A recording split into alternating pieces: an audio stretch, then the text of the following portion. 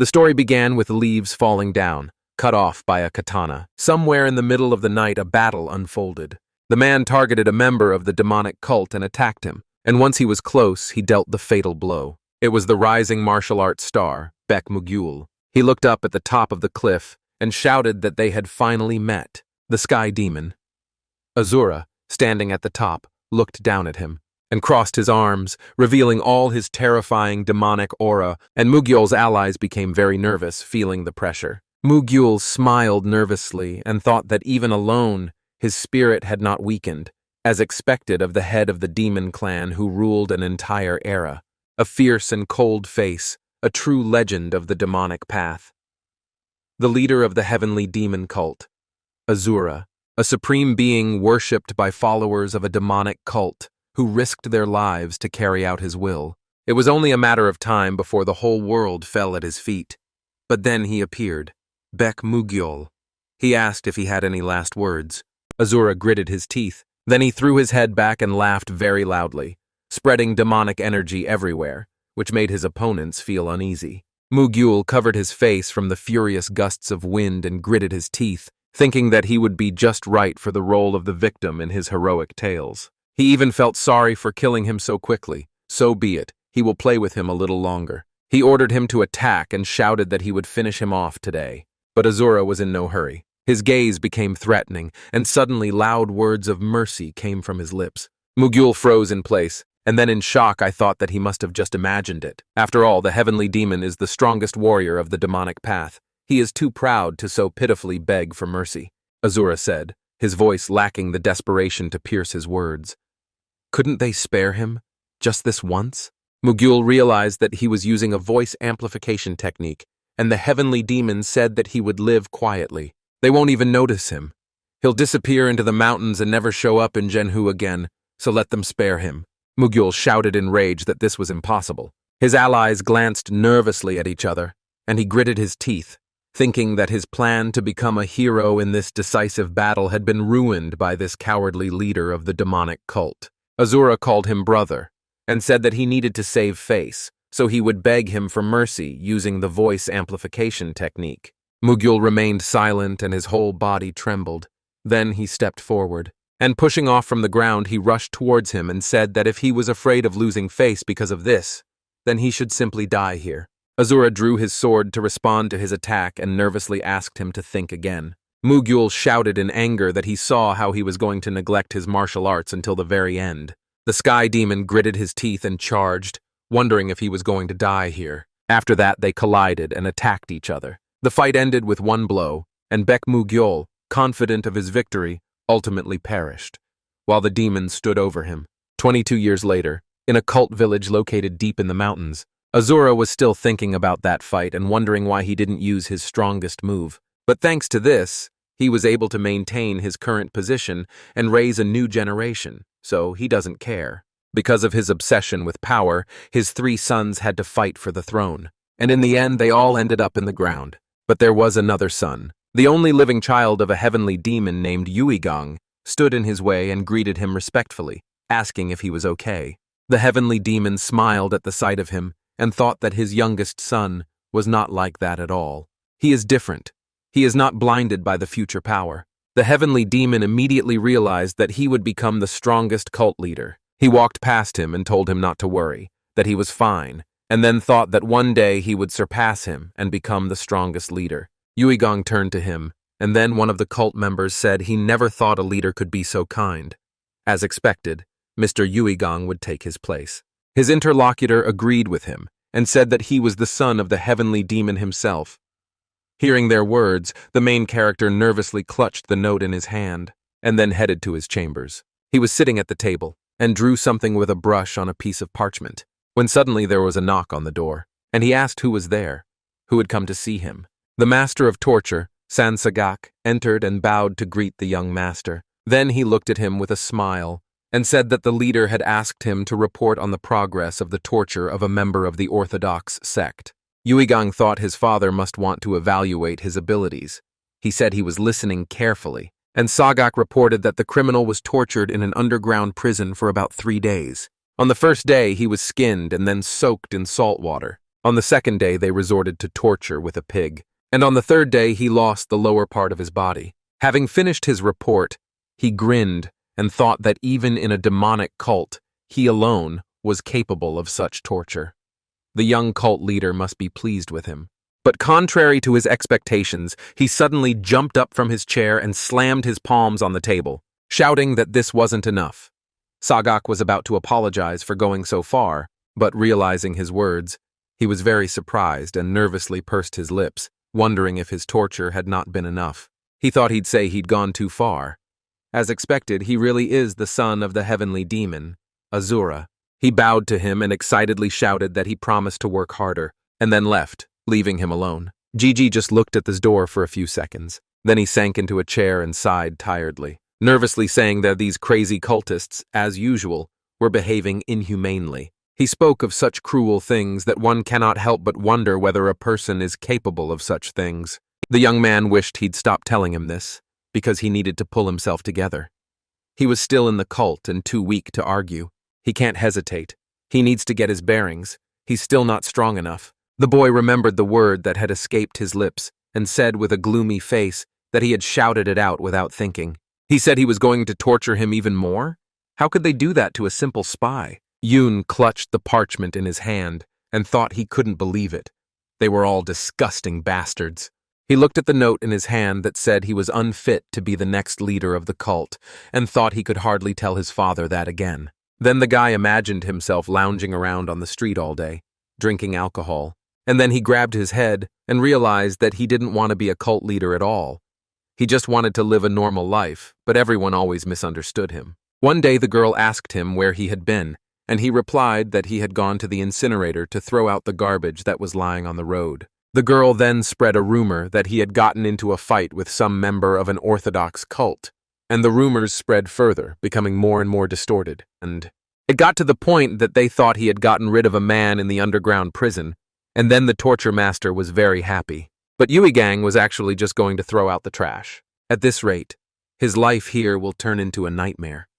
He should go and tell his father the truth, until he forced him to take this position. Suddenly, a man burst into the room and called out to him excitedly, and he became slightly frightened and asked what had happened. One of the 6 elders of the demonic cult, Samya Megan, who always had a smile on his face, worriedly reported that the cult leader was in critical condition. This news greatly shocked Gigi, and soon the day of the funeral arrived. Walking at the head of the funeral procession and holding a portrait of his father, he was still in shock, and then suddenly stopped, and raised a doomed gaze to the sky, wondering how everything could have turned out like this. Yesterday he entered his father's room, and ran worriedly to his bed asking what had happened. One of the old men standing nearby, he said that the wound he received in that battle made itself felt. Breathing heavily, the heavenly demon called out to his son and asked if it was him. He became worried and asked him not to speak, thinking that it seemed to be difficult for him to speak. His father extended his hand to him and asked him to listen carefully. From this moment on, the demonic cult is his. After that, his hand fell limply, and Yuigang called out to him in horror. In the evening after the funeral, he came to his chambers completely exhausted, and wondered if there was really no way for him to escape this fate now. He took a few steps forward, and hearing something suspicious, he frowned slightly, and thought that it seemed they had uninvited guests. Feeling someone's presence behind him, he asked who he was. After that, he immediately turned around, and the man apologized to him, and he exclaimed with displeasure that he had asked him a question. The stranger was there in an instant and hit him on the shoulders, causing him to immediately lose his balance. And gritting his teeth, he exclaimed, "Did he hit him right where it hurt?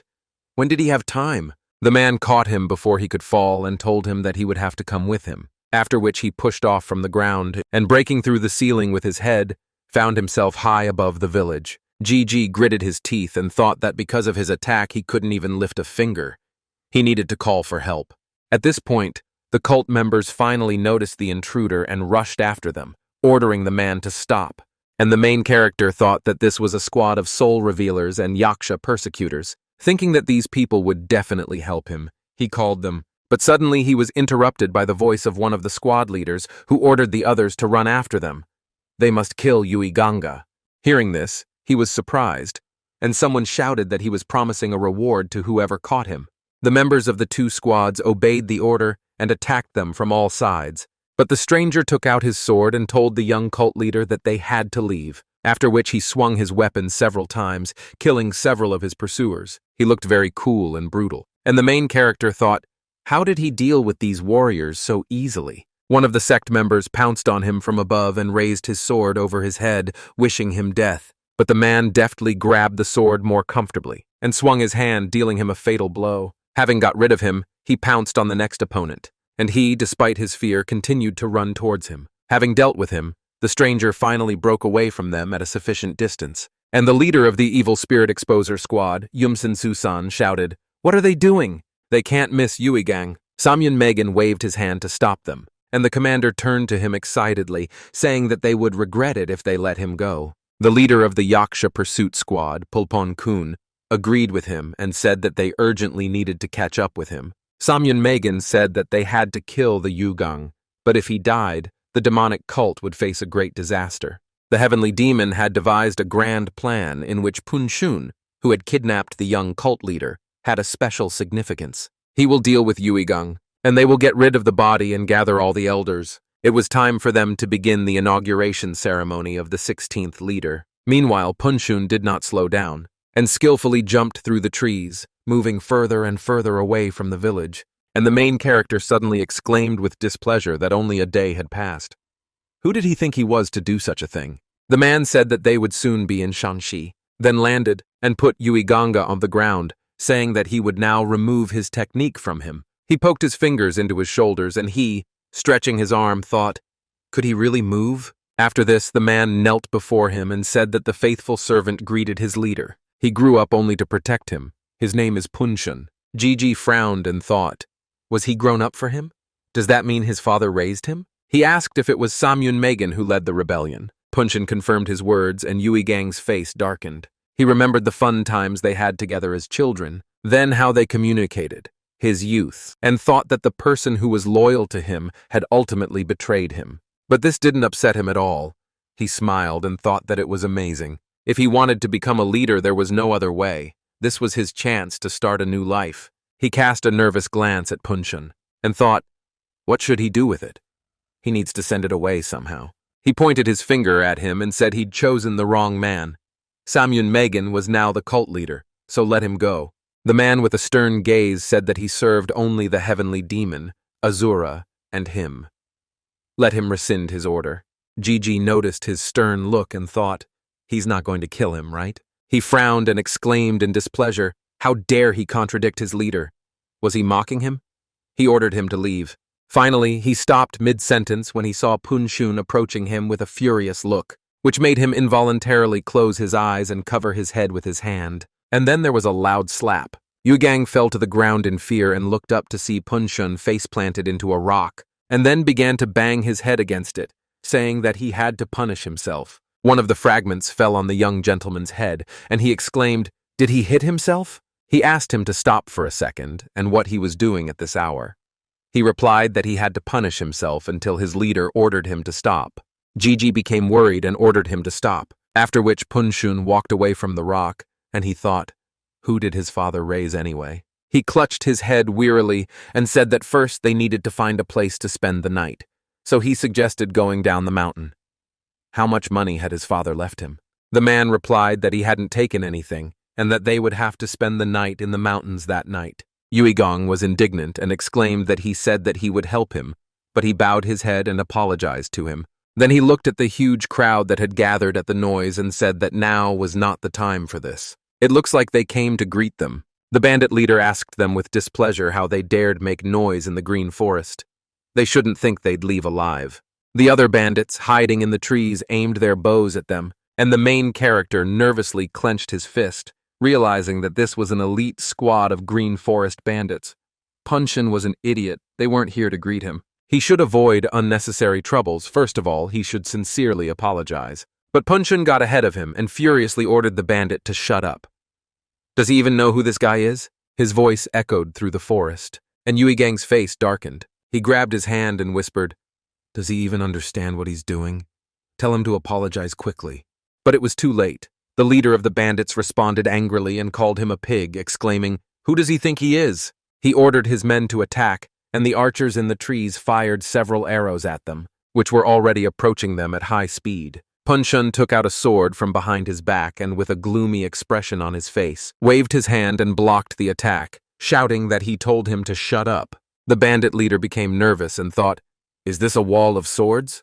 So this idiot is no ordinary man." He ordered his soldiers to retreat, but suddenly heard Punshun's voice behind him, saying that he saw that his head was still intact. He grabbed his head and twisted it sharply to the side, which made Yuigang worry and tell him not to kill people so recklessly.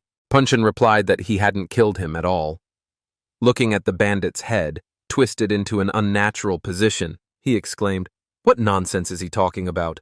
Punshun let him go and said that he was tired, so they would immediately pass through the green forest. The main character exclaimed, "Is he still alive?" He felt sick and thought he'd definitely gotten involved with a psycho.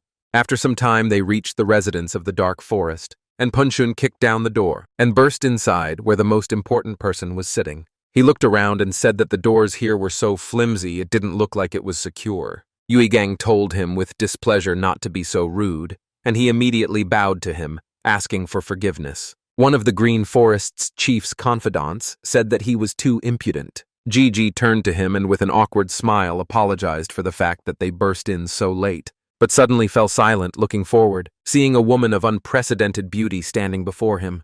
It was Sun Yakran. He wondered if she really was an angel descended from heaven. A slight blush appeared on his face. He wondered how such a fragile woman had ended up in the bandits' green forest. Was she being held hostage? He quietly called Punshun and said that they had to save her, and the woman came up to him and said that it was such a beautiful night. Then she stopped and said with a smile that she was interested in something. Where did these idiots come from anyway? Yuigang was a little taken aback, as he didn't expect such words from the lady, and his faithful servant took out his sword and rushed towards her, shouting that she was rude. She responded with a smile, waved her hand and ordered him to shut up and die. Then several shurikens flew at him, but he reacted quickly and swung his sword by cutting one of them. But the second shuriken was still in the air and ended up behind him.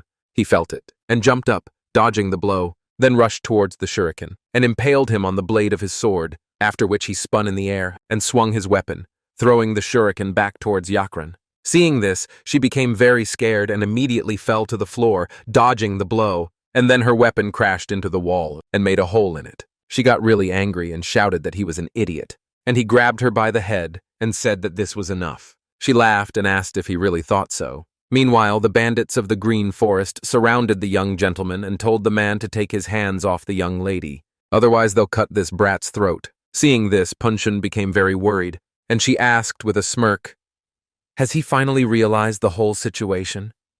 Maybe they could look at the contents of this boy's head together?" The bandits laughed loudly, and the main character, not wanting to tolerate this, called them idiots. Then he pulled out small knives from under his sleeves and stabbed them into the backs of his attackers using the silver spirit strike technique. The men who received the blow immediately began to cough and immediately fell to their knees, and the rest of the bandits became very nervous, and together with Yuigang, they increased the distance between themselves. Landing on his super legs, Gigi took out his knives again and said that it wasn't that difficult. Punshun was very happy and said with a smile that this was to be expected from the master. He delivered an impressive blow of the silver spirit. Yuigang was very angry and angrily repeated that he had told him to apologize. Why didn't he listen? Realizing that this was an order from the leader of the demonic cult himself, Punshun fell to the floor with the woman, and they both hit their foreheads. The main character ordered him to stop, and the woman said with a smirk that they were worse than a gang of bandits. She usually doesn't back down, but these two were something else. The rest of those present laughed loudly, and Yuigang and his servant turned their gaze to her, after which Punshun clenched his hand into a fist, and this time the young master did not stop him. After this, a loud scream was heard. After such a busy day, Gigi finally went to rest and began to bask in a hot bath. He sighed wearily and said that Jianghu was such an unpredictable place. This woman, no, young lady, was constantly swearing. So he hoped that this was their last meeting. It seemed to him as if he had been in hell. Having finished with the bath, he got dressed and headed to his room, thinking that so much had happened that night, he just wanted to rest. He didn't think she would be so kind as to give him her room, As he entered, he thought that he didn't expect anything special from such a small residence, but surprisingly, everything he needed was there. His gaze fell on a beautiful painting, an aromatic candle to soothe the soul and body, after which he happily fell onto the soft bed and said that this is what happiness looks like. He spread his arms out to the sides and suddenly felt something. He looked away and saw next to him an evil young lady who was wrapped in a blanket and tied with ropes. He immediately jumped out of bed and called loudly for Punshun, who came into the room and asked if he had called him. The young gentleman pointed to the bed and asked if this was the right way to treat a young lady. He replied that the master liked her. He would do whatever his master wished. He excitedly replied that he didn't need anything. He thought she was pretty until she started swearing. She started hissing through her teeth that he had a beautiful face, and he cursed silently and thought, was she serious? He said loudly that this was enough, and then ordered him to untie the young lady. Freed from the ropes, she stretched her neck and sighed, saying that she was finally free. Yuigang apologized to her and introduced himself, asking her name. She told him her name and asked if he was the offspring of some noble idiot. He remained silent and spread a blanket on the floor, thinking that all she knew how to do was swear, and then said that he was tired and they needed to go to bed. She agreed with a slight blush on her face as she took off her outerwear and said that there was no point in wasting time. Noticing this, he did not let her finish and immediately ordered her to get up, exclaiming that they would sleep separately. He was too tired. She gave him a disappointed look and said he looked like a decent man. Was he impotent? Her words made him very angry, and he walked towards her, and she smiled maliciously and thought that the fish had taken the bait. She will take advantage of his carelessness and then brutally kill him. He came up behind her and reached for her belt, and she laughed triumphantly to herself. But when he grabbed her, she was very surprised, whereupon he threw her over and cried out angrily, how dare she call him impotent? She hit her head on the floor, and then he threw her out of the residence and told her to leave immediately. And Punshun, who was on duty outside, laughed and said that this was to be expected from the master. Still unable to sleep, Gigi came to the waterfall and settled down on one of the stones, thinking that it looked like he wouldn't be able to get any sleep. Are there only crazy people living here?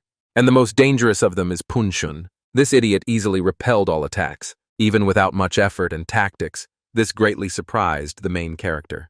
While he was thinking, he noticed a fish jumping out of the water, and immediately reacted by throwing his knife, but he missed and waved his hand to the side in annoyance. Looking at his reflection in the water, he pointed the knife at the fish again. And looking at her corpse, I thought that if Punshun remained in Jianghu with such abilities, then, without a doubt, a terrible death awaited him. The one who could kill him at any moment is Punshun. Even the cult members want him dead. His father bowed Jianghu to his feet and taught him the art of the silver spirit. He clenched his fist in anger and stared at his reflection. But suddenly he saw a tree there, behind which an unknown person was hiding. He immediately turned around and the man hid behind the bushes, and he thought that he had simply disappeared. He approached the shore and, hearing the wind behind him, he took out a knife and realized that he was approaching. Seeing a man coming out of the shadows made him even more nervous, but it turned out to be Punshun. He said it was already getting cold and invited him inside, and Yuigong fell to the ground with relief and asked, "So it was him?" His hands were shaking and he wondered why he was so scared. He asked him to sit down next to him, and he replied that with his permission he would remain standing. Then he asked him to sit down again and said that he needed to ask him something. Then Punshun looked at him, and finally sat down silently next to the main character. Yuigong said his father never allowed him to learn basic palm-striking techniques. The only martial art he knew was the silver spirit strike, but he still appointed him the leader of the demonic cult. What was the point? What was his father planning? His servant replied that the silver spirit strike was an inherited technique that possessed enormous internal power. He said that with this he would not be able to subjugate Jianghu, let alone the demonic cult. Why did his father only allow him to learn the silver spirit strike? Let him answer his question. Punshun looked down and replied that it was because he was destined to become the greatest martial artist. Gigi suddenly stood up and waved his hand, exclaiming, "What nonsense! Does he really think that with his current strength, he can become the strongest in Jianghu?" Punshun replied that what he was looking for wasn't found in the demonic cult. The time hadn't come yet, so that was all he could tell him. The young gentleman gritted his teeth and said that he was an idiot, and the man asked him to go inside and rest.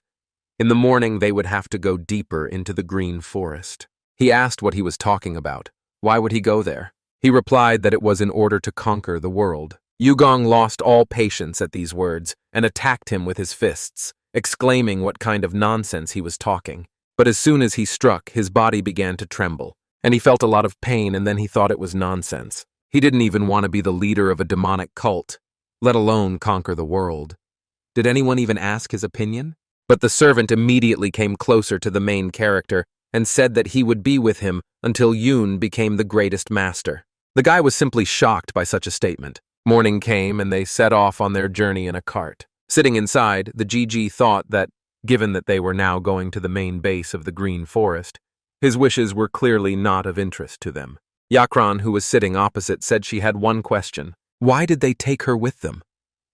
Looking at her battered face, he thought that it seemed like Punshun had dragged her here by force. When he didn't answer, she started to get angry and asked him to at least say something already. But he crossed his arms over his chest and remained silent, and she exclaimed, "These bastards coveted their treasures, and now they also want her body? Let him first grow to the level of the leader of a demonic cult, and then sit at the same table with her." Her words began to irritate him, and she exclaimed that if he were the head's successor, she would have considered it, but not with him. No way. So let him stay where he is. Unwilling to tolerate this any longer, Yuigong looked out the window and called out to Punshun with displeasure, who asked what had happened. He shouted that he couldn't take it anymore. They had to leave her right there. The carriage stopped immediately, and the man looked inside, and Yakran twirled her finger at her temple and exclaimed, "Does he think that if they take her with them, she'll immediately marry him? Is he completely stupid?" She immediately fell silent, feeling Punshun's hand squeeze her neck, and the other grabbed her head, after which a loud crunch was heard. Gigi looked at her twisted head in shock, and his servant said that she would not make another sound. The guy angrily replied that that wasn't the point. Was he forcing her on him now or what? He wondered if he was really going to bang his head on the ground again. What an annoying brat he is. Let him not expect mercy this time. But when he saw that he was not apologizing, he asked what he was worth. Would he really not bow? Punshun bowed his head and apologized for his insolence, and then said that he had decided that from today on, he would become his teacher. Yuigeng remembered their conversation yesterday, and in shock I thought, is this because of yesterday? After this, his new teacher sat down and took the reins, forcing the horses to continue on their way, and the main character thought that he was a scoundrel. He glanced at Yakran and wondered if he even planned to put her head back in place. She looked so much like a ghost. 2 days later, they arrived at the Flower Moon Pavilion and went into one of the restaurants. Taking his seat, Yuigong thought with a grim expression that he was so tired.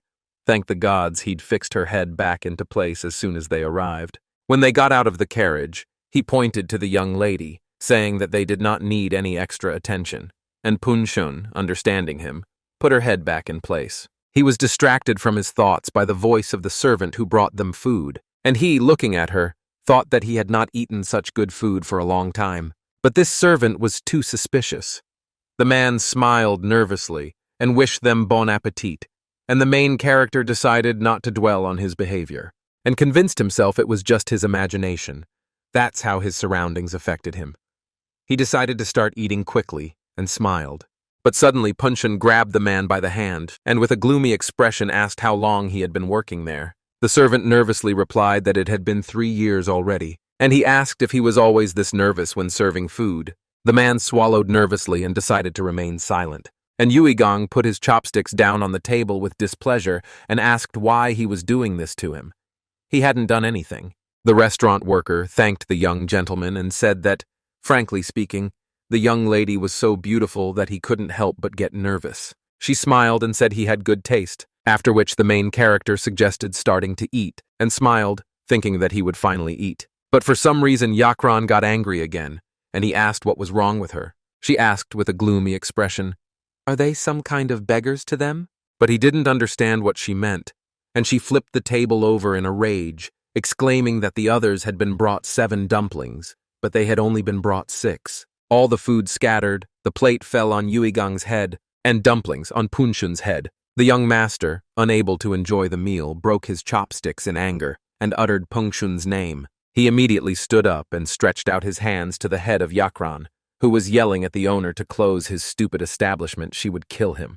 After that, there was a crunching sound, and Gigi headed towards the exit of the cafe, and Punshun, taking the young lady by the arm, apologized to him, while she at that time exclaimed that she was going to kill everyone here. The other visitors looked after them and were very surprised by the position of her head, and began to wonder how this was possible. One of the servants caught up with Yui Gong and grabbed him by the shoulder, asking him to pay for the food first, and he immediately turned around and shouted in anger that they had only been brought 6 dumplings. Soon it was evening, and a loud sound of blows was heard from one of the houses. The boy punched the leader of the demonic cult's assassination squad, Hyuk Shim Soo, in the stomach, and asked if he could think of something better than bribing the servants. Spitting out blood, he apologized to him, and said that he didn't think that girl would turn the table over. He knelt before him and asked for another chance, and called him a shining child, but immediately corrected himself, calling him uncle. He gritted his teeth and thought that he still couldn't get used to his face. How could a man over 60 look like that? He received this body because of a curse when he tasted human flesh as a child. If he begs for mercy after failing, he will kill him. With this thought in mind, he said that this time everything will work out, and his uncle headed for the exit, saying that he was giving him one last chance, since they were related. Let him make sure that everything went smoothly. After this, Shim Soo and his squad headed towards the city, and thought that the Black Shadow squad would lure Punshun as far away as possible. He then looked at the twin demons, Yin and Yang, and thought that they would deal with the cult leader together with him. When they were on the rooftops, he raised his hand, gesturing for them to stop, and looked out the window, where Yu Gong was now sitting, unsuspecting. One of the squad members pulled out an arrow. Then he pulled it back onto the bowstring, and their commander thought that this was their last chance. At this time, Gigi looked at the happy passers-by below, and I thought that there were so many couples on the street, he would like to be the same. Yakran approached him and, calling him an idiot, asked if it was time for him to go to bed. His face darkened, and he thought that reality was too harsh, after which he insulted Punshun, and thought that he forced him to share a room with this crazy woman. She exclaimed that her skin would become dull if she stayed up late. Would he take responsibility? Having agreed to go to bed, he began to close the window shutters, but at that very moment the whistle of an arrow was heard, which flew past Yugon and Yakran, piercing the wall. Behind them, they turned around in confusion, after which the same whistle was heard, but this time there were many more arrows. Yakran immediately reacted and jumped up, and the young gentleman bent down. The young lady screamed in horror that she almost died. What kind of idiot is he? Why is he shooting at her? He gritted his teeth and remained silent in response to her accusations, and Punshun, who appeared in the window opening, called out to the gentleman and asked with concern if he was okay. Several arrows pierced his back, and the main character said that he was fine, so let him go deal with the enemies. Ignoring the arrows, he obeyed the order. Then he poked his fingers into his shoulders, and he became paralyzed again. Having picked it up, Punshun leaned out of the window, and his master exclaimed that it was he who had ordered him to subdue the enemies, and not him. His servant jumped out of the window and apologized to him, saying that he could not stay in such a dangerous place. He responded in shock, exclaiming, "How can he say such a thing, dragging him into enemy territory?" Meanwhile, Yakran remained in the room and looked out the window, asking, "What about her? Are they going to leave her here?" Breaking through the enemies, Punshun approached the forest, and turning his gaze to the side, noticed one of the opponents and killed him, after which another member of the squad pounced on him from above, and he, noticing this, dealt a crushing blow, which cut down the trees around it and then rushed on. The squad members started to run away, and one of them shouted that he was coming here, and his comrade ordered him to take him as far away as possible so that Mr. Hyuk Shimso could take care of the young cult leader. But before he could finish speaking, he saw Punshun carrying Yuigang and froze in shock, and he, calling them insolent, waved his sword and shouted, "Where are they looking?" Meanwhile, the squad member wondered why he had taken the young leader with him. After that, he died, and Shimso meanwhile found himself in the room where Yuigang should have been. But seeing no one except the girl, he asked in shock, "Has Punshun left?" Yakran confirmed his words and asked who they were anyway. After this news, the squad leader's face darkened, and he said that they had failed again. Yin and Yang shuddered and remembered what their commander's uncle had said, and looked at each other, expecting a quick death, and then rushed to the window, and their commander said that there was no point in running. He used a demonic technique and waved his hand, killing them. Their bodies immediately fell to the floor, and he, clasping his neck, said that they were already dead anyway. After that, he committed suicide, causing Yakran to scream in fear, and then she poked him with her finger a few times, and asked if he was joking or if he really was dead. After confirming that he was truly dead, she exclaimed, "What kind of lunatics are these?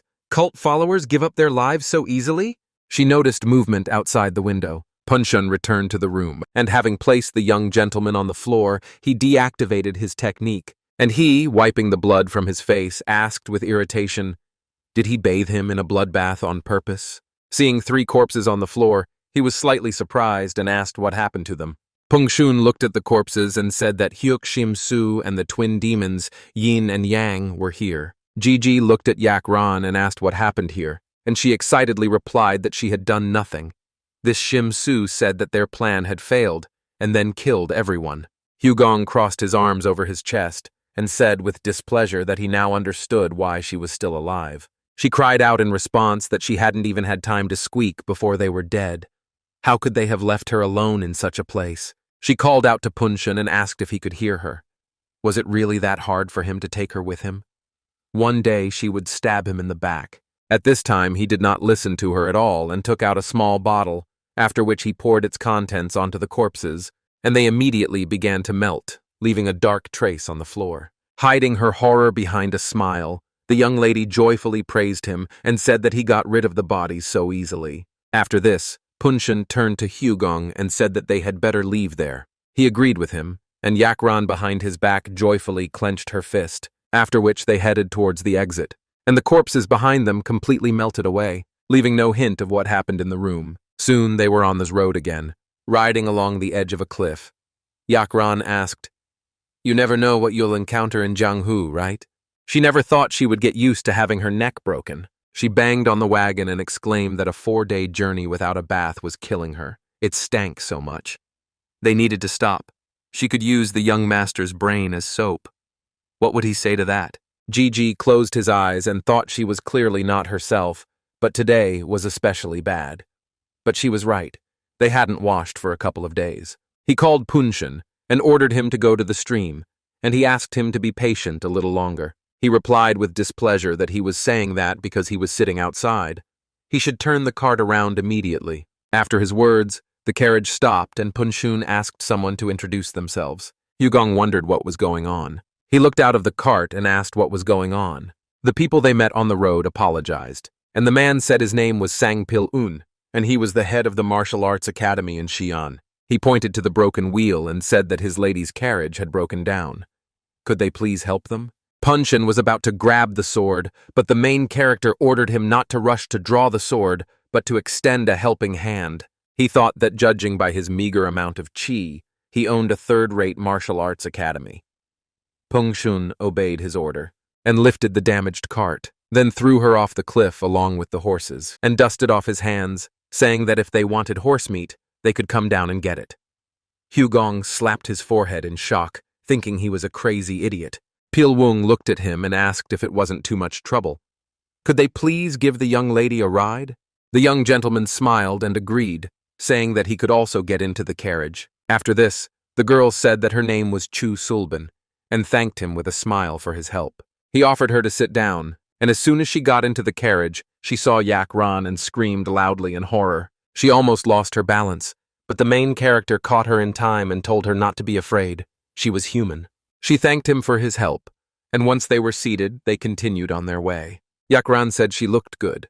She must have made many men cry. She replied that this was not so, and she said that she saw that she had her own escort. She was from some noble family, right? Sulban again refuted her words, and she, turning away to the window with displeasure, called her boring trash and said that she was saying the same thing out of fear. Yuigang thought it would be strange if she wasn't scared. How could he diffuse this terrible atmosphere? Sulban suddenly called him a young cult leader, and he immediately turned his gaze to her, thinking, "This girl is a member of the assassination squad sent by the cult." The girl asked the protagonist to promise that he would not make a sound during their conversations. He looked at her suspiciously, and I thought, what are these idiots up to this time? Sulban also glanced at him sideways, and he asked, was she sent to kill him? She didn't understand what he was talking about, and wanted to say something, but at that moment Punshun broke through the wall of the cart and shouted that it was dangerous. He grabbed her by the head, and she gritted her teeth in pain, after which she lost consciousness, and blood started flowing from her mouth. Punshun said that she was dead, and Yuigong asked, "Did she take the poison?" He confirmed his words and said it took less time than if he had pressed on a vital point. Sang Pil-woon did the same. Yakran, perplexed, pointed at them and screamed, "Who are they anyway? Why is everyone dying around them?" Punshun turned his gaze to her, and she screamed, "Why should they lose their lives because of them?" He immediately hit her on the head, which caused her to lose consciousness, and he apologized to his master, and said that it was his fault that he had not cut her out earlier. He replied that he didn't care. What about Sang Pil-woon? He replied that he had telepathically asked him 2 questions. What squad of the demonic cult is he from, and who is in charge of this operation? His expression changed in a second, and before he could lift a finger, he committed suicide. Gigi thought it was impressive, cornered him, and caught him. Punshun might be weird, but he was smart. His faithful servant bowed to him and said that if they could track him down without him recognizing them, then he fears that someone has marked him with the scent of 1,000 miles. Yuigang was surprised to hear this. The scent of 1,000 miles is a scent that only those who have mastered the divine art of tracking can sense. Traces of the scent of 1,000 miles disappear after it is applied, so the marked person doesn't notice anything. It's an unrivaled tracking method. He said that made sense and asked if there was a way to remove the mark. He replied that they could burn it away with the heat of the blazing sun, but it might cause him a lot of pain for a moment. He replied that everything was fine, he could handle it, so let him begin. He asked him to sit down and cross his legs, then raised his hand to his head and said that he was beginning. Feeling the flow of energy, he immediately opened his eyes, and then a sharp pain pierced his body, causing him to scream loudly. His eyes rolled back so much that even the pupils were no longer visible. A bright light burst out from the windows of the carriage, and when everything became quiet, smoke began to come out of the young master's body. He took a deep breath and thought he would never do this again. Thank the gods it only lasted a moment. But contrary to his expectations, Punshun raised his hand to his head again, and a sharp pain pierced his body, and he screamed that he said he would do it quickly. He replied with a smile that it would only take 15 minutes. Almost dying from such excruciating pain, Yuigang looked at his smile and thought, "What kind of idiot is this? He enjoys it, right? He's a real sadist." Meanwhile, the shining child found 2 corpses and asked, "What's the matter?" The scent of 1,000 miles has disappeared. He clenched his fists in rage and said that as soon as he saw them, they would become corpses. The cult leader's orders were wrong from the start. He should have just killed that boy, and all he had to do was ensure Du Yuigong's freedom. He smashed a stone with his foot in rage and exclaimed, "Since when did the demonic cult become so kind-hearted?" But he can't do anything about it once the order has been given. He called for help from Pen, who immediately appeared behind him, after which he poured the liquid from the bottle onto his hand and said that he had marked himself with the scent of 1,000 miles. He will personally pursue the young cult leader. Let him go to the Shanxi branch. We'll report the situation and call for reinforcements. Once he's finished, let him return to the cult. Assistant Pen looked up at him and, realizing what this meant, wanted to object. But the shining child ordered him not to argue.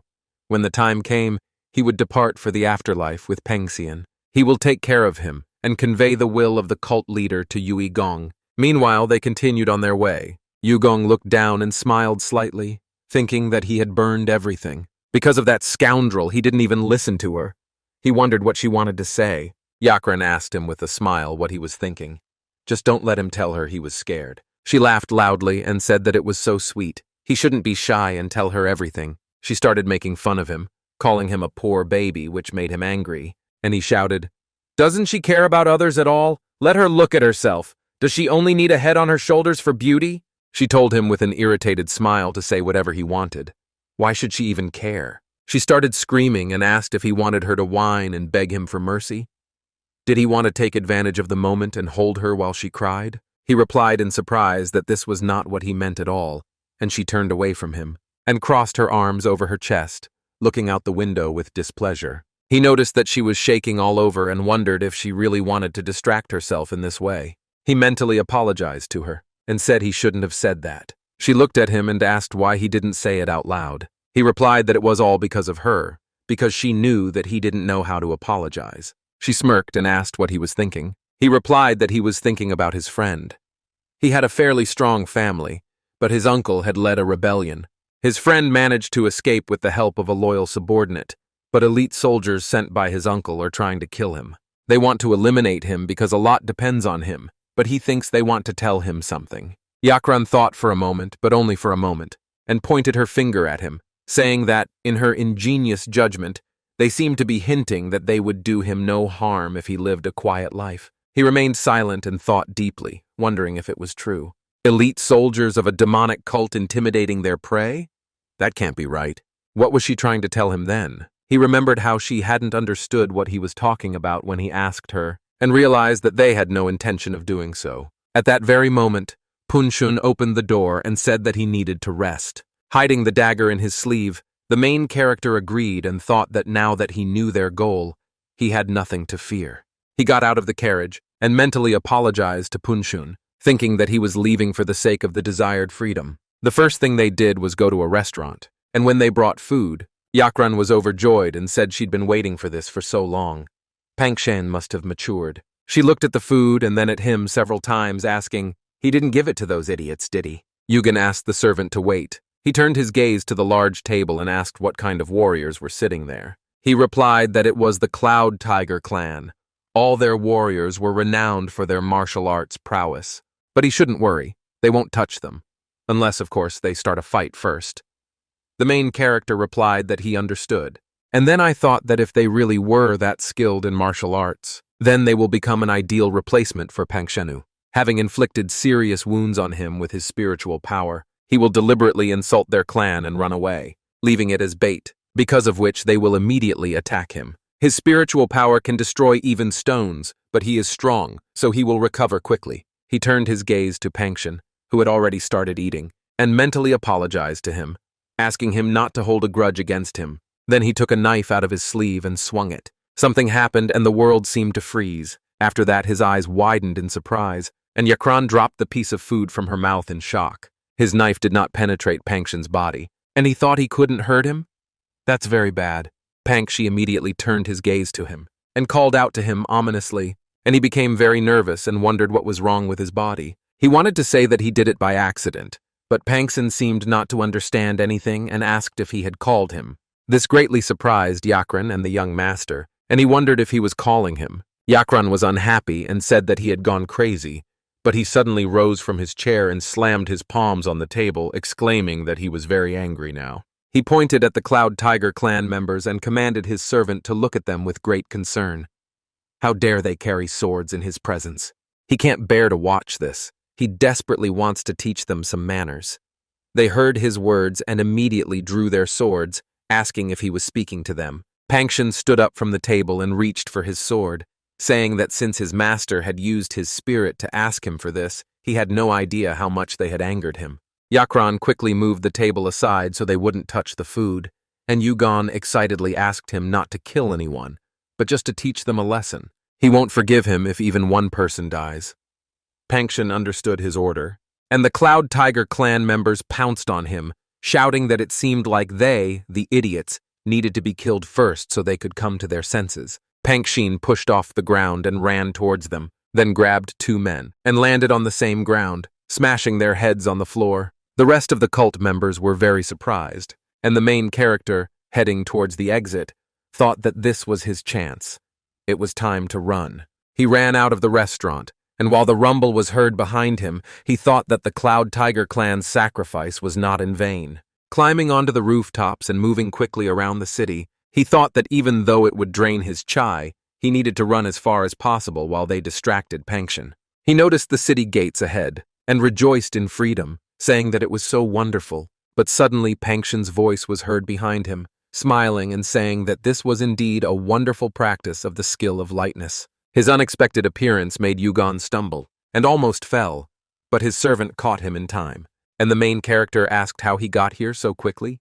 Did he disobey his order? The man hesitated before answering, and his gaze became serious, after which he invited him to follow him. They were already ready. When they returned back, the main character saw in front of him a multitude of warriors bowing to him and chanting the words, "Long live the eternal heavens. Let him punish them for their ignorance."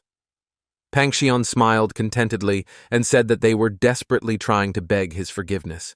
The young gentleman's face darkened and he clenched his teeth in anger, thinking that he believed in them, And in the end, all I got was, "Long live the eternal heavens." One of the clan members looked at him angrily and wondered why they even worshipped such a brat. He would take this chance and attack.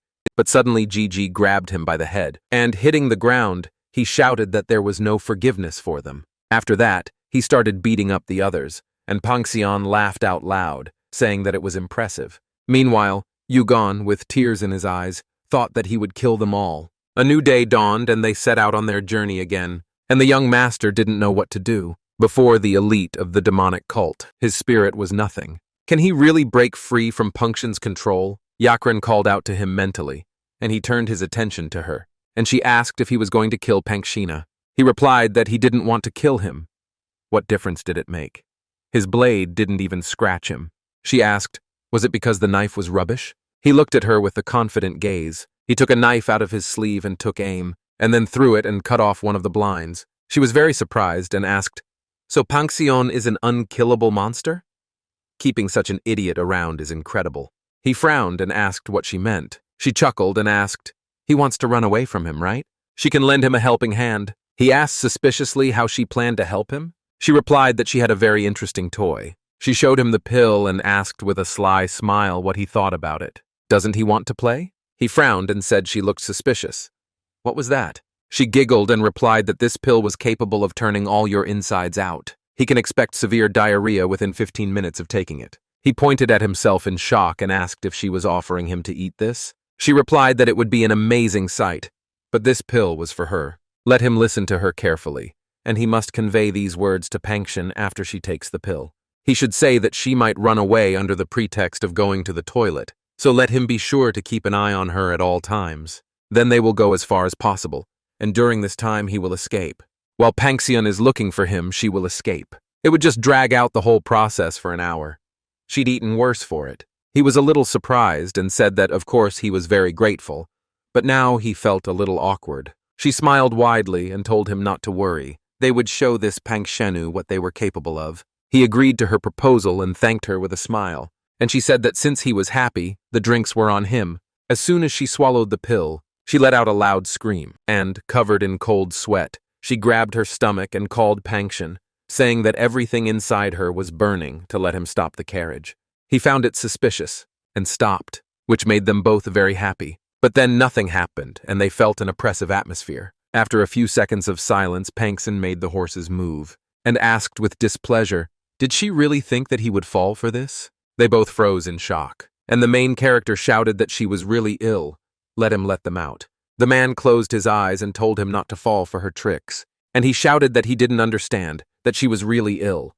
He had to let them out immediately. That was an order. He started banging on the carriage and calling him an idiot, asking to whom he is telling all this. Let him release them immediately. But Pangxi did not stop and did not answer, after which Yakran, all in sweat, with a gloomy expression on her face and tears in her eyes, looked at Yudong, and he looked at her with horror. Then he turned away and clenched his teeth as if to say that he could do nothing about it. She got very angry and, spraying saliva, yelled that he was an idiot and should come to her immediately. Finally, the pill in her stomach completely dissolved, and she screamed loudly, and Pangxian, hearing suspicious sounds, immediately stopped and looked into the carriage.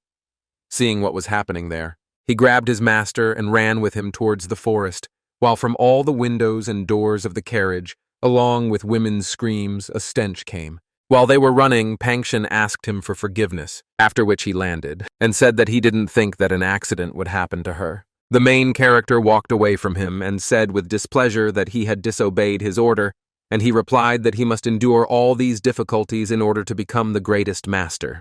The young gentleman, almost burning with rage, turned to him and exclaimed, "Did he really have to smell it for this?" Pangxian began to look around for a place for his punishment, after which he smashed his head through the tree trunk and apologized to him, saying that he was wrong. He continued to bang his head against all the trees, and Yugon let out a loud, painful cry, saying that it was simply killing him. Eventually, they changed carriages and continued on their way. Yagran's face literally reflected all the horror she had experienced, and the main character, afraid to look at her, thought that she seemed to have been to hell. Well, it's no wonder she squeezed so much out of herself. Suddenly, she mentally suggested that he do it again, and he looked at her in surprise, after which she threw the pill into her mouth, and he called out to her, asking why she was trying so hard for him. She loudly ordered him to shut up, and exclaimed madly that the Song family would not give up so easily. Her stomach growled loudly and she screamed in pain again, after which Pangxi immediately stopped and opened the doors. And Yugon, thinking that he could not allow her sacrifice to be in vain, excitedly called out to the servant and ordered him to take her away quickly. But this time the man decided to act differently. He swung his sword, cutting through the wall of the carriage next to Yagran, and in a rage he said that this could not go on any longer. He had to kill her. Yagran and Yugon opened their mouths in shock, after which the latter exclaimed, "Is it her fault that she poops more than others?" He should immediately take her into the bushes. Pangxin began to approach them threateningly, causing Yagran to tremble with fear, and a rumbling sound came from her stomach again, causing the man to flinch. The main character noticed this and thought that this was his chance, after which he shouted, "Did he really decide to disobey him again?" Pangxin's hand, which was holding the sword, immediately dropped, and he bowed, apologizing to him. Then he grabbed Yagran and headed into the forest, and Yugon ran out of the carriage and shouted that the stench would be terrible, so let him take her away and make sure that she did not run away. The young gentleman, having waited until he disappeared, turned around, and jumping onto the carriage, moved into the trees and started running, with the thought that he would never forget her. If he uses the lightness skill, Pangxin will catch him in a flash. He came down to the ground and thought that in this case, this is the best place to hide. He started to gather all the leaves into one pile, after which he hid under it, and soon Pangxin began to look for him. When he reached the pile of leaves, he said that his tracks ended there and wondered where his master could have gone. He couldn't just abandon the cult. He was definitely kidnapped, probably while practicing the skill of lightness. Saying that he would never forgive them, he continued his search. And Yugon, listening attentively to his surroundings, thought that he had left. But it was better for him not to move for now. He began to count, and soon evening came. Finally, he counted to 20,000 and came out of his hiding place, smiling and saying that now he was definitely gone, he was finally free. But it turned out that Pangxi was standing nearby all this time and waiting for this. Seeing him, the main character was very scared, and trying to find words to justify himself, he started muttering something, and the man approached him and asked, "So, has he already mastered the technique of stealth?" He nervously confirmed his words and said that Jianghu was such a scary place, and he, as he saw, had improved his tracking techniques, right? He shook himself off and said that if he was finished, then it was time for them to go. Then he headed towards the carriage and laughed nervously, saying that they had a long journey ahead of them. But Pangxi was in no hurry to follow him, and called out to him, causing him to turn around, after which he sternly told him to bow his head. Yugon was very surprised, and the man said that the heavenly demon, Azura, ordered him to make him the strongest leader. It is unacceptable that he should try to escape his destiny, but this is already the third time. The servant ordered him not to do it again. The main character thought, so he'd been pretending to be a fool this whole time. He pointed his finger at him excitedly and asked if he was going to control him. Pangxin replied that a great master must be confident in himself, so he asked him to bow his head. He exclaimed in anger, "What nonsense is he talking about? He is his master." Pangxin began to get angry and asked him to bow his head again, which made the main character nervous, and then he got very angry and called him an idiot, and buried his forehead in the ground, saying that he would have done it anyway. Pangxin asked him to repeat after him. He, the leader of a demonic cult, feared nothing. Let him begin. Yugon began to pronounce these words, and the man exclaimed that he had not heard him. Let him say it again. Gigi swore loudly and said it again, and Pangxin told him to remove the unnecessary words and let him continue. Sweating, Yugon shouted that he was invincible, so nothing scared him. Pangxi told him to start over, and he, gritting his teeth in rage, shouted that he was the leader of a demonic cult. Only at night, they continued on their way. Gigi rubbed his chin in confusion and wondered, how much longer will he have to endure Pangxin's antics? He looked at Yakran, who lay motionless on the seat, and thought that he had paralyzed her again. A lot has happened because of him in the last couple of hours, and Yakran also got it badly. Suddenly, Pangxin said that a carriage was blocking their way, which had a broken wheel. Along the way, they met a girl and her guard named Yung Wenjing, who asked them for help. Gigi peered out of the carriage and wondered if it was them again. These idiots from the demonic cult were so banal. He told Pangxenu that they were acting according to plan, and he, obeying his order, threw the broken carriage off the cliff, and when Jin asked Yugong to give his mistress a ride, he waved his hand and told him to climb ahead, after which he and the lady entered the carriage. She awkwardly introduced herself, saying that her name was Wang Yuk and that he should take care of her. He chuckled at her words and thought that she was flirting so much that he even felt awkward. He mentally addressed her and ordered her to sit quietly if she wanted to return home. Her expression immediately changed, and she shuddered in fear, and he said that she didn't have to waste her life. She mentally replied that if she were afraid of death, she would not have interfered with this. He said it was stupid. She wondered why Pangxian had let her in. He did this to light a flame of hope, to make them think everything was going according to plan, and then to extinguish it in the blink of an eye. She looked down and replied that she didn't care. He said she was being stupid. He already knew what Sammy and Megan wanted. She did not let him finish and looked at him resolutely, saying that she had agreed to this in order to confess her love to him, and even death would not stop her from doing this. The main character was stunned by this and became very nervous, thinking that they had decided to palm off a girl on him, but he realized that this could not be the case. He mentally asked, what nonsense was she talking about? What love? Did he make her say that? His words offended her, and she jumped up from her seat, screaming loudly, how dare he call her love nonsense?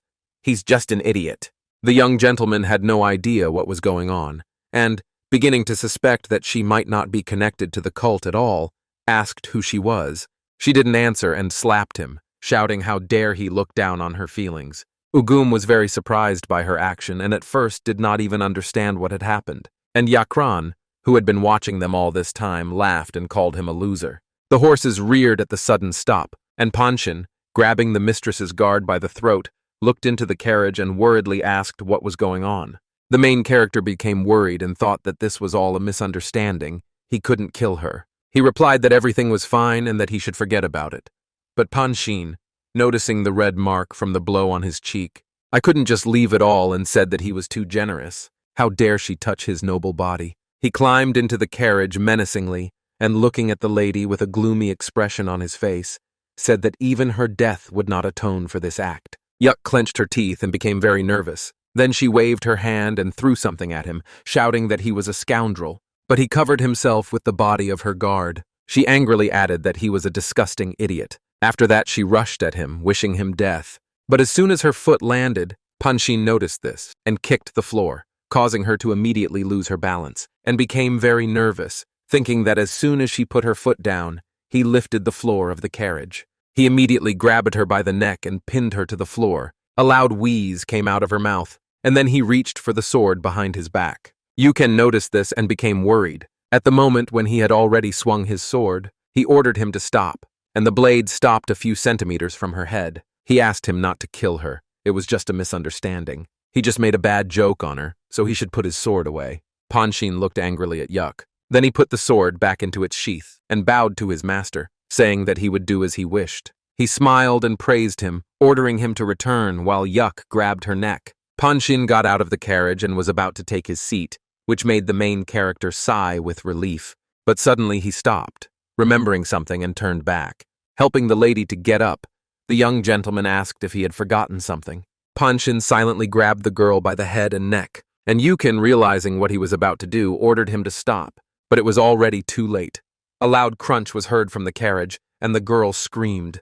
They continued on their way, and Yuk, with tears in her eyes, tried to put her neck back in place, but nothing worked. Yakran, who was watching her attempts, said with a grin that it was useless. Panshin was a master at this. Yuk immediately turned to them and asked who they were anyway. Yakran replied that she didn't know, then reached into her inside pocket and said that she knew how to put her head back in place. She handed her 2 pills with a sly grin and told her to take them.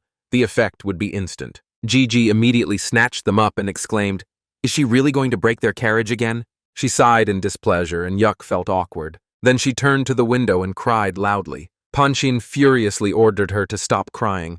If she cried even one more time, he would kill her. She shuddered with fear. Then she turned her body toward the window, and Yakran told her not to take everything to heart. If she listened to him, he would return her head to its place. She smiled and said she'd been through this many times herself. She called her little sister and asked, "It must be really hard for her, right?" Realizing that she was in the same situation, Yuk burst into tears and clung to her, and she asked where they were going. She replied, To Mount Odi. Yakran said it was a coincidence, since they were also going there. Looking at them, Yugon thought that he would never understand women, and then said that he would talk to Panshin so that he would take her with him. Yuk ignored him and hugged Yakran, saying it was a relief that her little sister was here too. She was so excited, as this was the first time she'd encountered anything like this. She noticed that she didn't react to this in any way and looked at her with concern, after which Yakran irritably called her older sister and suggested that they sit separately. She was only 21 years old. Seeing such a reaction, Yuk became very scared and started crying again, and Panshin, unable to bear it, hit the carriage with his elbow several times in rage and shouted that he had told them to shut up. He would definitely finish off this girl. He turned to his master and asked him for permission to kill her, and Yakran told her older sister that she was not alone here. She continued to cry, and Yugon looked at the ceiling and said that it was such a mess. The next morning they arrived at the mountain and stopped near the forest to continue on foot. They asked if this was the mountain. His servant confirmed his words, and Yuk said that her life was now in their hands. Yakran asked, "Is this the end of her journey, right? They don't have to say goodbye." Yuk turned away from her and said that she did not want to answer her, and she got very angry and, calling her a stupid girl, told her to keep her secrets to herself. The young gentleman wearily touched his head, and with a sigh ordered Panshin to return her neck to its place, after which he bowed slightly to him, approached Yuk, and she smiled and thought that she would finally leave here. But at that very moment, warriors jumped out of the forest and surrounded them on all sides. One of them licked his blade and asked what they were doing on this mountain. The scenery was so beautiful. Panshin took a step to the side and turned around, and the man, seeing the girl with a broken neck, froze in place and thought that he seemed to have shit his pants. Another warrior turned to his comrade and said that this girl was strange. He replied that there was another one, and Yakran, realizing they were talking about her, immediately approached Egan and asked who they were. He thought they were in the Green Forest. If even she didn't know, how could he know? That meant they weren't from here.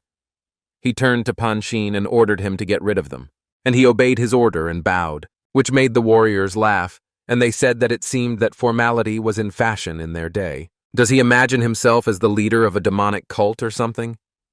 Their words angered Egan, after which he called out to his servant and asked how long he would stand there. At this time he looked around carefully, as if he noticed something, and the main character became worried. After this, a group of people in white clothes came out of the forest, and the chief of them, calling his enemies the Black Dragon Squad, shouted, "Weren't their targets the bandits from the Green Forest? Let them not dare attack ordinary people." They confirmed his words and said they were currently working overtime. Egan thought that the Black Dragon Squad was among the top 5. Those guys in white clothes looked stern. Why make such a fuss when they are right in the thick of things? Two groups of warriors pointed their swords at each other, after which both sides rushed to the attack, and they met with blades. Panshin turned to his master and said it was a good opportunity for observation and practice. It seemed there was some trouble in the Green Forest. He replied that he was right. Such a noise certainly wouldn't have happened on Mount Wutai. Akron, who had been watching the fight, exclaimed, "Is he serious? Let him hit him harder." Yuk approached Panshin and asked when he was going to put her neck back in place. He got angry at her and shouted, "Can't she see that he is now talking to his master?" She shuddered with fear and tears in her eyes. She stepped aside, apologizing to him, and then cursed. He asked what she just said. She replied that she didn't say anything, but he didn't believe her and said that she had definitely sworn. She looked away and replied that it hadn't happened. It was true. Yakran irritably told them both to shut up and let her watch the fight. Yuk said with displeasure that, in fact, Sister Yakran was always swearing at him. So why was he only bothering her? He came up close to her and, with a terrifying expression on his face, said that this woman had been through a lot, and she was crazy from the very beginning. Yuk looked down, too afraid to look at him, and Yakran grew angry again, calling him a stinking dog and ordering him to keep his voice down.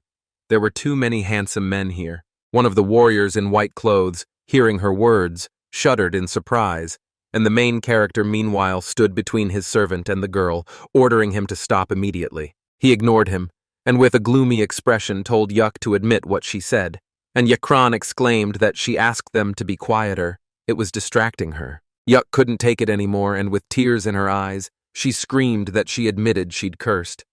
Did he feel calmer now? He laughed out loud and said he knew it, then pointed his finger at her and told the gentleman he was right. He burst into even louder laughter. Yuk began to cry. Meanwhile, Yakren was telling the warriors how and where to hit whom. Finding himself in the middle of this madhouse, Yugon looked at the sky and said that it was such a mess here.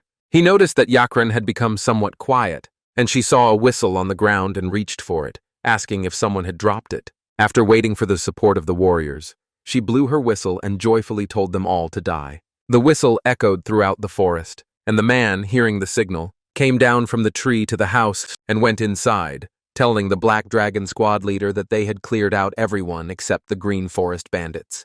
A man stood inside the house among the corpses, ordered him to call people. They will go to the Green Forest bandits. Hearing the whistle, the squad member who was currently fighting, he turned around in shock and exclaimed, "What the hell is she doing?" His comrades said that since she whistled, they needed to hurry. Yugon found this suspicious and wondered if there were more people from their squad somewhere. In that case, they need to leave before it's too late.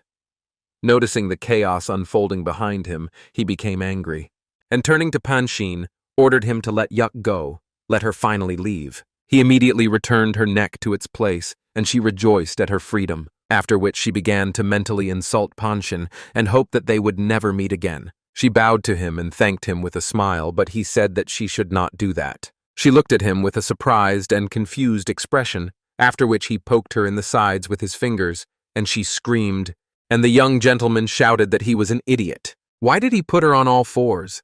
Yakren burst into tears of laughter at the sight, and he answered the gentleman that it was her own fault. To call him names is to call the gentleman names too. He angrily asked if he wanted to ask his permission. He thought he was calling him his master, but he wasn't listening at all. Panshin suggested that they climb the mountains. The sun would set soon. Yugon agreed and headed towards the mountain, asking irritably when he had ever listened to him. Let him do what he wanted.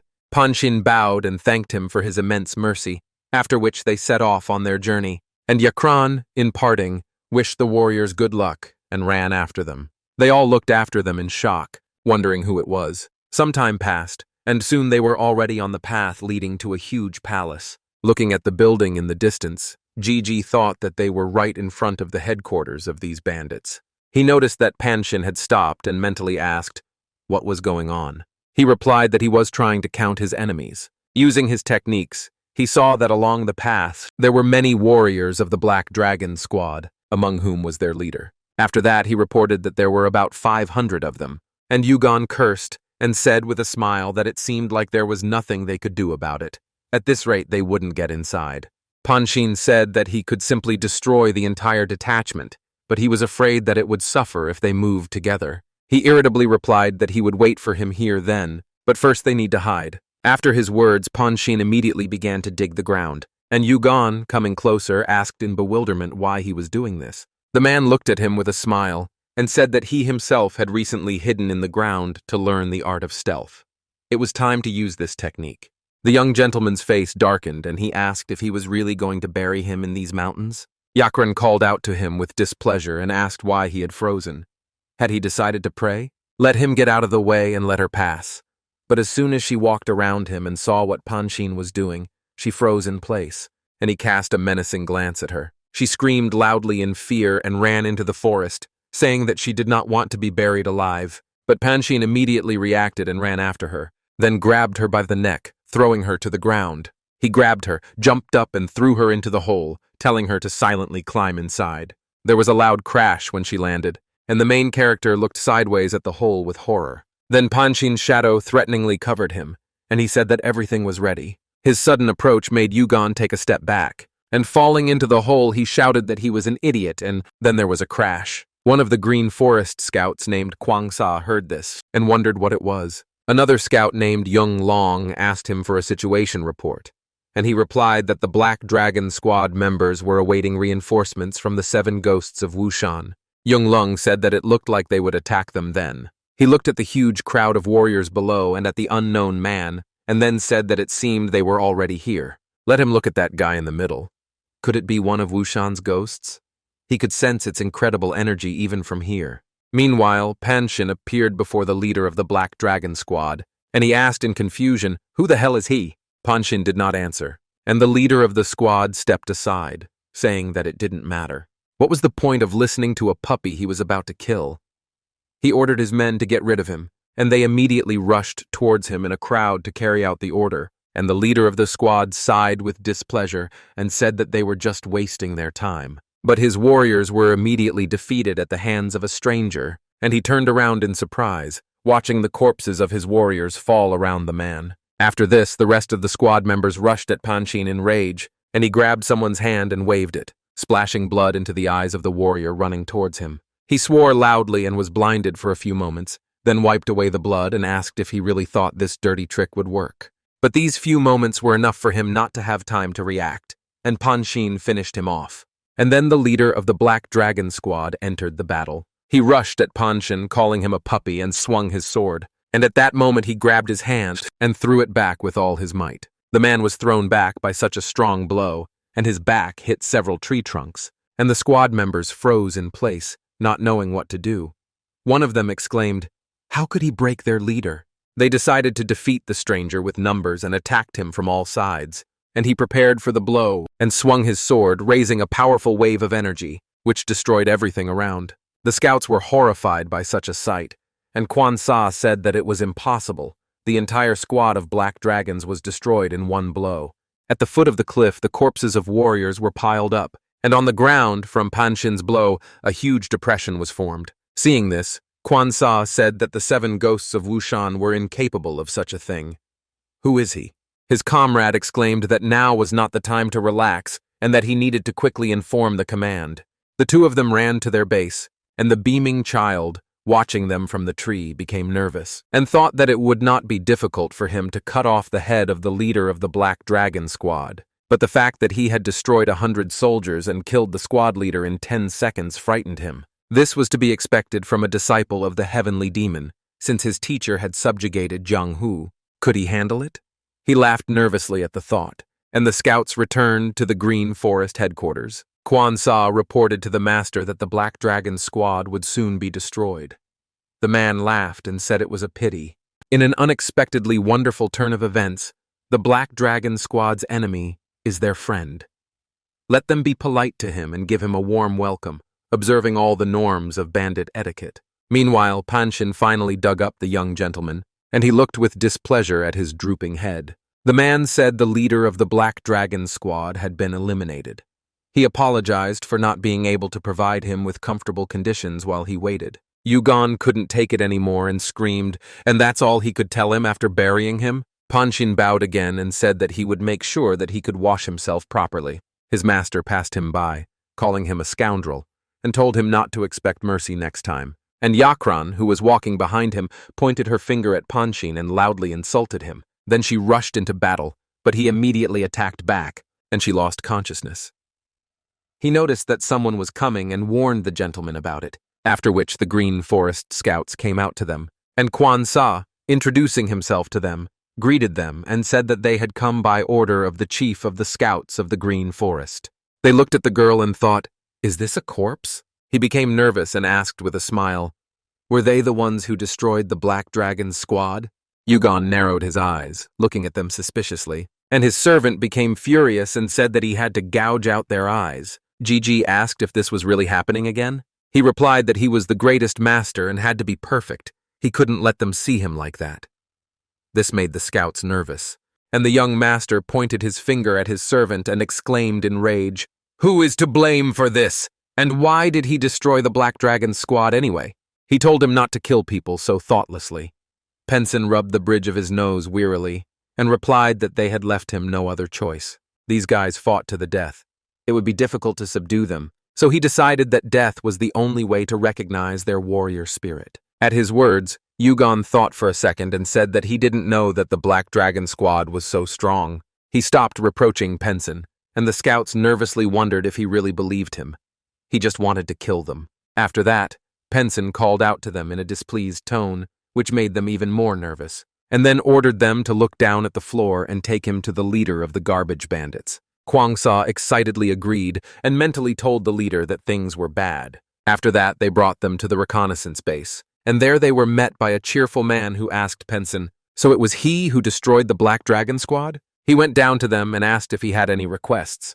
he would try to take them into account. Penson ordered him to kneel down, and the bandit leader, gritting his teeth in irritation, asked if he had heard wrong. Penson didn't let him finish and loudly ordered him to move, to lower his eyes to the floor, and to kneel. Did he even know who was standing behind him? This greatly angered the bandit leader, and he asked how he could be so brazen in the green forest. Was he tired of living? After this, Penson threw Yakran to the ground with a determined look. Why did she hit her forehead? And then she stood up and sighed heavily, rubbing the back of her head. The man's eyes widened when he saw her face, and she looked at him and with a smile called him Dad, saying that they hadn't seen each other for a long time. The scouts were shocked because it was Miss Yakran herself, and the main character was surprised and thought, so she is the daughter of the bandit leader? The man became furious and, spraying saliva, shouted that even if he took his daughter hostage, he will not bend the knee to him. He is the king of the green forest. Suddenly Yuk intervened in the conversation. With tears in her eyes, she called him her darling and said that she was here too. After her words, the man shouted that he would do it, and then his whole gang came down and knelt before the steps leading to the throne. The bandit leader thought it was so humiliating. The leaders of all the green forest squads were trampled by this man and this puppy. He spotted Yugen standing next to his throne and thought this was too much.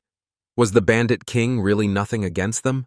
Meanwhile, Gigi looked with displeasure at this whole crowd below, and the king turned to his daughter and asked who they were. She answered thoughtfully that she herself didn't really know. That big guy's name is Panshun. He's a complete psychopath and has absolutely no manners. If they don't listen to him, they'll suffer the same fate as the black dragons. The little one's name is Yugen, and he's also a strange guy. Incidentally, it's because of him that they're kneeling. He's clearly hiding something, but she doesn't know what. He also likes to play the victim. Because of him, she has already found herself in awkward situations twice. He didn't understand what she meant, so she decided to change the subject by asking why this Yuka was calling him cute. He coughed awkwardly into his fist and replied that she already knew that her mother had died long ago. Yakran understood what he was getting at and exclaimed indignantly, "Is he really planning to marry this idiot?" He responded by exclaiming that he was in love for the first time in 10 years. Panshun immediately ordered them to shut up, and the main character thought that after escaping from the demonic cult, he constantly has to listen to the squabbles of bandits, how tired he is of it. Meanwhile, the servant, smiling, pointed to the throne for his master and invited him to sit down, and he looked at him with hostility and wondered why he was sitting here. Seeing his reaction, Panshun exclaimed that he understood everything, after which he punched and broke the chair, and the young gentleman recoiled in surprise, asking, "What this time?" His servant grabbed the tiger skin rug and tore it to shreds, saying that the chair was not fit for a leader. When the bandits saw this, they immediately became angry and rushed at him with weapons, shouting, "What did he do with the chair of the great master?" The king of the green forest couldn't stand it either and said that they would all attack him together. And then 4 people surrounded Panshun from all sides and tried to pierce him with swords, but they failed and were left in confusion. Realizing that this plan had failed, one of them apologized, and Panshun looked at him with a gloomy expression, asking what he said. The bandit apologized to him again, but Panshun did not hear and asked him again what he said, after which he added that he had muttered something earlier, but he did not hear.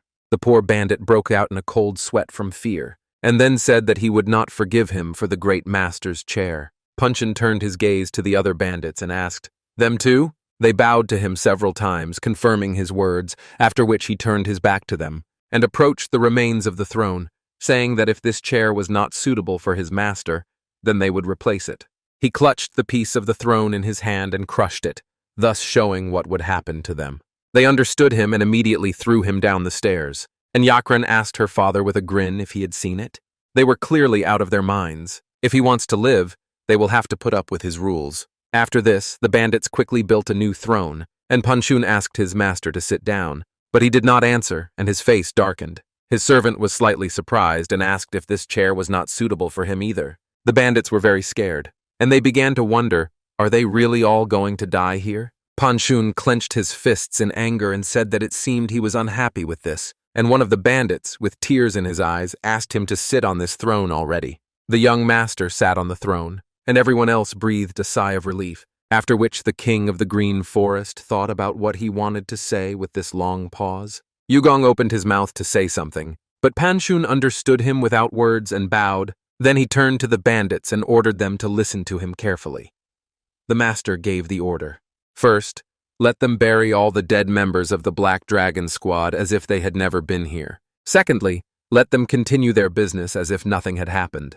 Let them keep an eye on each other to make sure no one escapes.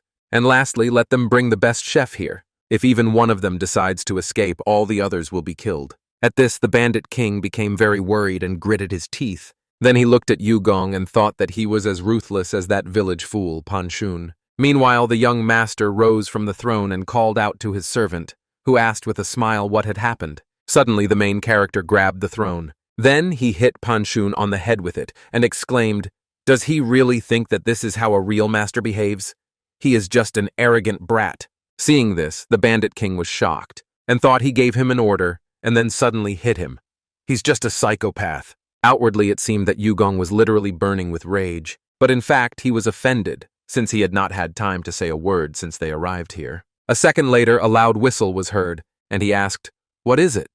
His servant immediately stood up and became alert, and then a squad of black dragons entered the base, coming as reinforcements. But seeing only bandits here, the leader of the squad became nervous and asked where the rest were. The king of the Green Forest waved his hand in anger, ordering his subordinates to kill them, which caused the commander of the Black Dragon Squad to scream loudly in horror. And then the sounds of battle were heard. Finally, it was time for dinner, where in a village near the mountain, 4 men sat at one table, who had previously fought with the Black Dragon Squad and discussed recent events. Muramunshin said he'd like to deal with that guy with the scar over his eye, but right now he's more interested in the 5 they fought.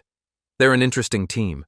His friend from the Pink Clan in Hebei, Ping Anrok, laughed and said that there was a girl who even walked on all 4s, and another beauty who was constantly cursing. Jagal Samian added that there was also a country bumpkin and a guy with aristocratic manners, but it was so out of place. They're probably all dead by now. Nam Gun-yoon agreed with him and asked why they fought with them in the first place. Unshin replied with a smile that it was because young people needed to work hard to hone their skills.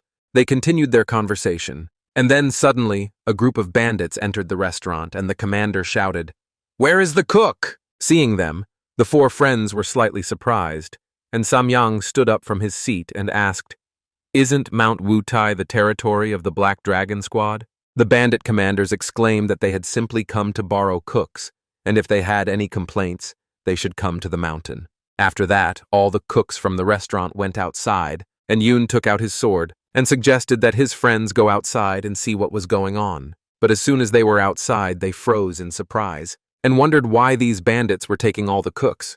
What the hell was going on here? Meanwhile, the king of the Green Forest was holding a council. The head of the 10 Green Forest commanders, Yoon Yeon-jae, said that he was hard to please. At first he threw away all the delicacies, but then he ate them anyway. The bandit king wearily covered his face with his hands and said that he could not even imagine what he needed.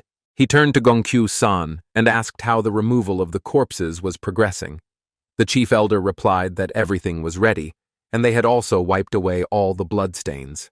He said they had done a good job and suggested they get down to business. It doesn't matter who these 2 are. What matters is that with them, the Green Forests are facing dark times, so they have to defend their territory. They just need to figure out how to kill them. Everyone else was silent, and he said that he had already told the villager that they had much to discuss for the new Green Forest. But the longer they delayed, the angrier he became. His deputy, Shunmyu Mayo-san, raised his hand and said he had a question. He started talking about that puppy, and Yakran asked if he meant Yugong. He thanked the young lady for clarifying, and continued, saying that it all depended on how good he was at martial arts. The stronger he was, the more effort they would have to put in. Yakran chuckled and said that there was nothing special about him. The deputy head looked at her and asked if she was sure. She gritted her teeth in anger and said that these were just guesses. What difference did it make to him?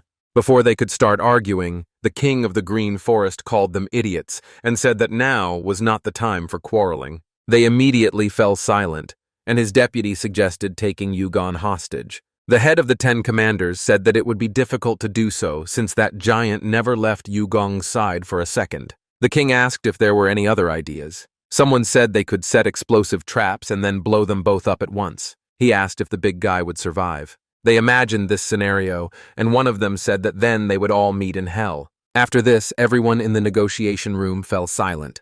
Yongzhao slammed his palm on the table and said they were all so stupid.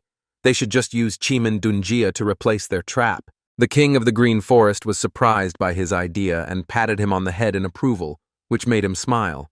And then suddenly grabbed his hair and asked him with displeasure, did he really think that any of them could create Chimen Dunjia? After that, he slammed his face into the table, and the elder thought, is this really the end of the Green Forest? Suddenly Yakran stood up and slammed her palm on the table, drawing attention to herself, and laughingly asked how they, idiots, hadn't thought of this yet. Her father noticed her and asked if she had a plan. She replied with a smirk that poison could be used. Her idea struck him, and he thought that they might give him their most powerful flammable poison in food. The next day came. Yugong was resting in his chambers and thought that today was such a beautiful morning. Cozy room, good food, he would like to stay here forever. Someone knocked on the door, and he allowed entry, after which Yakran appeared on the threshold, and, energetically hitting her fist against her palm, she respectfully greeted him and asked if he had slept well today. He was very surprised by her sudden change in behavior, and did not even notice how the tea flowed out of his mouth back into the glass. He immediately wiped his mouth and called out to Pangshan with displeasure, asking if he'd been beating her all night. Why had she suddenly become so polite? He replied with a smile that he hadn't done anything. It seemed she realized there was no point in arguing with him. He thought that he always did everything right, then turned to Yakran and asked how badly he beat her. She replied that he hadn't even touched the hem of her robe. Let him allow her to serve him for the rest of her life. Gigi found this suspicious and asked if she came here just to find out if he slept well. She apologized to him for being rude and replied that she was there to give him advice. He frowned and asked, is this true? She said that if he wanted to completely subjugate the Green Forest, then he should get rid of the deputy head. He is her father's advisor. It just so happens that the head is lacking in intelligence. Yugen indignantly called her trash and exclaimed that he was her father. She confidently replied that great deeds required the absence of feelings, so she asked him to take her advice. He clenched his fist and thought that she was insulting her own father and was ready to betray the Green Forest. How disgusting. After this, the young lady left and said that she would return as soon as she had a better idea. And as soon as the doors closed, Pangshan said that it would be better to get rid of Xiongnu Myosun quickly. His master slammed his fist on the table in anger and asked if murder was the only thing he could think about. He might still be of use to them, so he should just lock him up. He noticed that he wasn't responding, and immediately imagined how he was beating him, refusing to obey his orders, and nervously asked what was the matter. Pangxian said that yesterday he ordered him not to use the chair to subdue them. His master confirmed his words and he continued, saying that today he orders him not to kill the advisor. This made him even more nervous, and he wondered if he was really going to beat him up. But contrary to his expectations, Pangxian was thinking of something completely different. He smiled and said that his modesty was impressive. Yu Geng was very surprised, and he said that he was so majestic yesterday in front of the residents of the Green Forest, it would be great to use the abilities of an advisor. He doesn't even know how else to show him his respect. The young gentleman smiled wryly and said that he was so cool. From now on, he would beat him up more often so that the others would be afraid of him. Pangxi agreed with him and happily said that it was a good idea, and he frowned and thought that he had barely survived. But why does he feel like this was his plan all along? Meanwhile, his servant left the room and said with a smile that he would then persuade the advisor. After some time, the advisor was taken to a remote barn, and he thought that even though it was part of their plan, he couldn't help but be nervous.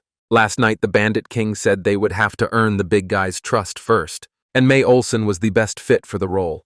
He nervously replied that he would try, and Yakran laughed and told him not to worry, they would distract him. At this time, Pangxian approached the advisor and asked if he would give his head for his master. He wanted to answer him, but Pangxian did not wait and grabbed him by the neck, after which he began to beat him, and he asked, wouldn't he really be useful to him? May Olsen exclaimed that he would do it, and Pangxian said that he was as stubborn as one would expect from a deputy chief. Yakran watched with interest, and through the sounds of blows, words could be heard from the advisor's lips that he was using all his wisdom. But Pangxian didn't listen and continued to beat him, saying that since he so stubbornly contradicted him, there was nothing he could do. It was his own fault for refusing to serve his master. Exhausted by pain, the poor advisor cursed silently and exclaimed that they had told him they would save him. Afterwards, everyone gathered again to discuss the next plan. Upon learning of what had happened, the bandit king slammed his fist on the table and said that the operation to sacrifice the advisor was successful, but his heart already hurt. Is he really okay? Young Jae replied that he wouldn't be able to walk for a while because Pangshin had broken all of his bones. The king breathed a sigh of relief and said it was a blessing that he had let him live, and then turned to his daughter and said he was proud of her, all because she had convinced them of his usefulness. She was surprised and asked what he was talking about. She advised them to kill him. Everyone present was horrified by this news. She shrugged and asked what the big deal was. That way they'd definitely earn his trust. She'd learned that on her journey with Pangshin. She ran her finger down his neck with a wide smile on her face and said that if someone couldn't live up to his expectations, he would kill them. Green Forest should take the same stance. Her father wearily covered his face with his hands and asked what nonsense she was talking about. He suggested the others talk about that idiot Egan instead. So he doesn't skip meals? The elder confirmed his words and said that he ate as if it was his last supper, but that's not all. Pangshin had dinner with him today. He thinks they might kill them both. The king asked if he was sure he would not suspect anything. The elder remembered the many empty plates in the kitchen and replied that this was not so, after which the leader said, "This is excellent. Is the flammable poison ready?" The leader of the 10 commanders took out a small bottle from under his clothes and confirmed his words, after which the king smiled and said that it was time to begin their last supper. Meanwhile, Egan was leisurely strolling around the base, and turning to his servant, he asked suspiciously, "He didn't kill the advisor, did he?" Pangshin, whose clothes were completely stained with blood, said with a smile that this was not so. They had settled everything through friendly conversation. The young gentleman mentally wondered if he really thought he'd believe him, but he didn't have time for that now. He wanted to ask him one question, and said that there must be some reason why they captured the Green Forest. He hoped that he didn't want to make him the ruler of this place. He replied that there was no need for that. The fact is that the Green Forest is located on Mount Wutai. The squad of black dragons that blocked their path was destroyed.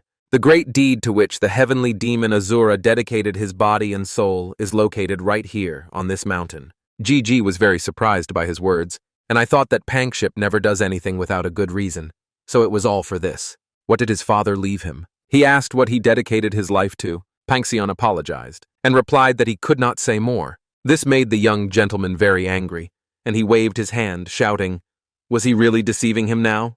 His servant apologized again and replied that it was not so, but he still needed to deal with those idiots from the Green Forest. After this, he went away on business to avoid further questions, and Yugen asked him to first tell him about his father's case. The next day came, and it's time to put the master plan into action. The king, along with his daughter and the head of the 10 detachments, approached the young master's chambers, and Pangshin asked why he was personally bringing food today. He remained silent with a serious face, remembering how he looked at the finished dish. It was flawless, and said that this was their most delicious dish, pork intestine with 5 spices. The chef said that he put his whole soul into preparing it. He wouldn't be surprised if one of them died from the taste. The king waved his hand and said with a smile that he had done a good job. He would personally make sure that it was brought to the table tomorrow, and now let him go. The cook thanked him and left, after which the king ordered Youngjo to act, and he, taking out a bottle of poison, poured all the liquid onto the dish. The king asked if the poison would really work. He confirmed his words with a smile and said that he had tested it on 3 wild boars. He added just 1 drop to the water and they all died immediately. The man was delighted by the news and praised him, after which he said that they would finish them off today. At this time, he bowed to Pangshin and replied that he was previously the king of the Green Forest, but now he was the servant of the master, so he thought it would be better to bring him the food himself. Pangshin was silent, considering this, and the king asked, "He doesn't want the food to get cold, does he?" The young master's servant smiled and took out his chopsticks, saying he wouldn't deprive the already pathetic man of such a chance. He would personally test the food for poison. Hearing this, everyone else became very nervous, and Yakran smiled and mentally told her father that this was a great opportunity. Yugon was definitely not a fighter. If they take out the big guy, he'll be an easy target for them. Meanwhile, Pangshin took a piece of pork and threw it into his mouth, and the bandit king froze in anticipation. When he had chewed and swallowed it, The king laughed loudly and mentally exclaimed, "How does their poison taste to him?" But contrary to his expectations, Pangxi didn't start spitting blood, but laughed very loudly, which confused the king, and he said that he did not feel anything strange. It was very tasty, and his mood even improved. All three realized that he was immune to the poison and wondered how they could kill these two. The king turned to his daughter in his mind and asked if Yugon was also immune to poison. She remained silent, her expression gloomy. And he was all sweating from excitement and asked, "He won't kill him, will he?" His daughter staggered slightly from shock and thought that their plan had failed. If Yugon eats this, the green forest will be destroyed. She mentally asked her father to hurry up and throw the plate, let him spill all the food. He listened to her and pretended to drop her by accident. But Pangxin immediately caught the plate of food and returned it to his hands, saying that he should be more careful. "We can't let such a delicious dish go to waste.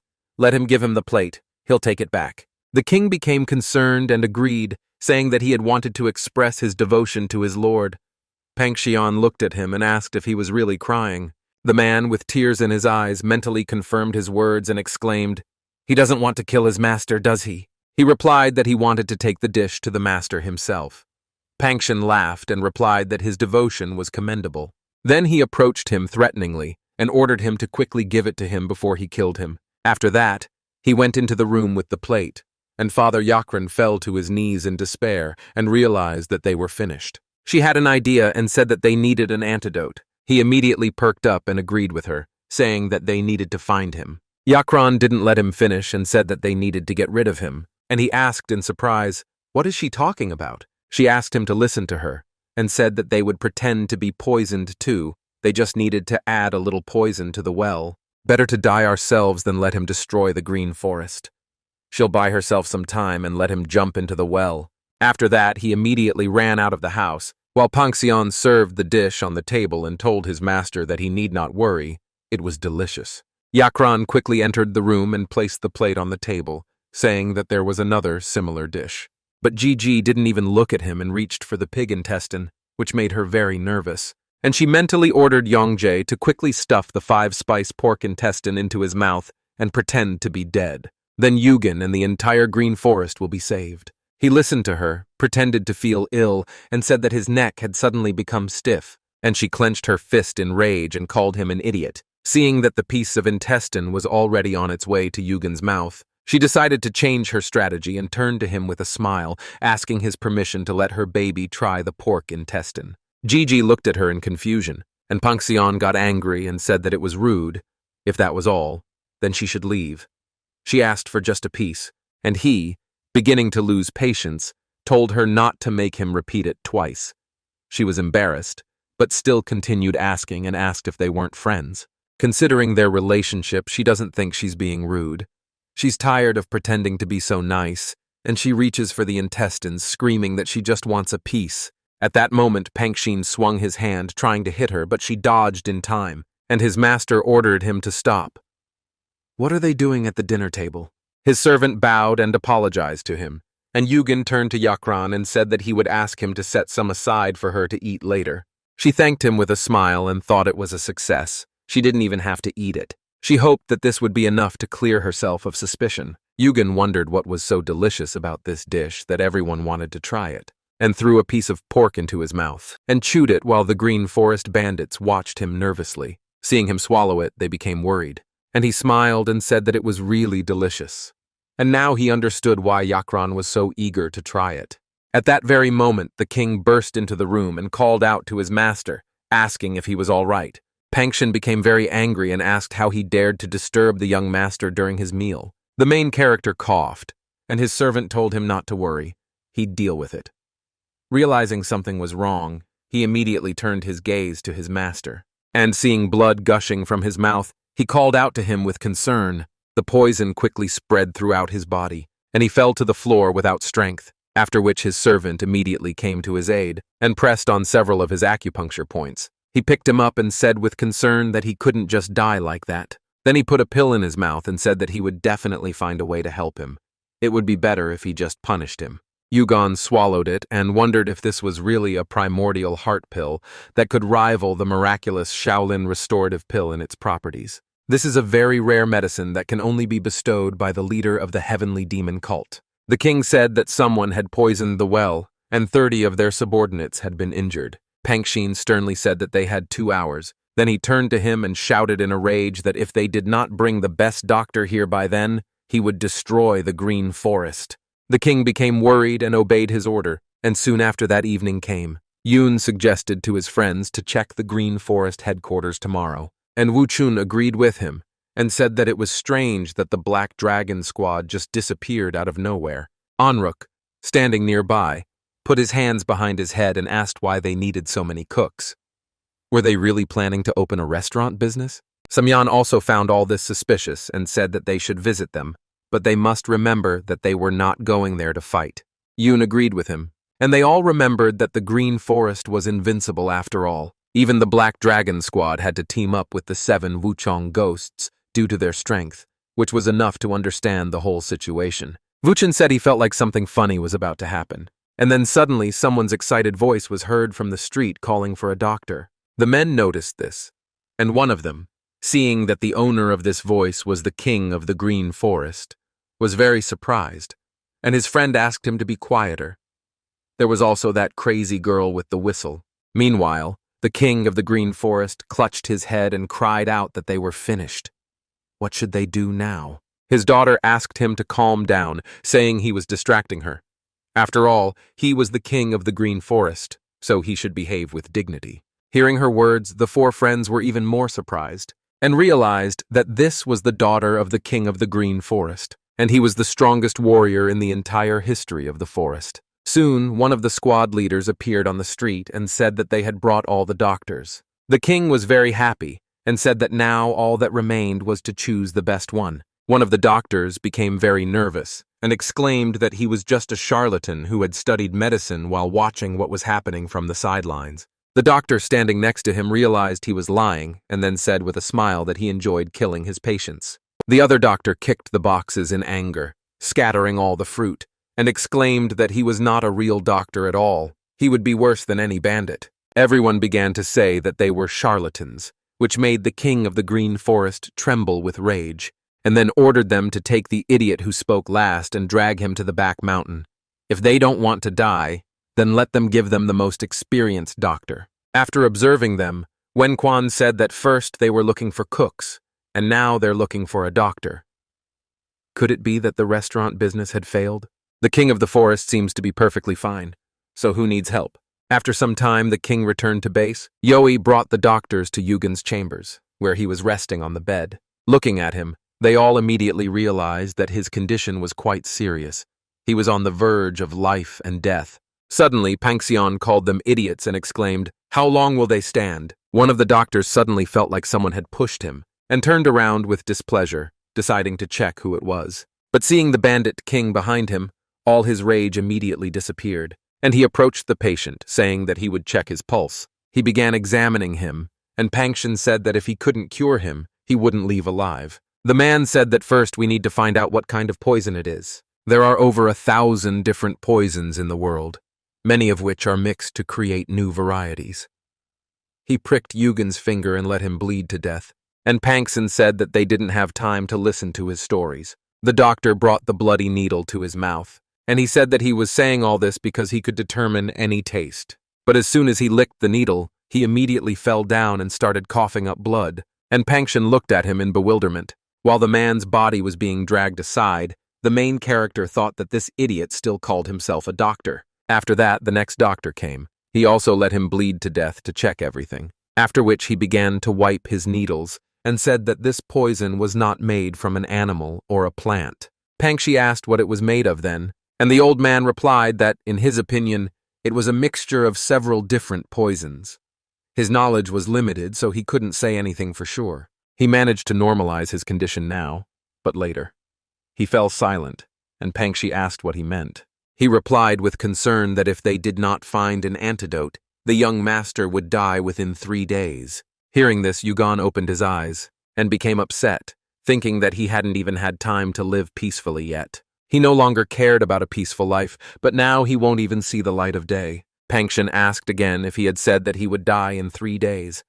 The old man confirmed his words, and he, with a gloomy expression on his face, ordered the king of the Green Forest to kill all the doctors, and he bowed to him, obeying the order. This greatly worried the doctors, and seeing that the king of the green forest had drawn out his axe, one of them fell to his knees and began to beg for mercy.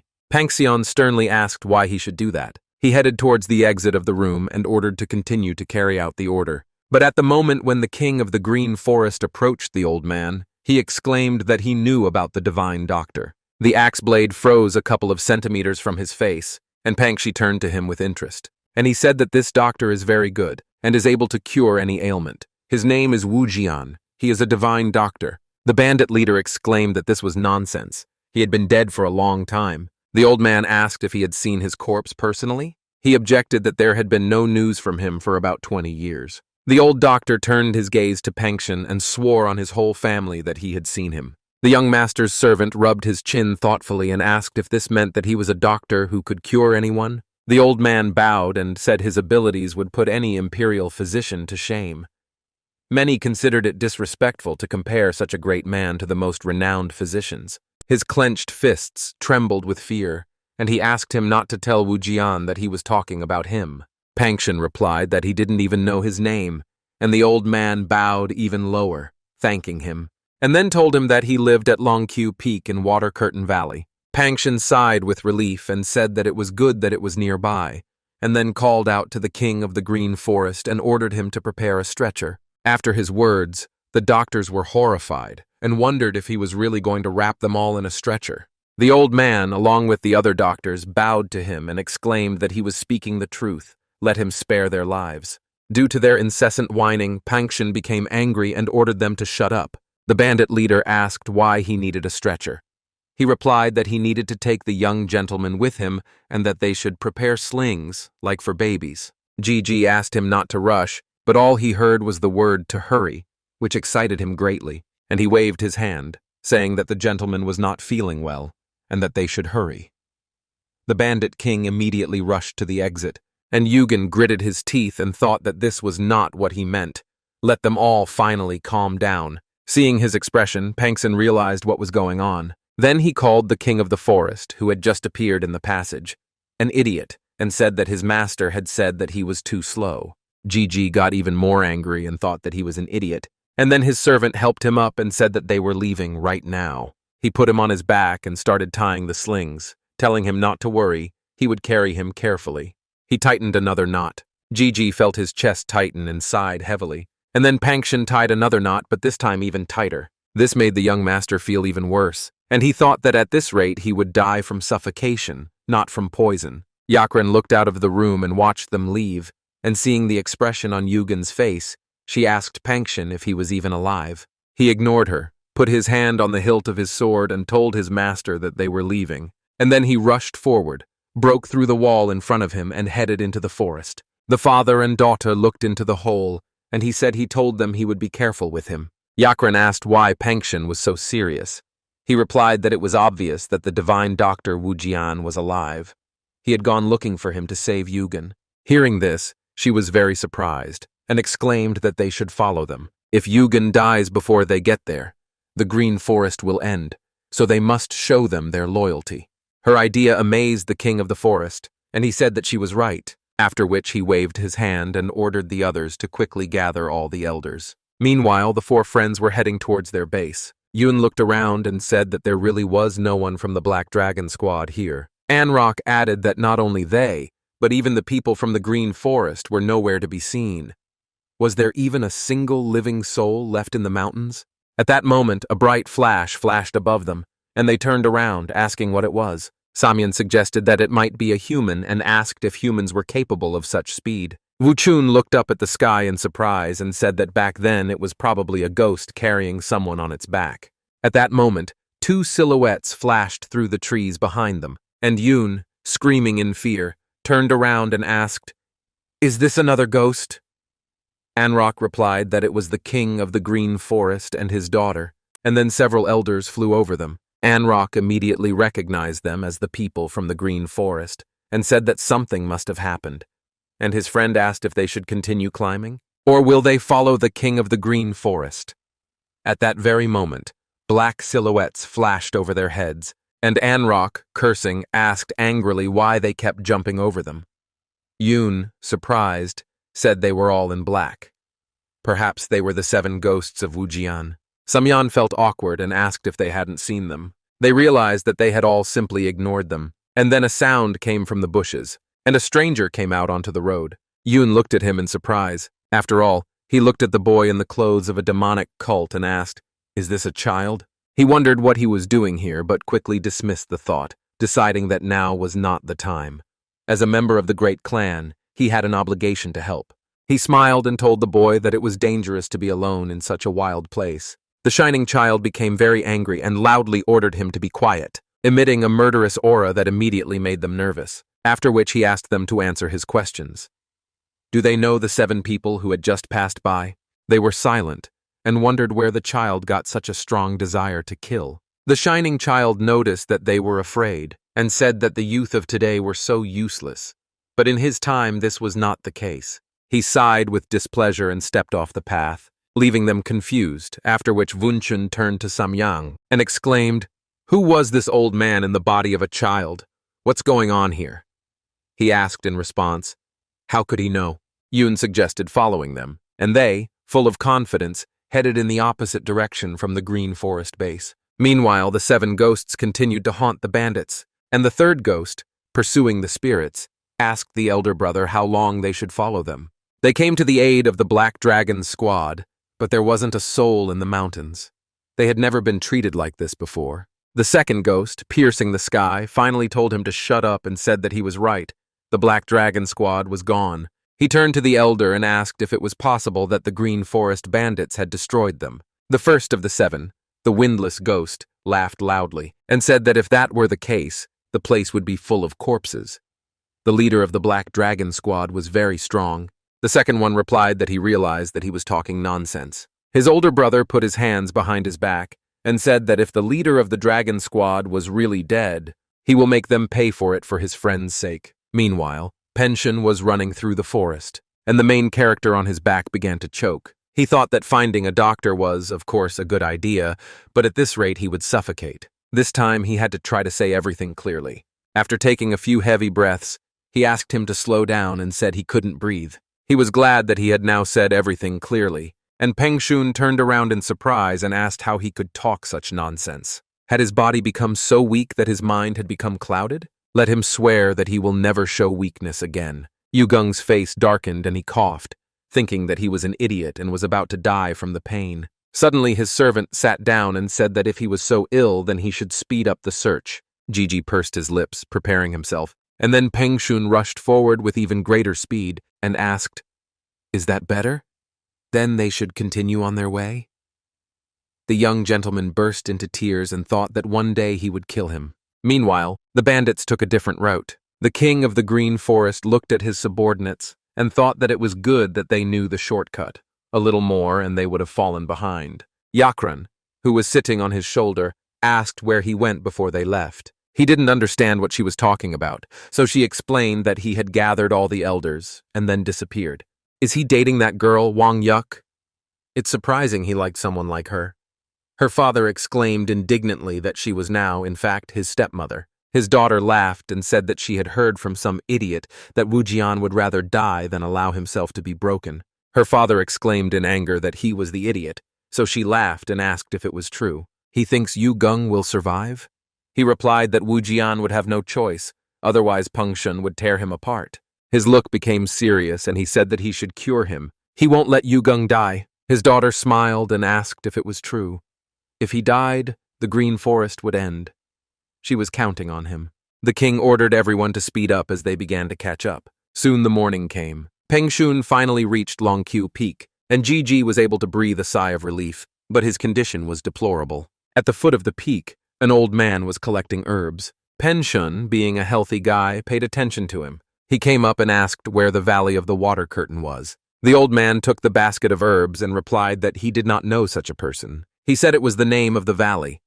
The old man again said he knew nothing, but only if he didn't take his herbs. Peng Shun started to get angry, but he restrained himself and asked if he knew anything about the divine Dr. Wu Jian. He replied that he had never heard of hidden immortals. Realizing that he wouldn't learn anything from him, Peng Shun turned around and sighed with displeasure. saying that he was just an ignorant old man, and then disappeared. The old man was left alone, but suddenly heard some sounds nearby. At that very moment, silhouettes appeared above his head, and the bandits of the green forest surrounded him from all sides. He was confused by what was happening, and the bandit king asked him to tell him where the Valley of the Water Curtain was. He replied that no one in the Shang Mountains had such a name. The king became angry and exclaimed that this was the name of the valley where the divine doctor Wu Jian lived. His daughter said the old man seemed to have gone mad. He agreed with her and went on with his bandits, and the old man looked after them and said that today really wasn't his day. He was so unlucky. He decided to quickly collect the grass and leave, but suddenly 7 Wushan ghosts appeared on his path. The old man met the suspicious gaze of the first ghost, and nervously said that he swears that here in the mountains there is no Valley of the Water Curtain. The ghost was silent and thought, and the old man said that he knew nothing about the divine Dr. Wu Jiang, but only that they should not take the herbs from him. The ghost laughed and said that this meant they were going to the Valley of the Water Curtain to see the divine doctor. Which way did those people go? He pointed his finger behind him, after which the 7 ghosts ran in that direction, and the old man decided to continue on his way to quickly finish his business. But suddenly a shining child appeared in his path. He pointed his finger behind him in confusion and said that if he was looking for the Valley of the Water Curtain, but he didn't listen to him and sighed with displeasure, after which he walked past him, nudged him with his shoulder, and then disappeared. At that very moment, 4 friends appeared on the trail, who were supposed to continue torturing the poor old man. Yoon wanted to ask the old man where those people went, but he lost his patience and became very angry, sending them all to hell. He also said that he didn't know where this Valley of the Water Curtain was, and that there was no divine doctor here. His powerful voice raised the wind in the forest, and Yoon understood from his words where the bandits went, after which he continued on his way with the others and thanked the old man. He looked at them with a gloomy expression on his face, and then in a rage he threw the basket of herbs on the ground, and said with displeasure that there was a green forest, and those puppies were from noble families. But who were those 7, and what kind of child was he? And that big idiot doesn't inspire confidence. He walked past his basket saying it was a headache, and then pushed off the ground, and rushed forward, wondering if it was time for him to leave this mountain. No one realized that this was the divine doctor. Soon evening came, Pengxian was still searching, and Yugen was admiring the scenery. He thought that Anta Xian was a really wonderful place, beautiful pine trees, and an impressive waterfall. And last but not least, that crazy idiot. He was flying somewhere early in the morning at great speed. Because of it, he couldn't even properly admire the scenery. Pengxian asked him to be patient a little longer. He would not let him die. The main character, who was hitting his head against his back from running, thought that at this rate he would kill him himself. Pengxian landed on top of one of the rocks and said that many people had joined, so good news could be expected. Yugen didn't understand what he was talking about, and then saw behind his back a small group of bandits from the green forest. His servant asked if they had found the Valley of the Water Curtain. The king replied that, unfortunately, no. He became very angry and called them idiots, and the king lowered his head and asked him for forgiveness. And then from the cliff above them, the ghosts jumped down and told them to stop running. They landed behind the bandits, and the third ghost said that if they made even one move, they would be killed. His older brother put his hand on his shoulder and told him to calm down, and the bandit king frowned and asked who the hell they were. The first ghost said that they didn't come here to fight, but it would depend on their answers. The king of the green forest did not understand what he was talking about, and the man said that he had not seen the Black Dragon Squad on Mount Wutai for a long time. Does this mean that they are friends with them now?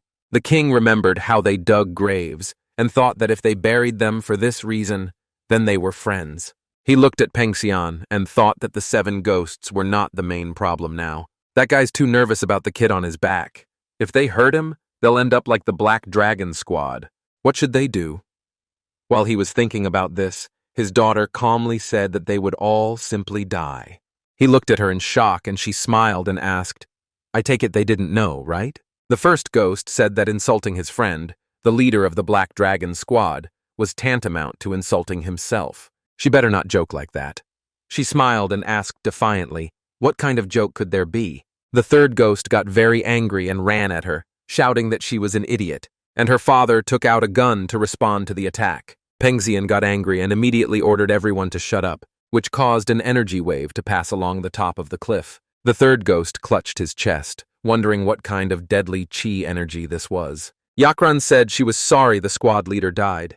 He fought for his life to the last, but Master Pengxian didn't give him a single chance. She turned to him and asked, "She was right, right?" Her father chuckled and realized that she wanted to pit them against each other. And the first ghost asked if it was true. There was silence between them. It turned out that Pengxian was already thinking about something completely different. He rubbed his chin in confusion, wondering how he could have missed it. So it was the old man?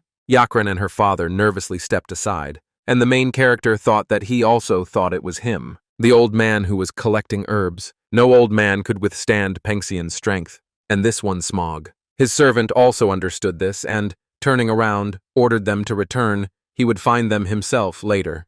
But the ghosts didn't budge, and Yakran pointed her finger at them, calling them idiots and exclaiming, "What are they doing?" Master Pengxian said he would spare their lives. The first ghost clenched his teeth in rage, and then he wanted to attack, but they had already jumped off the cliff. And after some time they approached the waterfall. Yugen thought they'd last seen the old man here. If he'd looked at the waterfall, he'd have understood why it was called a curtain of water. They passed through the waterfall, and he, feeling the water hitting his head, thought that he was so grateful to Yugen that he would also die of a cold. They passed through a small cave, and came out on the other side of the cliff, where the forest and the village were located. This place is surrounded by rocks on all sides. Now he understands why they didn't notice him. Two men were kneeling nearby, begging Wu Jian to help them. One of them, named Guiman, asked how this could be the will of heaven. Let him save his son. Another man named Guan San approached the divine doctor and said that although his daughter had studied martial arts, he told her that it was a chronic illness. Wu Jian turned his attention to the new arrivals, and Pengxian told his master that this was the divine doctor. At that very moment, the bandits appeared and stopped behind Pengxian. Wu Jian was not happy to see them, and looking at the men who were begging for help, he ordered them to get out of here. He also said that he would not treat those who studied martial arts. He made an oath to heaven that if he broke it, he would kill himself. Pengxian said he had such an unwavering will. The Green Forest King recounted rumors that none of the 4 heavenly emperors had been able to defeat Wu Jian. He replied that the great 4 kings were not worth mentioning. The king felt awkward, and Pengxian approached the doctor and said that he would cut off his legs first, since only his hands were needed for treatment anyway. The king was about to agree with him, but suddenly exclaimed excitedly, "What is he going to cut off?" Meanwhile, Pengxian approached the divine doctor and asked him to cure his master. He gives him 3 seconds to answer. For every refusal, he will cut off a part of his body. Wu Jian frowned, and he thought that he saw many people angry, pleading, and even fawning before him, but this guy didn't show any emotion. It wasn't just a threat, he was actually going to cut off his legs. Wu Jian started the countdown and took out his sword, and the divine doctor nervously replied that he would not break his oath. When the countdown ended, the young master's servant raised his sword above his head, and at that very moment 2 men rushed at him, saying that they would not allow him to be killed. Guiming threw a dagger at him, but he didn't even move, and swung his sword, easily blocking it. And then the man got very close to him and was about to strike. But he jumped back in time. He swung his sword, intending to strike him, but suddenly noticed streams of energy behind him, and turned around to see Guanxin about to hit him with his palm, completely imbued with qi. Peng Quan immediately turned his whole body towards him and swung his sword. But the man turned out to be faster. He released a powerful stream of energy from his palm, which threw Peng Quan back, but he was able to stay on his feet. The king of the Green Forest looked at them in shock, and I thought that this was not at all a battle of ordinary people. After the attack, the man was slightly surprised and asked how this was possible. Peng Quan was safe and sound, but the MC felt ill from the shaking. Wu Jian called out to the young leader Guai Ming and Master Guanxin, telling them not to interfere in this matter, after which one of them exclaimed that he would cut off his legs if they didn't kill him.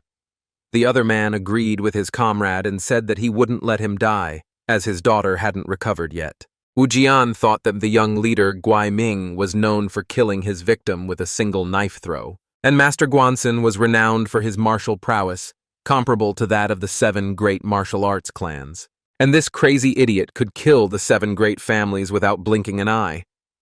Peng Quan told his master he would kill them immediately after curing him, so he should wait a little longer. Wu Jian looked at them angrily and said that everyone was so damn eager to break his oath, And suddenly Yakran exclaimed, "What was the point of making such an oath?"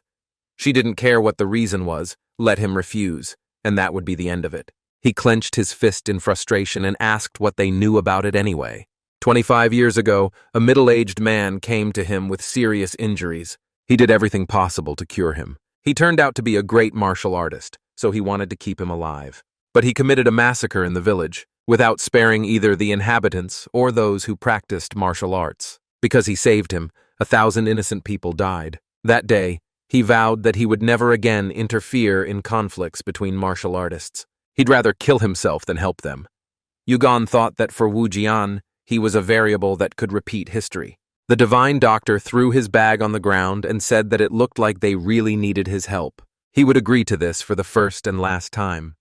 Wansun was glad that he would help them, but he raised his fist to his head and said that he would kill himself so as not to break his vows. Everyone present was very excited, and at the moment when Wu Jian was about to perform his action, his fist suddenly froze a few centimeters from his head and started shaking. What happened? He realized that someone had managed to press on the paralyzing points, and he thought that now he couldn't even move. The Panchen Lama who did this said that he did not dare die without his master's permission. Gigi thought with displeasure that he had never asked his master's permission to kill someone before. His servant turned to the two men and said there was no need to interfere. Then he became nervous and wondered if he really intended to kill everyone except Wu Jian. They had come here for their children. At that very moment, the ghosts decided to attack him, and the first ghost called him a scoundrel and exclaimed how dare he ignore them. Panchen turned around with displeasure, then grabbed the first ghost by the head, and then threw it at the others, causing them to lose their balance, and he himself felt the pain. Seeing this, Guaimen and Guangsong were shocked, and one of them exclaimed that he had so easily defeated one of the 7 ghosts of Wujian. One of the ghosts tried to get up and called out to his brother, and Panchen approached the chief and reached for his sword, saying that he remembered he ordered them to retreat. He placed his hand on the hilt of his sword, and at that moment, behind him, he heard the weak voice of a young gentleman calling him. He immediately turned around and called out to him with concern, and he asked him not to kill anyone, not even Master Guansong and Guaimen. Panchen remained silent, and Yugen sternly ordered him to answer, after which he removed his hand from the sword and replied that he understood. The ghosts sighed with relief, and he flexed his fists and asked, "He can't just kill them, right?" After that, he immediately reached out to the first ghost and grabbed it, and then started beating everyone in a row. When he finished, Guaimen thought, "What kind of martial art is this?" Meanwhile, Wujian laughed loudly and said that it was impressive. He was simply delighted. Panchen immediately approached him and grabbed him by the throat, ordering his master to be cured. The king's daughter became nervous and told the divine doctor to stop provoking him and let him just heal him. He refused and said he wouldn't even think about it.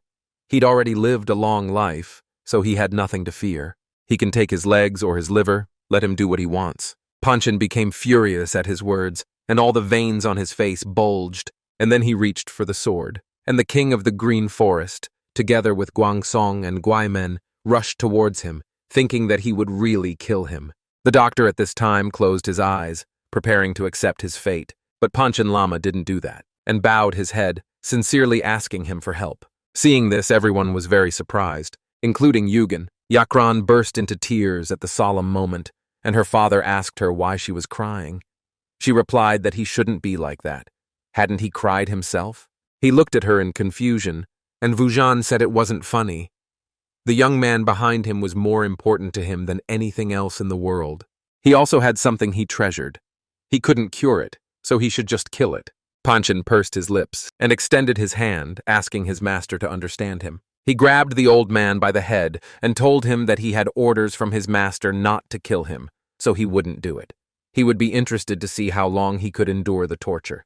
The king of the green forest intervened, excitedly asking him to wait and saying that this was not something that a man of honor like him could do so easily. They both turned their gaze to him, and the king bowed his head, asking Panchen Lama to give him an hour, and he would ensure the antidote. Torture in the green forest was nothing compared to a demonic cult. He replied that the comparison was extremely insulting. The king said he meant that he was too confident in himself. Panchen retreated and said that he would give him 1 hour, but if he failed, the green forest would disappear on the spot. The bandit leader slammed his fist into his palm and agreed. Then he carried the divine doctor to a hut in the village of Suryam. He pushed the old man, causing him to hit the wall, and Yakran asked what happened. Torture in the green forest is nothing but beatings. Wu Jian said that this would not give him an antidote. Yongjae asked how about setting it on fire with a hot iron. Yakran rushed forward and told her father that if he was going to beat him, he should do it quickly. There was only an hour left. After saying this, she launched a roundhouse kick, but Wu Jian dodged it with the king's help, and her kick pierced the wall. She looked at her father in confusion, and he gestured for her to remain silent. Then he laughed and poked the old man in the neck, asking him to give him a minute to think. His daughter asked him what he was doing. In a situation where even hitting him wasn't enough, he pressed his Anmian point. He took out a small box from under his clothes and showed her the antidote to the scarlet poison, which made everyone very surprised, and she whispered, "Didn't he throw it away that day?" He replied that he was going to do it, but he saved it just in case. She smiled and asked, "So he was late to pick up the antidote before leaving?" At this point, Yong Zhao clutched his head in horror and said that if Peng Xian found out about this, it would be the end for them all. They had to get rid of this. The father and daughter looked at him in anger, and he asked worriedly why they were looking at him like that. The chief elder said there was no point in a divine healer simply obediently giving them the antidote. They needed someone who would scream like they were being tortured instead. After that, they sat Yongjae against the wall, and the king, calling him a divine healer, said that he would begin now, so let him shout as desperately as possible. After that, he stepped aside and Yakran rushed towards him, started beating him, and the chief elder said that maybe they should change the bottle just in case. The king agreed with him, and within half an hour, Yongjae was exhausted and lost consciousness. Then Yongjae wiped the sweat from her face and told her father with a smile that it had been a good spanking. He shouldn't worry. It wasn't too noticeable on the outside. The king frowned slightly, thinking that this seemed to be a long time coming. He then took the antidote and poured it into a new bottle, and stood before Vujan. He laughed loudly, and said that this was to be expected from a divine healer. So the poison was called fiery red. He must have realized that life was more important than succumbing to torture, so he made the medicine. He thought that if Peng Xian were as skilled at sensing qi as they said, he would surely have heard it. He continued, saying that he would show his respect by easing his suffering with acupressure. After that, he left the hut, and Peng Xian, who was standing nearby, asked if this was true. Guiman said in surprise that the torture must have been cruel enough to break the divine healer. Guanxin became nervous and said that he thought the Green Forest bandits were only good at beating people up, but they were impressive. The Green Forest king asked if he really thought that the Green Forest bandits were just ignorant fools who only knew how to beat people up. He said in his mind that he was actually right, and Peng Xian took off the young master and sat him down on the ground, then sat in front of him and asked him to give him the antidote. The king handed him the bottle, and he, having wished his master 10,000 years of prosperity and long life, gave him the antidote and told him that he would have eternal strength. Gigi was silent, looking at him with displeasure, then took the antidote and drank it. Feeling his body fill with something new, the squeezing pain in the blood vessels gradually disappeared. If it weren't for Yandong and Peng Xian's internal qi protecting him, he would have actually died. After that, Peng Xian turned around and told them to stand guard. He would carry out a qi transmission to quickly restore the master. He sat behind him and began to pour qi, and after a while Yugon started coughing up blood, and his servant said that the clotted blood was expelled along with the stagnation. How does he feel now? He wiped his mouth and replied that everything was fine now, no problem. But before he could finish speaking, a loud sound came from his stomach, and he thought that he had not eaten anything for the last 3 days. His servant stood up and said that they needed to return to the mountain fortress, and that he should prepare for departure. He sat down in front of him and asked him to carry him on his back, but he refused and stood up, saying that he would go himself. But as soon as he took the first step, his head started spinning, and he fell, thinking that nothing was going the way he wanted. Peng Xian caught him and worriedly said that it was still too much for him. He put him on his back and said they were leaving. Then he rushed into the forest, and, making my way through the cave, overcame the waterfall, and Yugon saw the night landscape in even greater beauty. He thought that now that he felt better, everything seemed so wonderful. With increased security, his life will not be in danger for some time. But then he didn't know that it's not over yet, and that his life would still be in danger. They soon returned to base, and food was served on the table. Sitting at the table with everyone else, He thought there was something about enjoying good food and company. Eating alone can be lonely, but the laughter that comes from sharing a meal can be a special meal in itself. It's really good to dine like this with the people from the Green Forest. Suddenly, Pankson interrupted his thoughts, slammed his hand on the table, and then loudly ordered them to start eating. The Green Forest bandits immediately grabbed their chopsticks. Then we tried the food and swallowed it, after which they bowed and reported that the food was not poisoned. Long live their master. May he have eternal strength. Yugon's face darkened, and he thought that frankly he wanted them all to disappear. He began to eat, thinking that 7 days had passed since he was able to neutralize the poison and recover in the Green Forest. And although Pankson said it was prepared against poison, he didn't think he would be so ill that he couldn't eat. Youngjae said he had something to report. Gigi stopped eating, and Pankson asked what was wrong. The head of the 10 commanders replied that his men had spotted the wolf during reconnaissance, but the wolf feasted on the corpse of the Black Dragon clan, which was buried. This news made Yugon lose all appetite. Pankson said it was probably because of the rain 3 days ago. The chief of the commanders agreed and said they reburied them again after the ground washed away. Yakran asked if it wouldn't be better to just kill all the wolves. Gigi felt awkward, and Pankson asked if it wouldn't be better to cook them into food. The young master put down his chopsticks, thinking he needed to change the subject. And Pankson, noticing this, asked him if the food was to his taste. He decided to have some tea and replied that he'd eaten a lot this morning, so it would be better if he ate in silence. Looking back, he had Wu Jian to thank for that. He will need to visit that doctor soon to express his gratitude. Yakran and her father were shocked by the news, and his servant asked why he would do such a thing. Serving one's master is the highest honor one can receive. The others agreed with him, and Yakran added that this Wu Jian, just by looking at the master, began to dream of dragons. Youngjae spoke, and Yakran and the king looked at him, thinking that if he met him again and spoke calmly, it would be highly inappropriate. He should watch his words. Recalling how he suffered because of the doctor, Youngjae nervously said with tears in his eyes that Wu Jian was a bad person. Yakran immediately threw sticks at him, and the king of the Green Forest hit him in the face, and then they began to beat him together. Yakran said he must have eaten something bad. She asked the gentleman to wait. He needed a good shake to come to his senses. Yugong remained silent and looked out the window, hoping that this doctor was okay. While he was being tortured, Wu Jian screamed loudly in pain and steam began to pour out of his body. And Guangsong said that he had already been tortured in the Green Forest, so he should stop being so stubborn. Guiming asked why he didn't want to look into their situation since he had already given them the medicine. He replied that they were playing with them. He swears that he did not make the medicine. He thought that even that wry-necked ghost who had left 4 days ago didn't believe him. He'd been tortured like this for a week now. Where was that young man who'd been hiding and performing all these tricks? Which one of them was it? Guiming turned to his comrade and said that this time he would do it.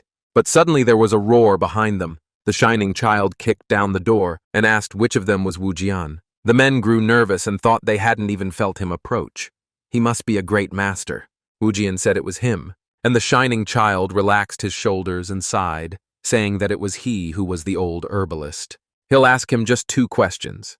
He wanted to call Yugon young master, but decided to call him young man, and asked what his current condition was. Wu Jian remained silent, and Guangsong replied that he had been cured. He asked what kind of illness it was. He replied that it was called fire-red poison. Hearing this, he thought, there were only 3 places that could have created this poison: the Tang clan of Sichuan, the Poison clan, and the Huayong Valley. But given that the target was the young master, there was a possibility that the poison had leaked out. If so, it's possible a high-ranking official from the demonic cult was involved in the leak.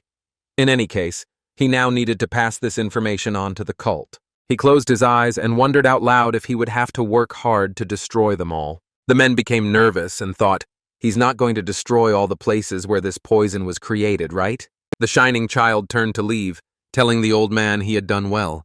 This young man shouldn't die. Wu Jian exclaimed that he had told him he hadn't treated him. Before leaving, the beaming child turned around and asked with a slight smile, he was embarrassed, right? The old man looked in shock and surprise, and then one of the bastards again suggested that they get back to their business. Suddenly, a loud laugh was heard behind them. The man said that it was funny that he broke his oath. They immediately turned around and wondered if someone else had arrived. A lone bamboo merchant and a heavenly fragrant fairy approached the hut. He told her not to forget that he arrived first, and she smiled and asked if it mattered who got here first. Wu Jian sensed the presence of people. About 20 people were already surrounding them. If they were here for him, they were all seriously ill. It was obvious they would subject him to even more brutal torture than these two. Whether he would treat them or not no longer mattered. This young man was doomed to die. He clearly saw the sacrifices that could be made to escape his fate. He asked them permission to ask just one question. Was he sure the child's illness wasn't caused by a feud between martial artists? Guanqin replied that he was ready to swear by anyone that this was not so. His comrade confirmed his words, and the old man said that he would cure them, but this time he would need a high price. The price of the treatment will be the life of the young man who came to him 7 days ago. The men said they understood he was trying to prevent the tragedy that happened 25 years ago. But how could one save a child by killing someone with whom he had no feud? Guanqin said thoughtfully that this didn't mean there was no other way.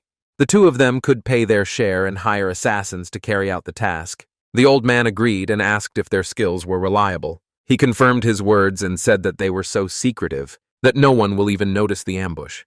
They appear and disappear, like ghosts, and they are also called ghosts of the valley. Soon after, the ghosts arrived at the green forest base. At that moment, 2 bandits passed by. One of them told his friend Zhonghyun that there would be a lot of work when they returned to Zhongchai. Why don't they rest now? He replied that if the captain caught them, he would not let them get away with it. They needed to leave before he started yelling at them.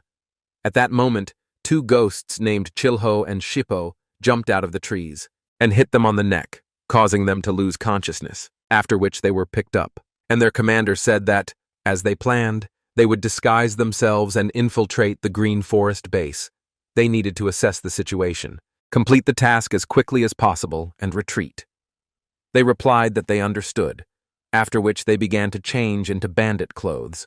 Meanwhile, Gigi sat in his room and meditated. Meditation and a calm mind made all those blood clots seem insignificant to him. He refuses to accept his fate as the leader of a demonic cult. That's what he should say with confidence. But they say that's his goal too. Everyone should have the power and freedom to make their own choices. He had already tried to escape twice, but without success. If he tries to escape again, he will look as stupid as a newborn puppy trying to escape from a tiger's den. However, something unexpected may happen. What if one day the puppy becomes stronger than the tiger? Who needs tigers if he masters the art of discipline? Freedom will begin when he earns his father's approval. Suddenly, someone laughs behind the door. Panshim congratulates his master on his birthday, causing Yugon to immediately lose concentration and have blood spurting out of his mouth. He feels very ill and falls to the floor, thinking that his energy is being dissipated by such noise. How dare he make noise in the middle of the night? As he approached the room, Panshim again congratulated his majesty on his birthday, and he, with heavy breathing, thought that he was turning this holiday into a memorial day. He reached for the door and thought that he could not die here, and the reason for this would be his faithful Panshim. At this time, his servant entered the room and joyfully congratulated him on his 19th birthday. But seeing that he was lying on the floor and suffocating, he immediately sat him down and worriedly told him that his internal chi was moving in the opposite direction. Let him not worry, he will deal with this right now. He touched his back and began to pour his chi, smilingly saying that if he were even a moment late, it could turn into a serious problem. The main character thought it was incredible to listen to advice from a potential killer. His servant cheerfully told him to be more aware of his surroundings when he meditated. Yugon began to get irritated, especially since he started giving him instructions. Then Panshim stood up and congratulated him again on his birthday. There was a celebration going on outside, so let him join in. He headed for the exit, and the young gentleman watched him go, thinking that this celebration had nearly killed him. Now he would see if it was worth his life. As soon as he stepped outside, the leader of the Green Forest bowed to him and greeted the king, congratulating him on his birthday. All the other bandits also congratulated him, and the main character sighed heavily. Then he came to the throne and Panshim told him to enjoy eternal bliss. His master sat on the throne and declared that eternal bliss was pleasure. He was even happier to hear that the time had come to carry out his plans. But on this happy day, someone appeared who wanted to kill him. Panshim immediately became alarmed and exclaimed, "Who dared do this? Let him name him, and he will immediately tear him to pieces." He replied that before he entered, he had been engaged in a very important energy circulation. At that moment, someone shouted, "Celebrate our master's birthday with great joy." But for some reason, to him, it sounded more like, "Circulate your chi and die." At that moment, his energy became tangled, and he could no longer breathe. He almost became a pathetic fool who died on his birthday. He glanced at his servant and said with a grin that if he hadn't come in time, this is how it would have ended. Now does he understand who almost killed him? Panchim realized that he was the one to blame and looked away, starting to sweat profusely from excitement. And Yugon got very angry and grabbed the throne, threw it at him and exclaimed, "Is this all he can do to celebrate his birthday?" He went to his room and said in an irritated voice that the party was over for today, and that he would expect him tomorrow morning. All the other bandits were silent, looking after him. And then Chilho, disguised as a bandit, mentally told his comrade that this arrogant upstart was a target that needed to be eliminated. Chilho said that even if the entire green forest bowed before him, he would still say it was nothing. This man alone could cause a storm in the Jianghu. He noticed the king of the green forest approaching his faithful servant, and wondered why he was doing this. He looked at Panchim's expression and thought that it looked like he was trying to comfort him. After all, being humiliated in front of so many people couldn't be easy. No matter how devoted he was, it must have been unbearable. The king of the green forest approached Panchim and placed his hand on his shoulder, saying that he must have been through such mental anguish. Chilho nodded and said that being comforted like that made you want to cry even harder. Shippo wiped his nose and said that even if it was a touching hug, he shouldn't cry. But contrary to their expectations, Panchim, in anger, struck the king of the forest on the head. Why did he fall to the ground? And all the warriors nearby were very surprised. Panchim said that after today's events, he thought it would be better for him to die. But the Lord showed mercy and spared him. He could not have been more touched, and he speaks of mental suffering? He's a scoundrel, so let him get out of his sight immediately, Shippo asked in surprise. Did he really dare to mock the king of the green forest? The bandits wouldn't let this go so easily. His friend agreed with him and said that they better leave before things got too heated. And then he noticed something. He saw that the bandits were not acting and were simply looking away, he thought. Were these scoundrels really pretending not to notice?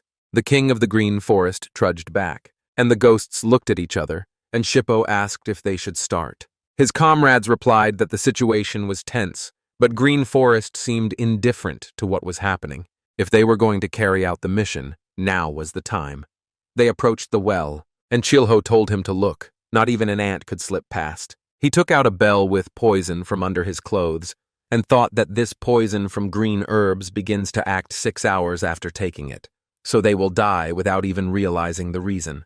Their plan was flawless. They would poison the well and retreat while the poison took effect. He felt sorry for the people of the Green Forest, but they would have to die along with this puppy. They looked into the well and were about to pour the poison into it, but suddenly they saw Panchim in the reflection. They turned around and immediately bowed to him, asking if he had come to drink some water. He rubbed his chin in confusion and began to look at them silently. And Chilho thought, why isn't he saying anything? It's making him nervous. He took a bucket from the well with a crooked smile on his face and said that they had just come to drink some water. His companion scooped up some water and asked him if he would like to drink first, but Panchim remained silent and looked at them intently, after which they realized that he had noticed that they were going to poison the water and decided to get out of it as quickly as possible.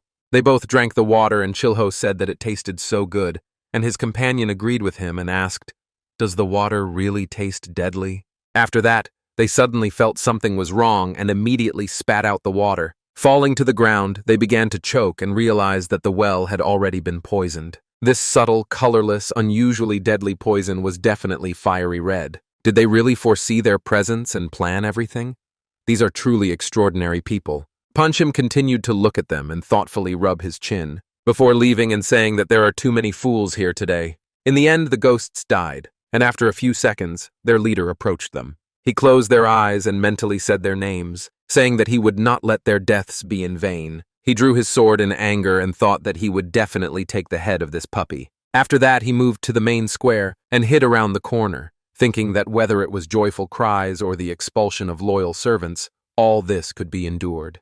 but the fact that the subordinates he cared about died in vain simply drove him crazy. This redneck left them to die. He will never forgive him for that. So he will kill both him and this puppy. He moved to the tree and began to wait. He saw Yugon's place and decided that first he should make sure that there was no one around. Then he thought that it was far away.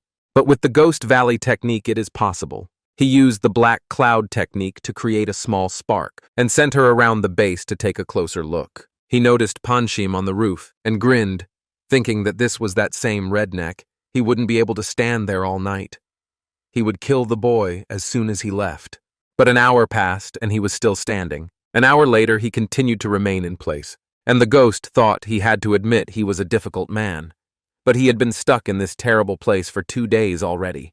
An idea came into his head and he thought that since this was the case, he would do it differently. Now he will deal with that boy. Suddenly, Panchim's voice came from the side, asking what he was doing here. The old man jumped back in fear, and Panchim, sitting on a branch nearby, said that he had been waiting for his appearance for a long time. The ghost immediately took out his sword and rushed into the attack, shouting that he would send him to the next world. But as soon as it pierced his body, he saw that there was no blood, and he became wary. Panchim's body dissolved, and he wondered if it was an afterimage. Panchim appeared behind him and said that he could not be the killer from their school, because he did not kill himself after being discovered. And then the ghost turned around again and tried to cut him in half. But suddenly he vanished again and appeared behind him, saying that he was too slow.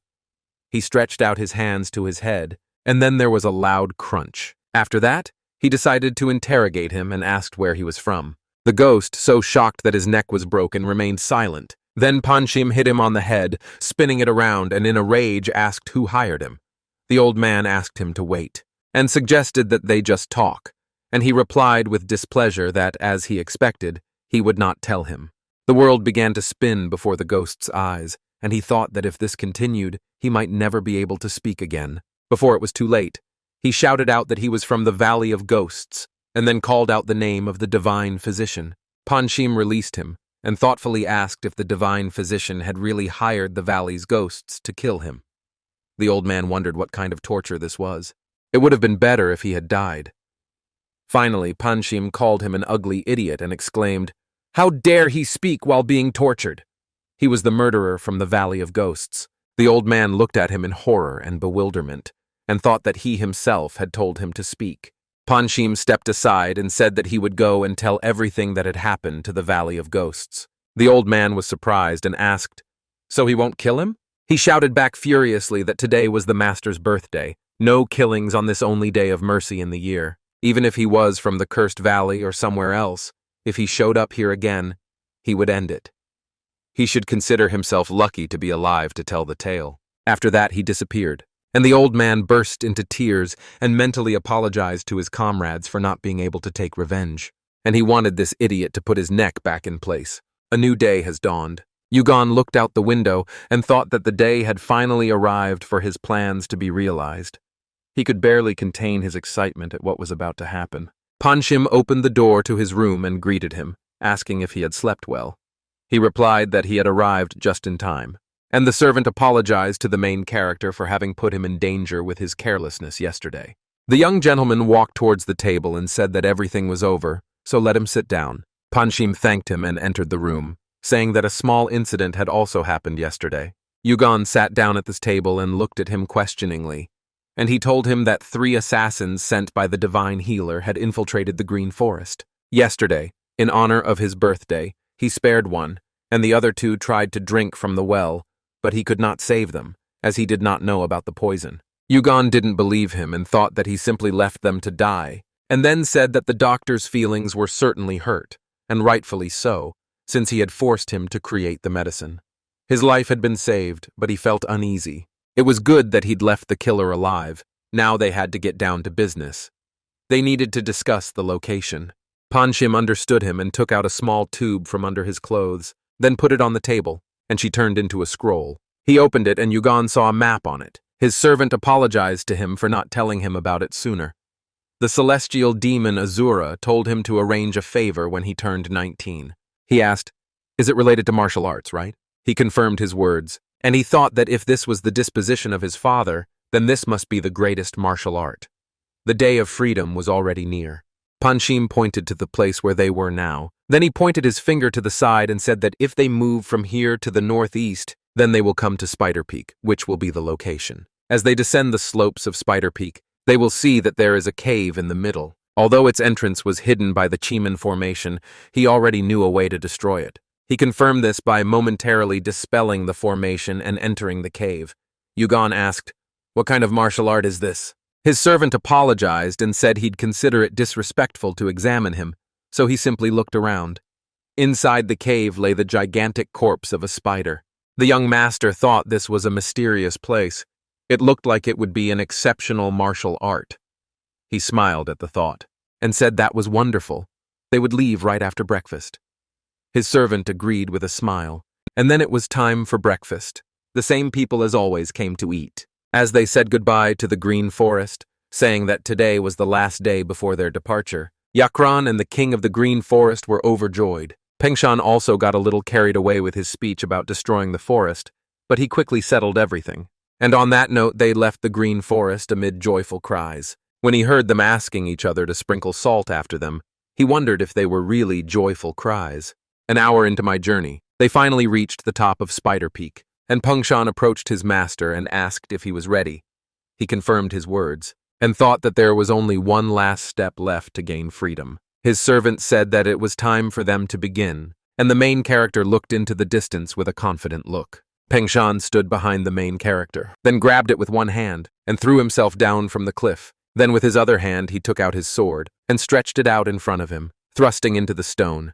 This slowed them down, and then suddenly the mark of the sword on the stone disappeared, and Pengshan thrust the blade deeper. From the outside it looked like they were frozen in midair, and Yugon looked into the clouds beneath his feet and wondered if this was an illusion created by the formation.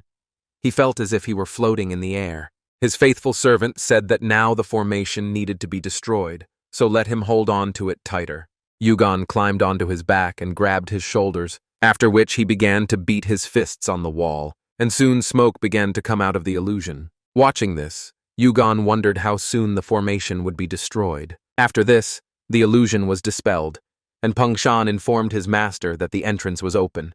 They jumped into the hole, finding themselves in a spacious cave, landed softly like helicopters, and looked around, noticing the only passage. Yugon said he was finally here.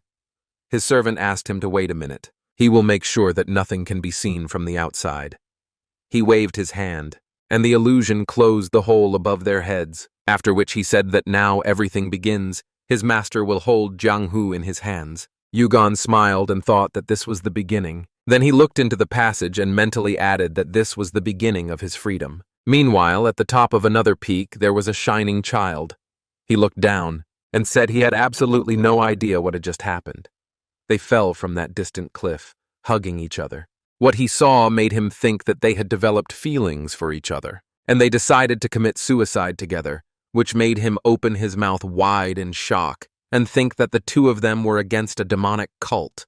It was more than enough to make them jump off the cliff. He dismissed the thought and said it was impossible, but he had many questions. At first, he thought they would go against the demonic cult, but they peacefully parted with the green forest.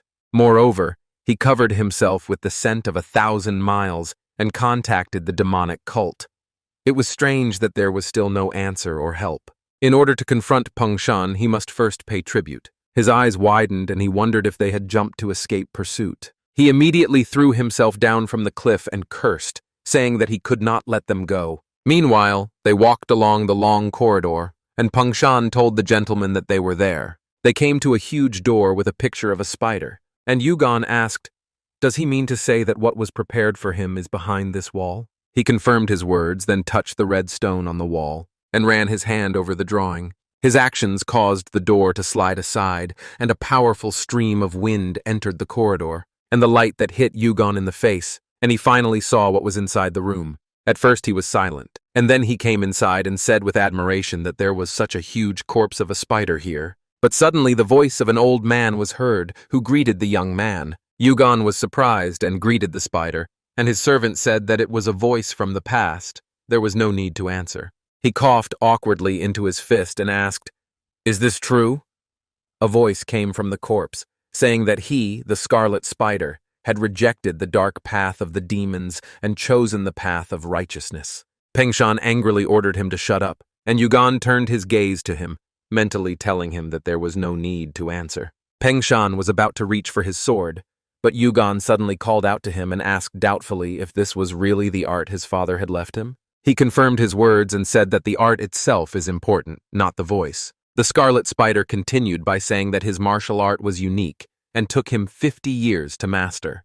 Yugan exclaimed in shock, 50 years? By the time he masters it, he'll be 70. It's just a scam. The Scarlet Spider said he'd found a way to master it in 10 days. Everyone assumed that since it took him 50 years, it should take them the same amount of time. Yugan got angry, calling him an old fool, and told him to just say it. And Pengshan reminded him that it was just a voice. After that, he coughed into his fist. And the Scarlet Spider said that to master his art, the liquid web of an ancient spider was needed. He sees the glass underneath it? It contains ancient molten webbing. This liquid has special properties and abilities. Once he drinks it, no poison in the world can harm him. He must drink it first. Pengshan congratulated the gentleman on gaining immunity to poisons, and he approached the glass, thanking him. After that, he drank the web, and a voice said that it would take about half an hour for it to take effect.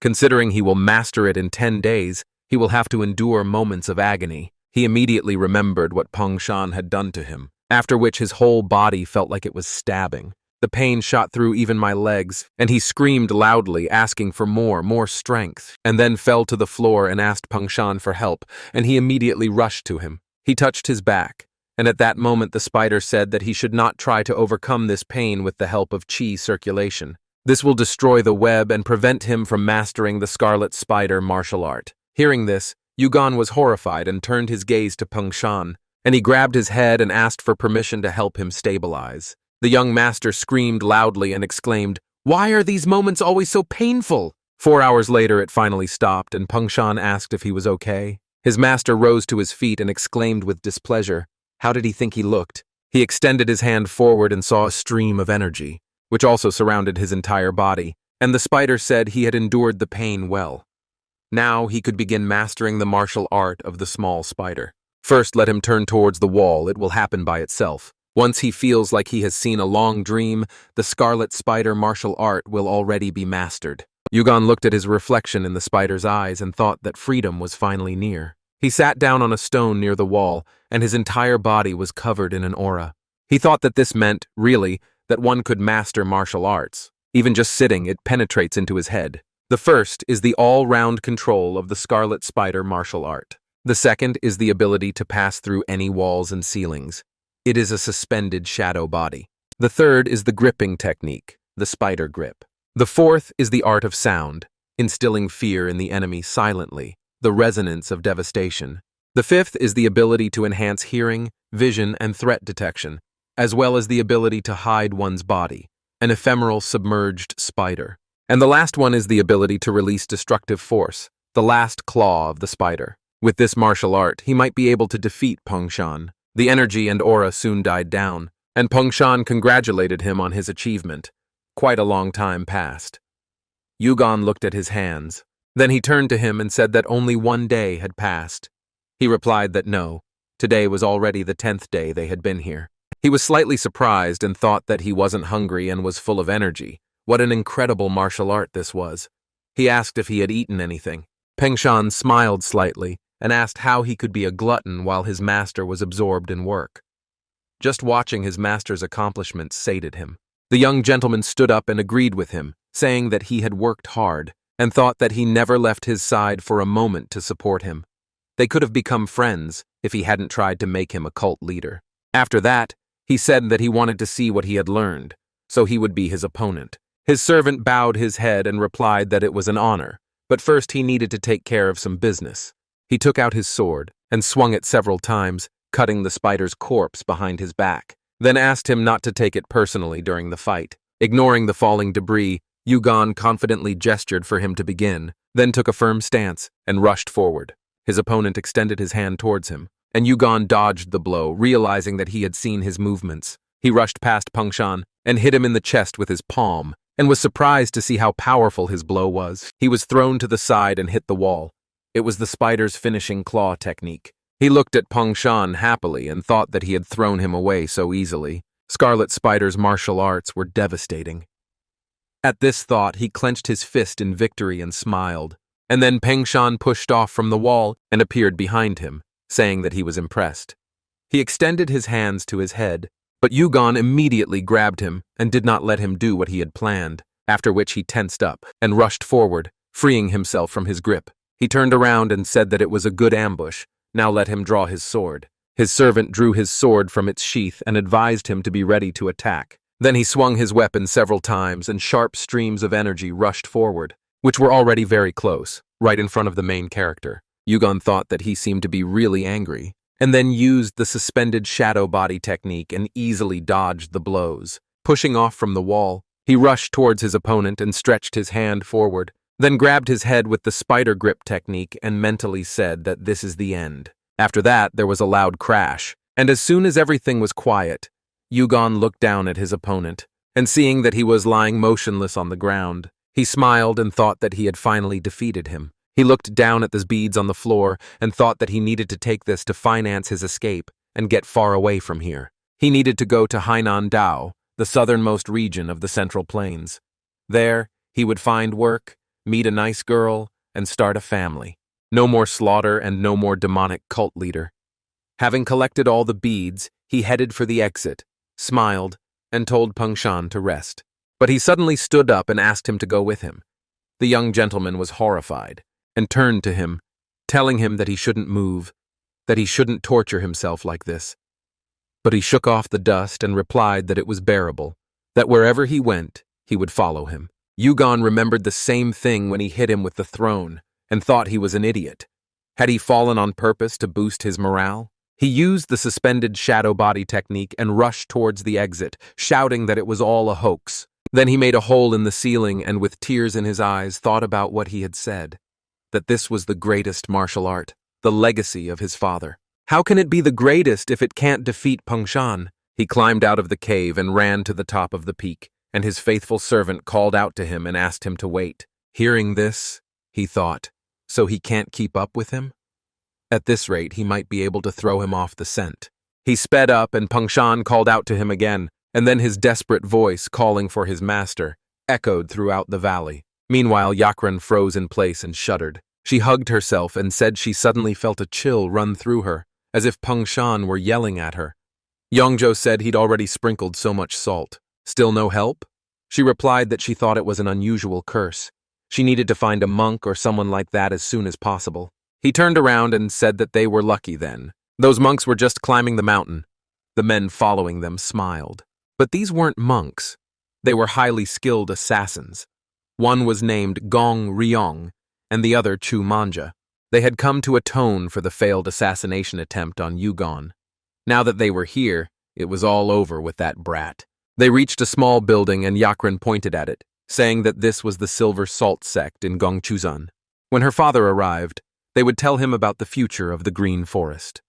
They all entered the sect's territory together and went inside. She opened the doors with a smile and told the monks to come in if they didn't want her to kill them and begin their predictions. The assassins entered and froze in surprise, seeing a rather interesting gathering inside. Now gathered in this hall were a merchant, a lady with a pleasant aroma, 4 members of the great clans of the orthodox sects, and high-class assassins from the Valley of Ghosts. She sat them down at the same table, together with the deputy king of the Green Forest, and stroking one of the assassins on the bald head, she said that they do not kill shamans because it brings bad luck, so he has nothing to worry about. Manhwa mentally told him not to push things and to sit quietly. Yakran immediately turned her attention to him, and patting him on the cheek, told him to relax too. This angered him greatly, and he mentally told his comrade that he'd long wanted to kill someone just like that, without orders. His comrade replied that they would still have a chance. First of all, the most important thing is that they cannot let this person know who they are. Gongran asked what kind of prediction he wanted. He thought it was Xiongnu Myosin, the brain of the Green Forest. Did he want to know about the forest's future, or about the opportune moment to unite the unorthodox sects? After much thought, Myosin finally spoke, and asked if he would find a girlfriend this year. The assassins did not expect such a question at all and remained silent, and Yakran, who was standing nearby, laughed quietly. She approached the four boys and asked if they were still alive. After all, they were the ones who suddenly appeared and started a fight with the Black Dragon Squad, right? She sat down at the table with them and suggested they talk over drinks about why they were there. What did they think about it? She raised her glass and wished the Green Forest eternal prosperity, and Xiongnu looked away and frowned, thinking that if they were destined to take the righteous path, then what should they do? She noticed the expression on his face and, calling him an idiot, asked what was wrong with him. Did he fall in love with her and follow her into the Green Forest?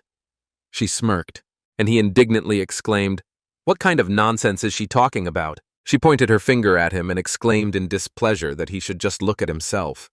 He suddenly became so serious. Why can't he just say he likes her? Will she kill him if he asks her out later? Anrok placed a hand on his friend's shoulder to calm him down while Sumyoung took a sip, and turned to the young lady asking if he could ask her a few questions, if she did not mind. He hadn't seen the Black Dragon's troop lately. Had they made peace with the Green Forest? She chuckled and replied that they were all dead and had vanished into thin air. They shouldn't try to find out more. It could end badly. He asked if she was joking when she said they were all dead. She said no. He frowned and said that if this question was too difficult for her, he would ask another. Were the four who were with her still here? Who were they anyway?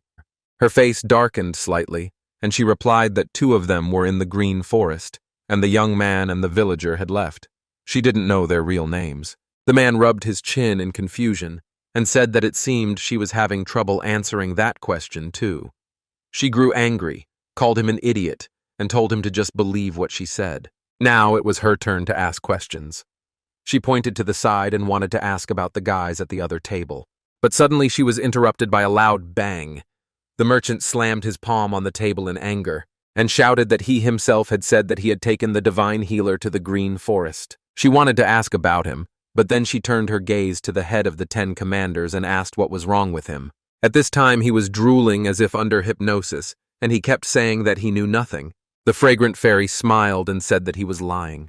Wansun told her everything about it, how a certain Punchin kidnapped a healer, so they should follow them straight into the Green Forest. She used her mind control technique, released more fragrance, then reached out to him and asked, "So Punchan and the divine physician are really not here?" The merchant smiled and thought that this mind manipulation technique could charm the enemy and cloud his consciousness. At this time, Yunzhao could barely contain himself and thought that his body could barely withstand it, but that guy was already finished. He grabbed his weapon and shouted in anger, "How dare they mention Punchin in his presence?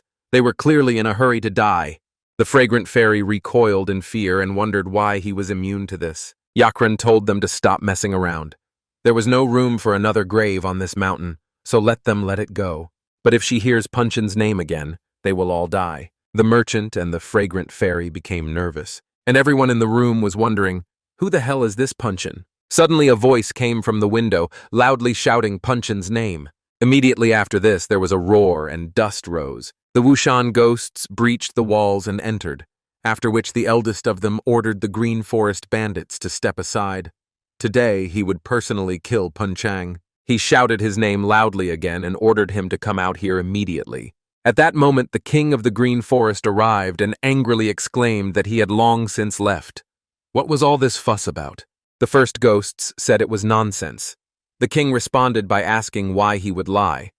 Their good friend, the leader of the Black Dragon Squad, had also left, so let them go too. His words greatly angered the ghosts, and they exclaimed, "Does he take them for fools?"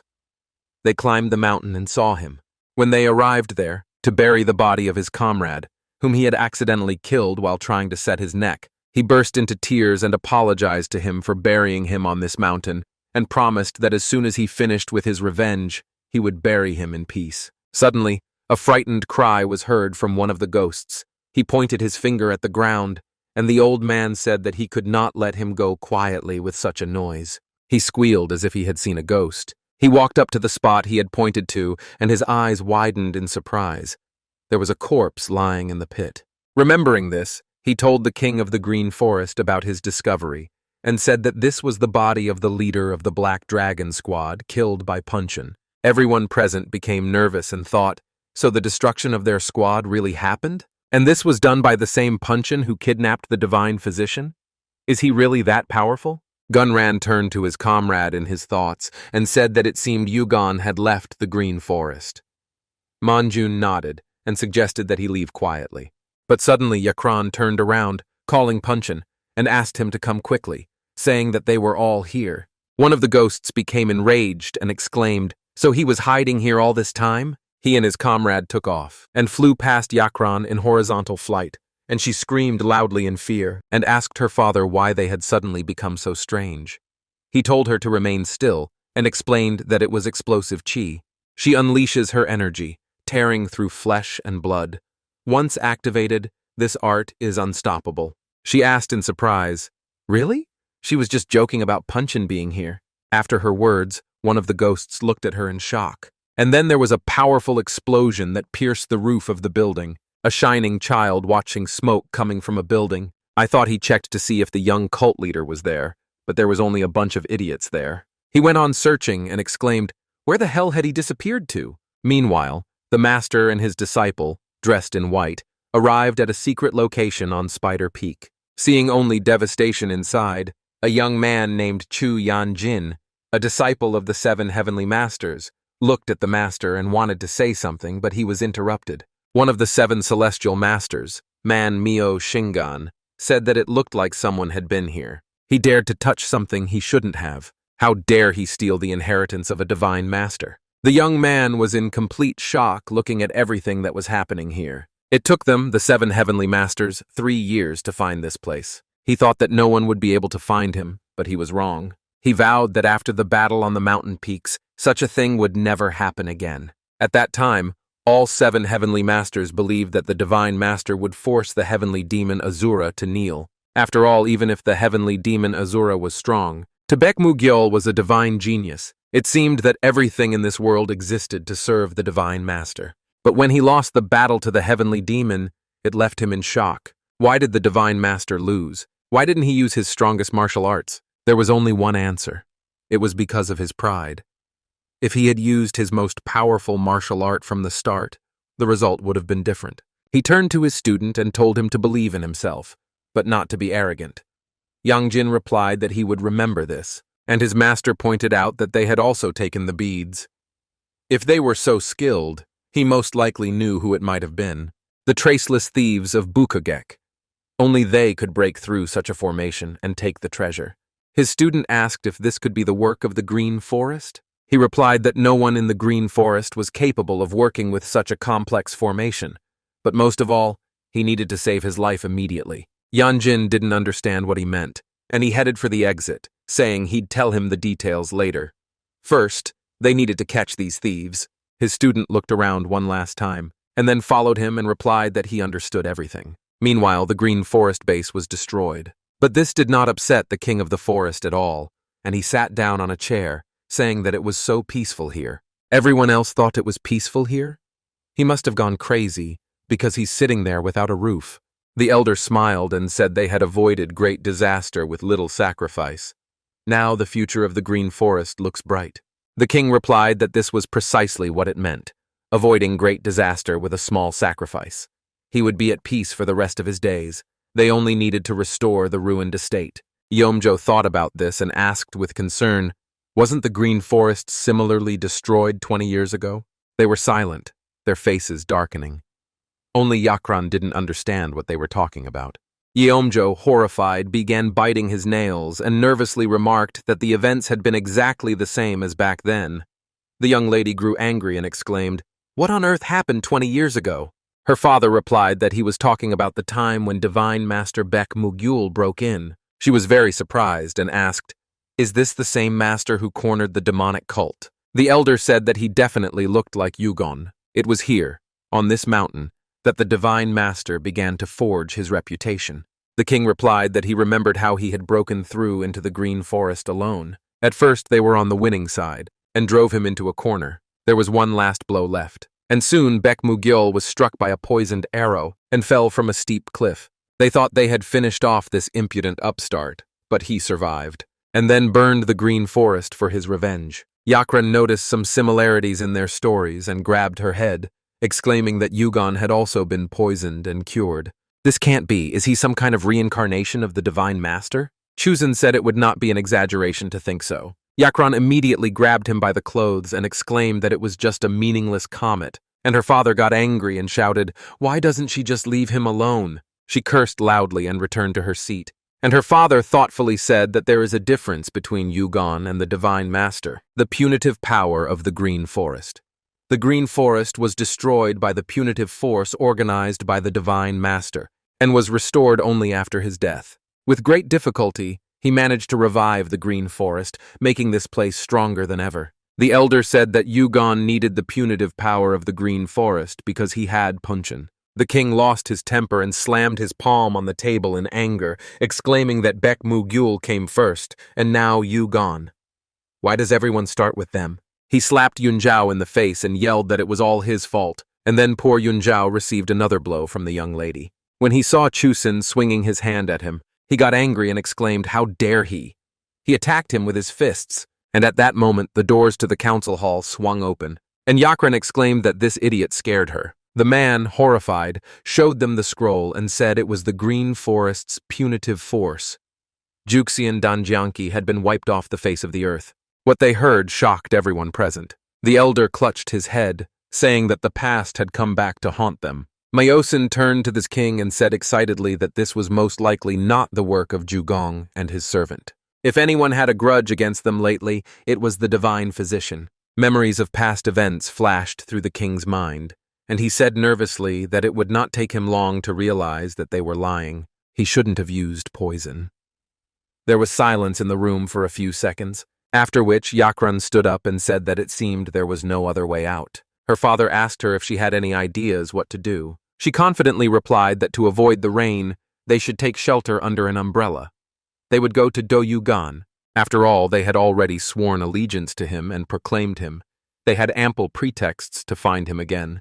Her father clenched his fist and thought that he had finally gotten rid of them, and now he would have to look for them himself. He swore loudly in anger and slammed his fist on the table, shattering it into several pieces, after which he headed towards the exit. Yunzhao watched him go, and asked the young lady where the king was heading. She responded by telling him to get up.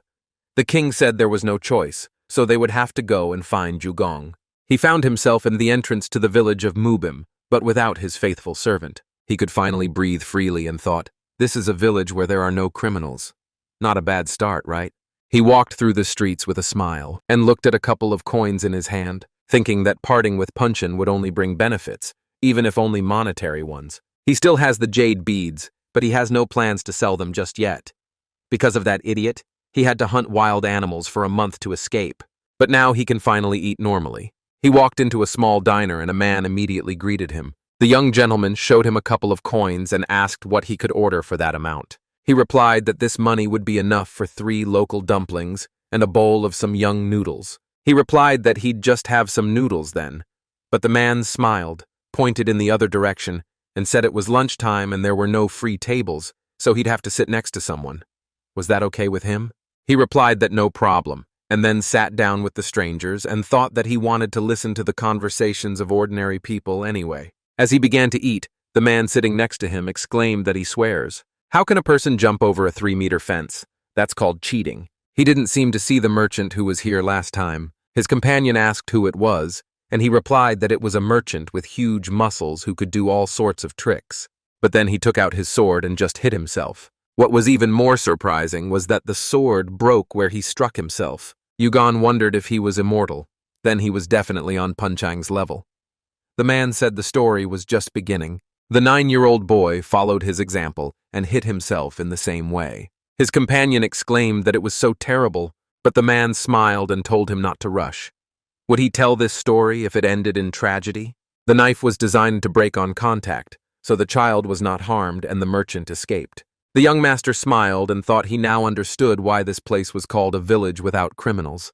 This village knew nothing of the martial arts of the Murim world. At that moment, the man decided to tell his friend about the guy who runs on the rocks as if on level ground. His words made Yugon choke and start coughing, and the man patted him on the back and told him to be careful. Another man noticed him and said he didn't remember him here. Was he traveling? Yugon confirmed his words, and the man said that he came just in time. There's a festival in the square tomorrow. He asked if anything good had happened in the village. The second man confirmed his words and said that it was the village guard's birthday, so everyone would be able to eat and drink to their heart's content for 3 whole days. His friend added that no one would go hungry during these 3 days, and he himself said that he was not going to eat in the morning. After listening to them, Yugon thought Hainan Dao was a nice place, but Mubim village was quite nice. It was a peaceful place where people lived without worries and looked to the future with hope. He should sell beads to help the villagers. He thanked them for the conversation and asked where the square was. Sometime later, in a settlement near the village of Murim, in the very center was the residence of the leader of the 9 Dragons sect. He was sleeping peacefully next to his beloved, but suddenly he heard a voice in his sleep that asked, "Are you awake?" He needs to wake up. The cult leader thought it must be a dream. As the leader of the 9 Dragons sect, how could he allow an outsider to intrude? It had been a long time since anyone had spoken to him so familiarly. Suddenly a voice asked if he was laughing at him. After that, someone's huge sword pierced his leg, and he immediately opened his eyes wide, gritting his teeth in pain. Punchin said 2 warnings were enough. The sect leader exclaimed, "Who is he?" After that, he swung his hand to hit him, but his body immediately disappeared into thin air. And he asked, was he really being attacked? Punchin reappeared next to him and plunged his sword into his other leg, saying that he had asked for it. The man screamed loudly in pain, and the other said he wasn't allowed to ask questions, but he would. If he asked another question, he would gouge out his eyes. The sect leader thought that there were only 2 people in the settlement who could target him: the leader of the Shining Star sect and the leader of the Divine Moon sect. The Divine Moon sect had a long-standing grudge against him. They must have sent an assassin. He asked how much the Divine Moon sect leader paid him. Punchin got angry and asked with a gloomy expression, "Was that a question?" The man became agitated and said he could pay him 3 times as much. Punchin reached his hand towards his face and said that he had asked a question, and the man, seeing the tips of his fingers near his eyes, screamed in fear and asked for forgiveness, if only he would not gouge out his eyes. At that moment, his beloved woke up. She sleepily rubbed her eyes and asked if he had had a nightmare. Seeing what was happening here, she was stunned for a second, and then screamed loudly. Punchin immediately hit her on the head, breaking her neck, and ordered her to shut up. Seeing this, the sect leader called his beloved with tears in his eyes, after which he began to mourn her, saying that she was the meaning of his life. Punchin said that crying over a woman was so pathetic. He didn't even deserve to have his eye gouged out. He ordered the woman to turn to face him, and she did so. And her husband, seeing that she was still alive, screamed loudly in horror. After this, Punchin exclaimed that he should have jumped out of bed the moment he called him the first time. If he had, his legs and the woman would have been fine. It was all his fault. The sect leader wanted to object that he was just sleeping, but out of fear he fell on his knees before him and said that it was all his fault. Whatever he wanted, just let him say it. Punchin turned his gaze to the door and said that it was better for all 3 of them to hear it at once than one by one. He allowed them to enter, and 2 men appeared in the room, which the sect leader immediately recognized. These were 2 leaders of other sects, but they had already been beaten.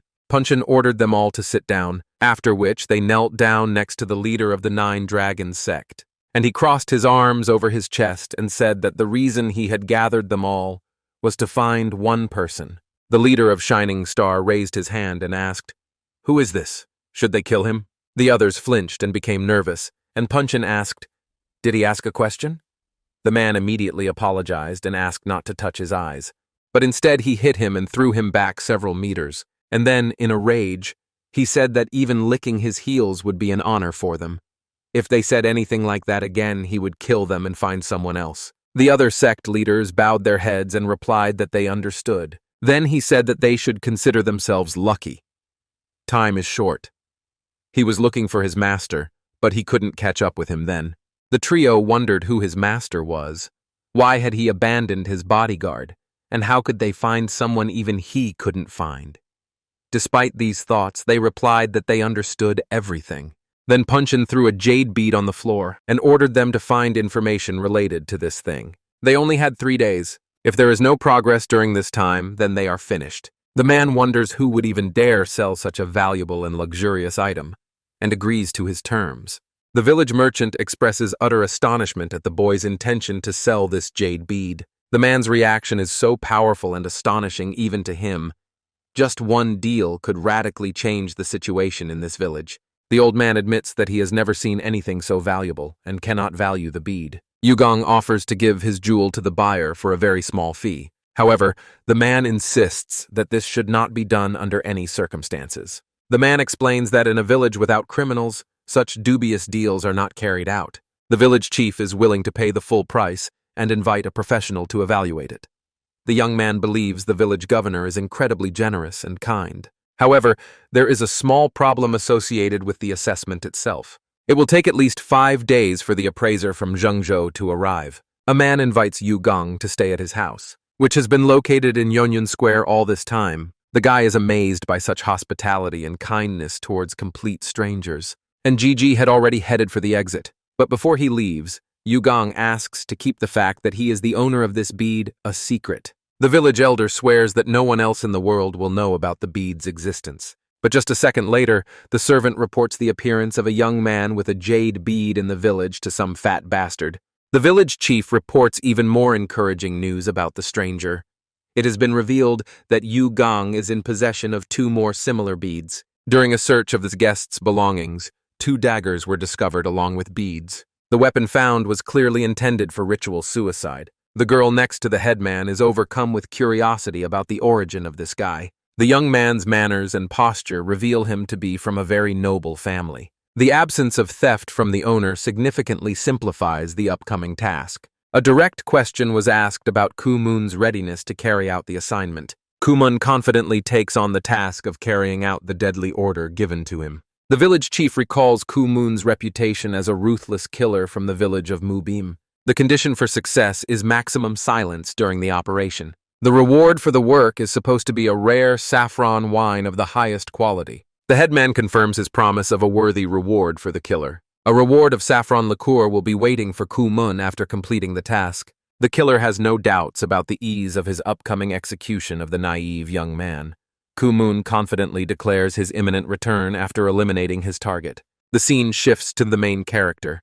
Yu Gong has been staying in the guest house for 2 days without incident. The young man dreams of creating a similar village on Hainan Dao. Outside the walls, the sounds of a lively celebration and a merry crowd of people can be heard. It takes real inner strength to enjoy such simple joys. The spider grip is a technique which almost defeated Punchon himself. This powerful technique releases chi, entangling the opponent like a web. The question arises about the possible ways of using such an unusual skill with the hand. Is it possible to combine the use of this technique with a blade in hand? And the guy trains by throwing blades in meditation. The distance to the opposite wall is approximately 6 meters.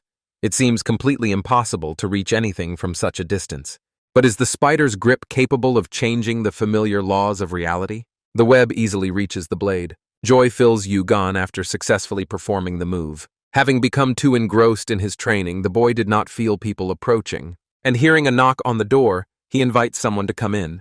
The maid politely inquires about the quality of the young master's night's rest. Yu Gong recognizes the same maid who came to him yesterday. The girl explains that the chairman personally sent her to take care of the guest. The guy reacts ironically to this unusual concern for his comfort.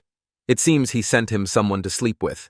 He turns away from the girl and tells her that she shouldn't do this just because she's staff. The maid tries to explain that she is simply following a direct order from the chairman. Yu Gong is convinced that a maid should not sacrifice herself for someone else's whim. The girl explains that she only brought an aromatic candle for a sound sleep, and an awkward silence hangs in the room.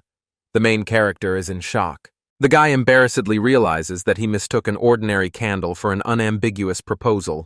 The maid bids the young master good night and quickly leaves the room. The guy gets embarrassed and facepalms his forehead. Yu Gong scolds himself for his ridiculous assumption about the intentions of the maid who came. He must never make such mistakes again and reached for the candle.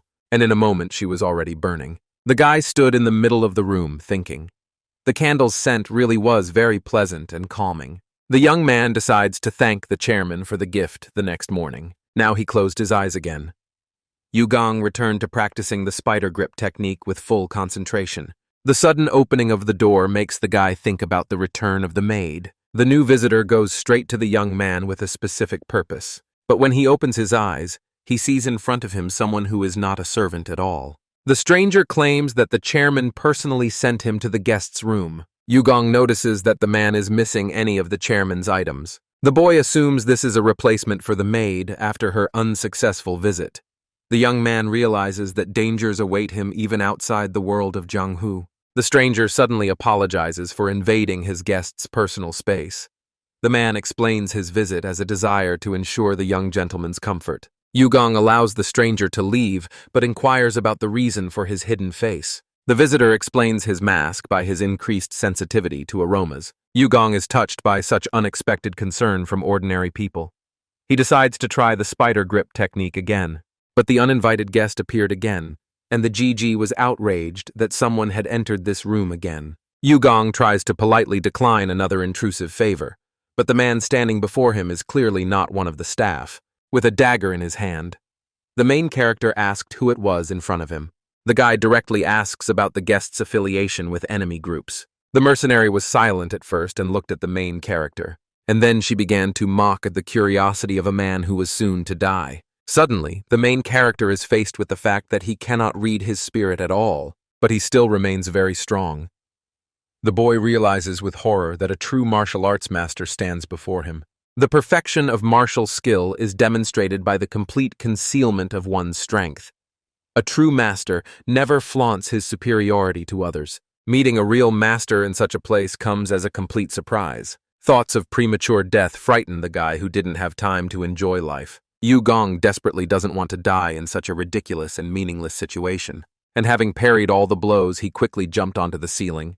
But in the end, the guy freezes in horror, finding that he couldn't even move to attack. The master's inexplicable actions make the main character wonder about his future plans, and he suddenly flies up to the bastard with a kunai and is ready to kill him. But noticing his inability to hit him and his gaze, it seems the master simply doesn't consider the attacks worthy of a response. The guy comes to the conclusion that his attacks do not pose any danger to the master. The scene shifts to the fat man's chambers. The chairman is certain the young man should already be immobilized on the floor. One of the howls says that Kumun is an amazing person and his natural abilities are the same. The girl asks, has he ever seen his abilities with his own eyes? He confirms that he personally observed Kumun's incredible abilities. His memory takes him back to the night after completing one special task. Then he found Kumun at the training center under strange circumstances. The mercenary demonstrated incredible strength, using only his fingertips. Meanwhile, the battle between the main character and this incredible Superman continued. Kumun was able to destroy an entire wooden plank with one precise move, but now the mercenary was in shock, because the guy remained conscious despite the effects of the intoxicating candle. No one can resist such a powerful poison. At least that's what the poison seller told him. In horror, the mercenary notes the complete disappearance of his target from sight. The sudden appearance of a young man behind him elicits a panicked cry from the killer. The mercenary can't believe a man can literally fly through the air. Such a spectacle completely defies all known laws of physics. It's a well-known fact that humans lack the ability to fly. Kumun gives those around him the feeling of facing a real monster. But in this fight, that's not the case at all. The mercenary is amazed at the accuracy of hitting the target from 9 meters away while blindfolded. But now he was already struck by the main character himself. The chairman orders a bottle of saffron liquor to be delivered to Yonyun Square. He reports that Kumun has already successfully completed his deadly mission. The mercenary's job is considered complete and finished, but they don't know that the protagonist has already killed him. The guy is sure that after such a dagger strike, the killer has no chance of surviving. The mortally wounded mercenary begins to choke and wheeze from the piercing pain. The protagonist asks who he even is. A dying man tries to show off his ability to break wooden planks. The guy didn't understand at all why he started talking about how he could break some boards. Yugong dismisses such pathetic displays of ability with disdain. Almost every representative of the Murim world possesses such a skill. The guy begins to realize the true motives behind the attack on his person. It turns out the mercenary was an ordinary criminal who wanted to get hold of the beads. Yugong remembers that he left all his beads with the village chairman. The young man realizes the imminent danger to the chairman's life and flies out of the estate. The chairman is already celebrating success and asks someone to make a toast with a glass in hand, and he himself laughed and anticipated the possession of the beads, when suddenly, finally, some figure from the shadows calls out to the chairman. He greets the returning Kumun and asks about the fate of the boy with the beads. But it was not Kumun, but the main character. who asked in surprise about the young man who brought the beads. And at that moment, all three bastards were in shock. Their plans were revealed instantly. Yugong started walking towards them with anger, and the chairman looked at him, not understanding how he managed to survive. But this no longer matters, because the main character hit him in the face with all his strength, rejecting the claim about the village without a single criminal. And now these three bastards were kneeling before him. The boy loudly scoffed at the very idea of such a safe place existing. This night will be remembered by the young man as the first murder in his life. Yugong is outraged by the lack of warning about it. Otherwise, he wouldn't have killed him. The young man realizes with horror that he has murdered a simple civilian. He sarcastically remarks that even in the ghetto, they don't carry knives openly. He sarcastically inquires about the village's casualty count without a single criminal. Yugong demands an immediate explanation from the trembling chairman. One of them is trying to justify himself by saying that the residents became victims of the exploitation of the system that the chairman created. The guy watches with irony as exploited people have fun at the party. The chairman has absolute power over all the residents of the village of Mubim. The annual festival serves as a demonstration of the power and authority of the ruling elite, and all those dissatisfied with the existing regime disappear without a trace under mysterious circumstances. All the residents sat with their heads down, and the chairman himself sat and was afraid. What would happen to him next? Yugong announces that only the chairman and his accomplices will be punished. A guy proclaims a public punishment for the chairman at Yonyun Square, and all the innocent people were happy with this turn of events. The chairman begs not to leave him alone in such a dangerous situation. But Yugong was on edge and ready to kill this fat bastard right there on the spot. Seeing this, the man panics and begins to beg for mercy and to save his life. Yugong demands the immediate return of his jade beads. The chairman justifies this by saying that his son took the beads for examination.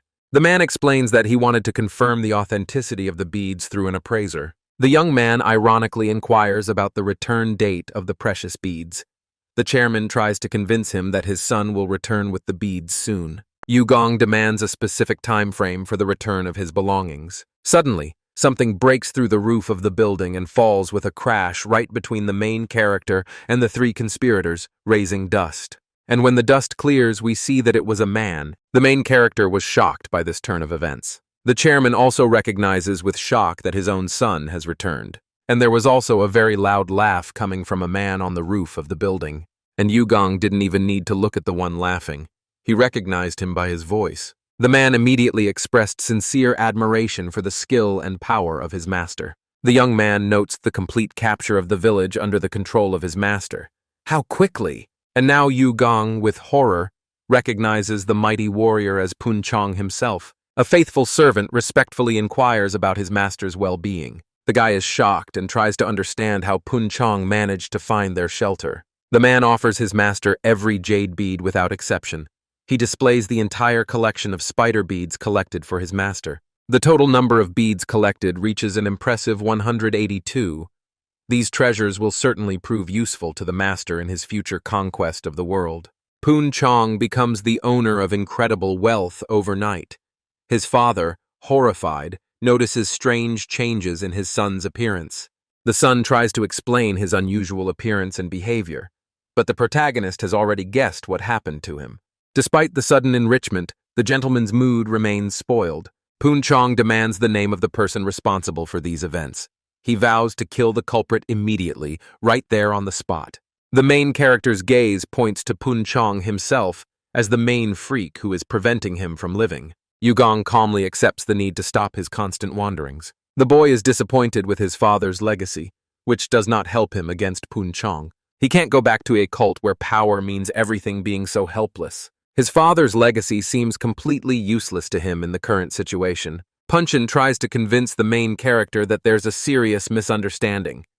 Yugong is skeptical about any misunderstanding. Now you can safely discuss all important issues with the heir. Spider art turns out to be only one of 7 existing legacies. This shocks the protagonist. Yugong asks in surprise about the existence of other hidden legacies. Many people have died to receive just one inheritance. The guy doesn't want to see new deaths for the sake of these treasures and artifacts. Yugong states that Pungchun is more suitable for the role of the cult leader than he is. He advises the servant to go his own way without looking back at others. But Puncheon prefers to pretend that he didn't hear anything that was said. Yu Gong confirms his words about transferring leadership of the cult to a servant. He doesn't care at all who Puncheon decides to kill in the future. But suddenly, he was alarmed by the clang of a sword in the hands of the Puncheon behind his back. The servant panics when he hears words about being useless without the status of a master. Puncheon is ready to carry out any decision of his master without asking any questions. Yu Gong tries to stop the servant from doing something rash. A faithful servant threatens to commit suicide right on the spot in front of everyone. The guy tries to prevent a tragedy and keep the servant from taking a fatal step. Everyone around is still in shock watching this drama. And the main character failed to stop his servant. And Puncheon still stabbed himself in the neck with the knife. But in the end, we only saw the dissatisfied face of the main character, and Puncheon, alive and well, who was very angry about his failure. And he swung the knife even harder and struck even harder. But he only managed to break his sword. Yu Gong doesn't understand why he can't even allow the death of his loyal servant.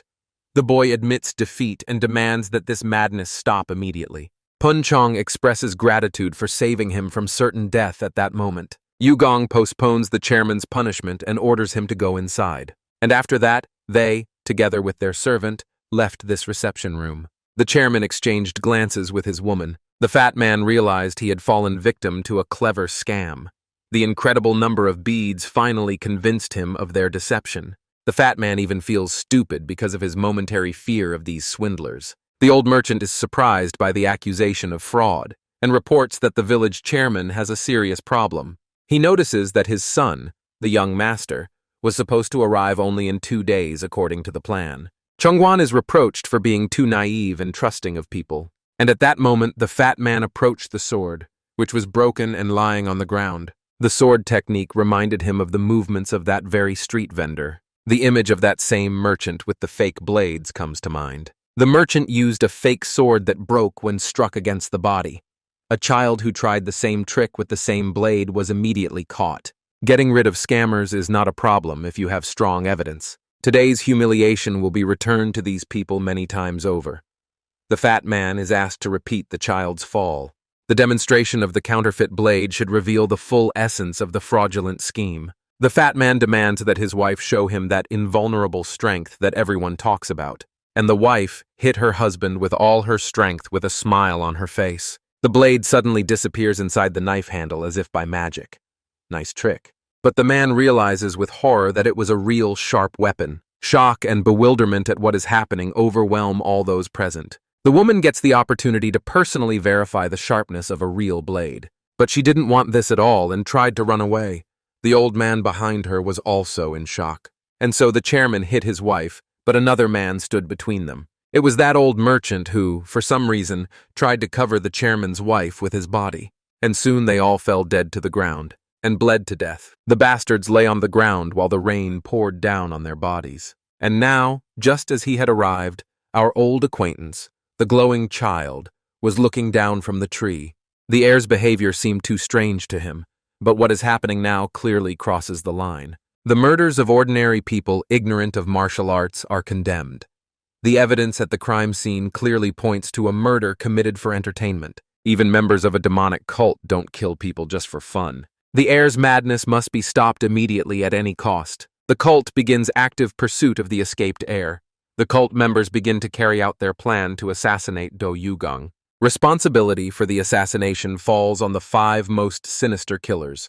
5 villains, missing for 2 decades, unexpectedly return. The 5 villains possess an invincible reputation and supreme fighting prowess. The heir should have left the Jianghu world much earlier than now. The path of both heroes is now approaching its natural and sad conclusion. Meanwhile, the only living person left on that estate was the disfigured son. The son desperately begs his parents not to die in this terrible place. He cannot understand how such a tragedy could happen before his eyes. Some time ago, he was in Zhengzhou to have his beads appraised. That's when he met Puncheon. The son was outraged by the intrusion of strangers during an important examination. But then a Puncheon grabbed him by the hair, and he was interested in the guy's origins and motives. Shock and bewilderment overwhelmed the guy more and more with each passing second, and this is what it led him to in the end. The son turned in rage towards the sword that was in his mother's body. He remembered this mysterious man with an unusually dark aura. He was talking about an extremely dark and dense energy emanating from the stranger. Suddenly, someone else approached them. It was the main character who returned and was shocked by the bloodbath he saw. And in the midst of all this, he saw the chairman's disfigured son. The gaze falls on numerous bodies scattered throughout the room, and the main character immediately turned around and blamed Punchon for the deaths of innocent civilians.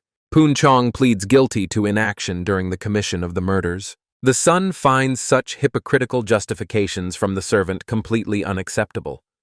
He is outraged by such a statement after the murder of his own parents.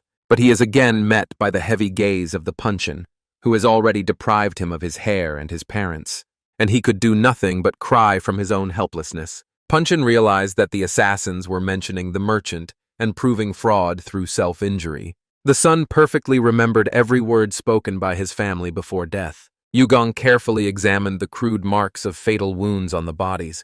He immediately realized that these wounds could not have been inflicted by the hand of his servant, Punchin. Suspicion ultimately led to the death of those same doubters at their own hands.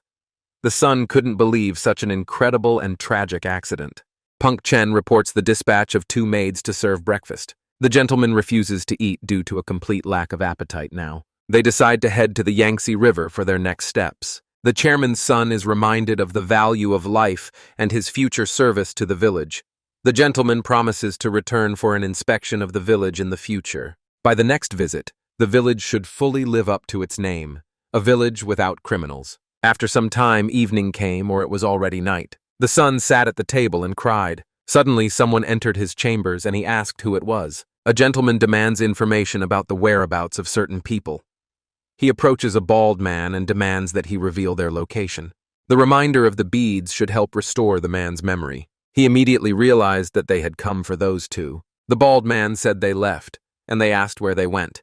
The bald man begins to stutter and show signs of anxiety, but then he gets kicked in the face for disturbing him. The gentleman demands that the process of recalling the necessary information be accelerated. The bald man suddenly remembers the mention of the Yangtze River in conversation. He confidently confirms that the pursuers were heading towards the Yangtze. One of the ghosts, with a twisted neck, expressed doubt about the veracity of the information received from the man.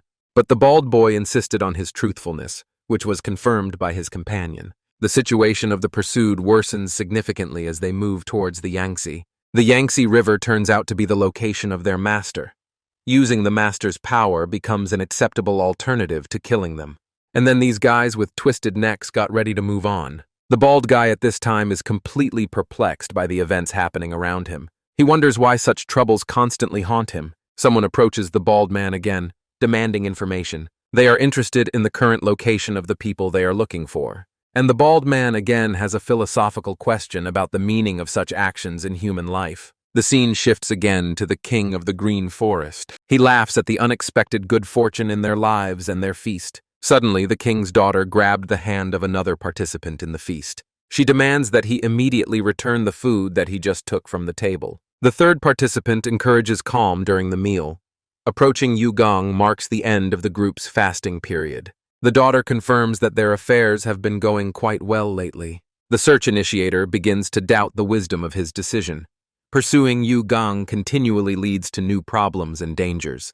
An unexpectedly large number of people became involved in the persecution of Yugong.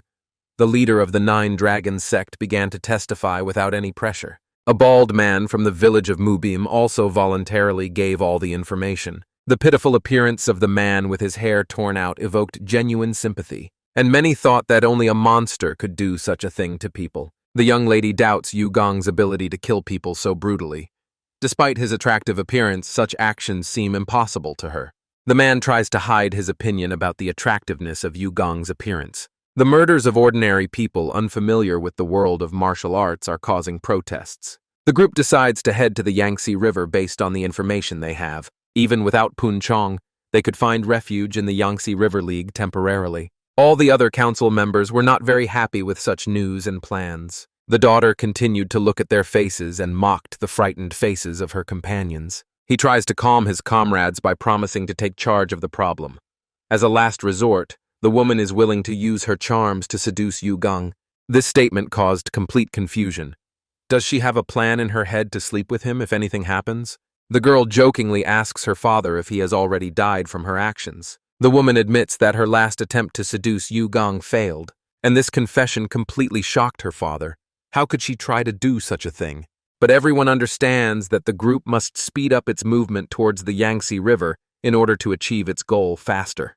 Doubts arise about the successful delivery of a previously sent letter to the recipient, and the scene shifts. On some ship that was moving on the sea, and inside the cabin, some guy in purple was reading a letter. The man had no idea who Peng Chong and Yu Gong were, or the reason for their visit. King Dongjong-yeon leads the powerful Yangtze River League in this region, and he was now reading this letter. The scene shifts to the albino monk grandfather who was now traveling on his bird. The group finds itself in front of the residence of the famous Bu Chwigayek. Master Seonghak is interested in the results of the search for Bu Chwigayek's traces. Seonghak was one of the 7 heavenly masters. Another grandfather confirms the failure to find the criminal. Mr. Kame said the search was unsuccessful because the thief had fled before the operation began. Bu Chwigayek likely learned of the operation being planned against him in advance. Sonhak reports the disappearance of the shadowless thief from his base. This alarmed the second grandfather. Both criminals disappeared without a trace from their usual places of residence. Suspicion falls on Bu Chwigayek and the shadowless thief as accomplices. They likely destroyed the spider scroll and stole the jade beads. The masters are concerned about the criminal's ability to escape so quickly. Then the young monk comes out. Disciple Yanging asks the 6th master about continuing the pursuit of criminals, and the master suggests temporarily stopping the pursuit of the escaped thieves. Yangin wasn't entirely happy that they would have to wait any longer. But the master said that a successful theft would certainly spur the criminals to new actions. The masters decided to wait for the thieves' next move instead of pursuing. The discussion turns to other equally important issues and tasks, and the scene switches to rain pouring down on the entrance to the cave. The colors of the flags around the estate carry a certain meaning. Bu was sitting near the cave the whole time. The daughter warns her father that the 7 heavenly masters are approaching them. Bu Chwigek expresses complete bewilderment as to how he became the master's target. The father tenderly addresses his beloved daughter Huayang with heartfelt apologies. Confrontation occurs when someone discovers their hiding place in this place, and will attack the thief with magical purple powers. Bu Chwigayek is directly accused of stealing those very same jade beads, and on top of that, 3 aura shots to the body. He miraculously managed to repel them. The thief explains that he recently arrived in Xi'an and did not touch the master's property.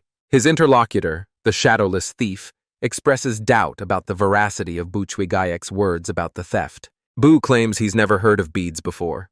The situation leaves the thief feeling completely frustrated and annoyed. Then the thief took a bottle out of his pocket, and she instantly grew in his hands. The main question concerns the real thief who stole the beads from the masters. They were the prime suspects, but without cause. Bu Chwigayek suggests going and voluntarily surrendering to the 7 masters. The shadowless thief asks about the meaning of confessing to a crime they did not commit. His accomplice suggests finding the real criminals and catching them themselves. They can hand over the real culprits to the hands of the 7 heavenly masters. The shadowless thief immediately grabbed the bottle of drink, and he agreed that it was impossible to hide from the masters here forever. He decides to go and catch the real bead thieves now. The scene switches to the seaport of Hubei. There, in the apartment, Pun Chong allegedly treated the main character, who asked him to stop. He would always be on his servant's side anyway. But Punchin only expressed sincere admiration for his master's martial arts prowess. He never thought he'd have to use the burning shadow technique. The burning shadow is a mark of blood and chi on a person's body. Once applied, the mark can be tracked from 1,000 miles away. The process of applying the mark takes only 1 moment in time. A second can feel like an eternity in certain tense moments. The guy screamed, and finally the mark was placed. Pun Chong advises the gentleman to rest before the upcoming ship trip. Yu Gong is surprised that a ship is needed since they are on a lake. Pun Chong explains that the lake connects to other bodies of water in the region.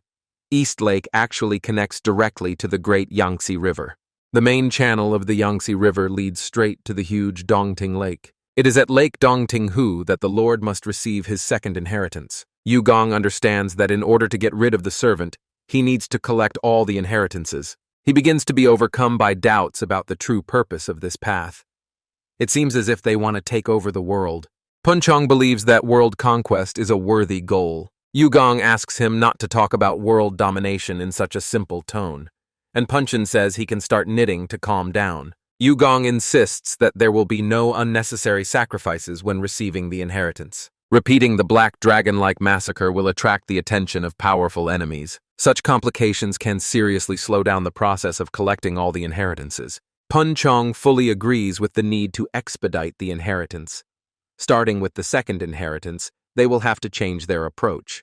Yugong orders them they proceed with the utmost caution and discretion. A repeat of the events at Green Forest would be completely unacceptable. The legacy is located at the bottom of a lake, which requires diving training. King Dong Zhongyan can help with scuba diving training. Yugong doubts his diving skills are unique among so many others. All sailors must have basic scuba diving skills. Yugong is outraged by his servant's disobedience to direct orders and instructions. Punchon confirms his complete readiness to carry out any instructions from his master. The servant sets off in search of a suitable ship for their further journey, and the main character hopes that Punchin will be able to find an unremarkable ship. The scene switches, and now we see a ship. Yugong looks at the ship called the Eastern Dragon with interest. Punchong explains that the dragon symbolizes the ruler of heaven and earth in the world. It must have cost them a fortune to acquire such a large ship. The servant assures that he received the ship at a low price from friendly people. Yugong scoffs at the servant's unexpectedly civilized methods. The guy is pleased with the manifestation of human qualities in the behavior of his servant. Maritime traditions dictate that even strangers on board be greeted. Yugong expresses hope that this peaceful period along the way will continue. But then a bunch of hooks are thrown onto their ship. The stranger accuses them of stealing a ship belonging to Baek Ryong and his men. He threatens to brutally punish the ship's thieves right then and there. The guy was in complete shock, and Punchan was already preparing for battle behind him. Yugong stood there, confused, wondering what he meant by, the ship was stolen. Hadn't Punchan said something else? And the main character immediately looked at him and was outraged by the servant's lie about the legal lease of this ship from the owners. The pursuer swears that they will not be able to escape the punishment they deserve. And then Punchan prepares to engage in combat with one of the attackers. Among them is a mustachioed pirate who says that this is the end. But Punchong twisted his sword and imbued it with energy, and now the mustachioed pirate saw only his reflection in the perfect blade of the servant's sword. And he flew off like a projectile while his entire team watched. The pursuer bursts into angry curses at the two men on the ship, and the Punchin calmly approached them, easily neutralizing one after another with his sword. He hadn't fought in a long time and was full of strength. Therefore, he could lay waste to 1,000 enemies right now. And whoever he couldn't reach with his sword, he could kill even with his hands in flight. But he didn't kill them yet. He just threw the bastards into the water, into which they fell with a big splash. And now most of the pirate squad's fighters were in the water, just like him. The men screamed from unbearable pain in their heads and necks simultaneously. The pirate's immediate defeat in the fight left him with a feeling of profound humiliation. He orders his crew to punch holes in the hull of this ship. The attacker demonstrates the consequences of overconfidence in martial arts. The pirate wants to teach him a lesson this time. Yugong asks the servant about the contradiction between the rent and the theft charges. Punchong insists that he did pay for the use of the vessel. The servant's expression convinces Yugong that the words about renting a ship are true. But Punchin also sensed people preparing to break through the bottom of the ship. Punchong suggests that the gentlemen immediately leave the sinking ship right now, and they quickly jumped onto the small boat. But something went wrong and their ship also began to shake. The attackers plan to sink both vessels, including the ship and the speedboat. They are going to sink all the watercraft in this area. And indeed, the bottom of the second boat had already been pierced. Yugong realizes the mortal danger of the situation on the water for them. The boy asks his servant if he has any skills in swimming in water. The pursuers mock their plight and wish them death. But Punchong just looked forward emotionlessly and remained silent. The main character turned to him again, and the guy reported the need to build a new ship for the journey. But they find themselves in a deserted place in the middle of a vast expanse of water, without any ships. What does he want to build a ship out of? Meanwhile, a family was sailing on another ship, and the father asked his son about his impressions of the picturesque views surrounding them. The boy marvels at the sight of fish jumping out of the water around their boat. The boy was surprised by this. There were so many fish here. The boy also observed with surprise a fish with a human face in the water. It was a raft being pulled by people. The whole family was shocked by this sight, and they closed the baby's eyes. Yugong also noticed this unusual fish with human features. It was their raft. Poon-chung apologizes to his master for the one remaining attacker. The young man praises the servant for his resourcefulness in this difficult situation. Yugong demands to know the name of the person giving orders in this group of attackers. The man introduces himself as the seventh leader of the White Dragon clan, Dung Mugalik. And then the main character confirms the fact that his group of men legally leased the ship. He expresses outrage at the unfounded accusation of theft. Dung Mugalik was shocked by this information. His face reflected maximum shock. The clan leader checks with a subordinate about the receipt of rent payments. The subordinate confirms receipt of money from Poon-chung for the rent of the ship. Yugong is convinced of the servant's honesty and realizes there has been a misunderstanding. The clan leader is angry with the subordinate for concealing payment information. The subordinate justifies himself by saying that he received only 1 coin for renting the ship. Dung Mugalik is outraged by the ridiculous amount of rent for the ship. Gigi was also outraged, and Poon-chung believes that they should be grateful for any payment received. Yugong orders the servant to stop this useless talk immediately. The boy accuses the servant of enjoying humiliating weak people. The servant admits his serious mistake in this conflict situation. The pirate bitterly repeats Yugong's words about the weakness of his organization. Dung Mugalik expresses anger at the humiliating situation. How much longer do they have to swim anyway? Why are they frozen?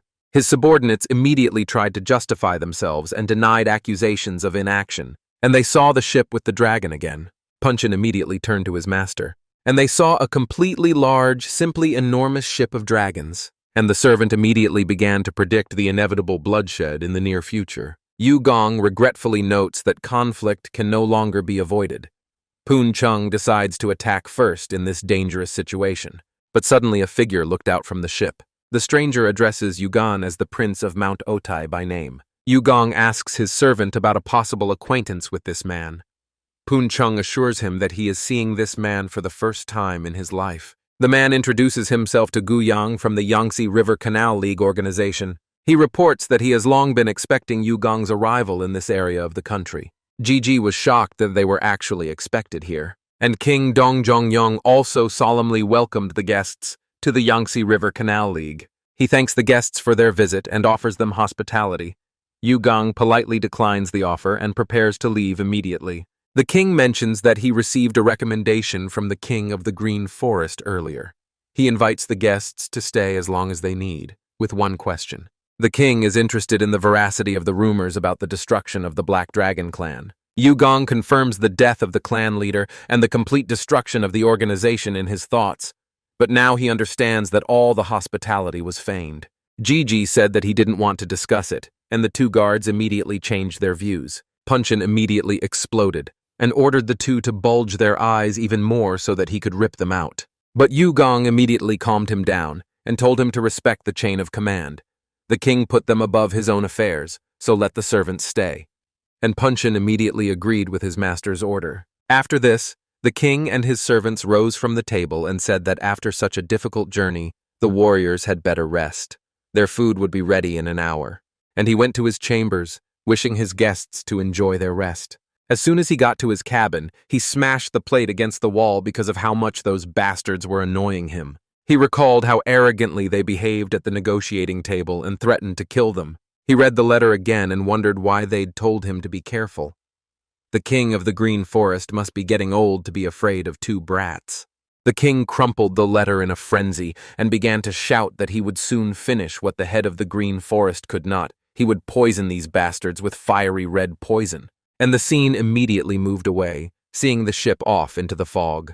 The scene shifted, and then the daughter of the king of the Green Forest asked her father if he had written about their attempt to poison the demons.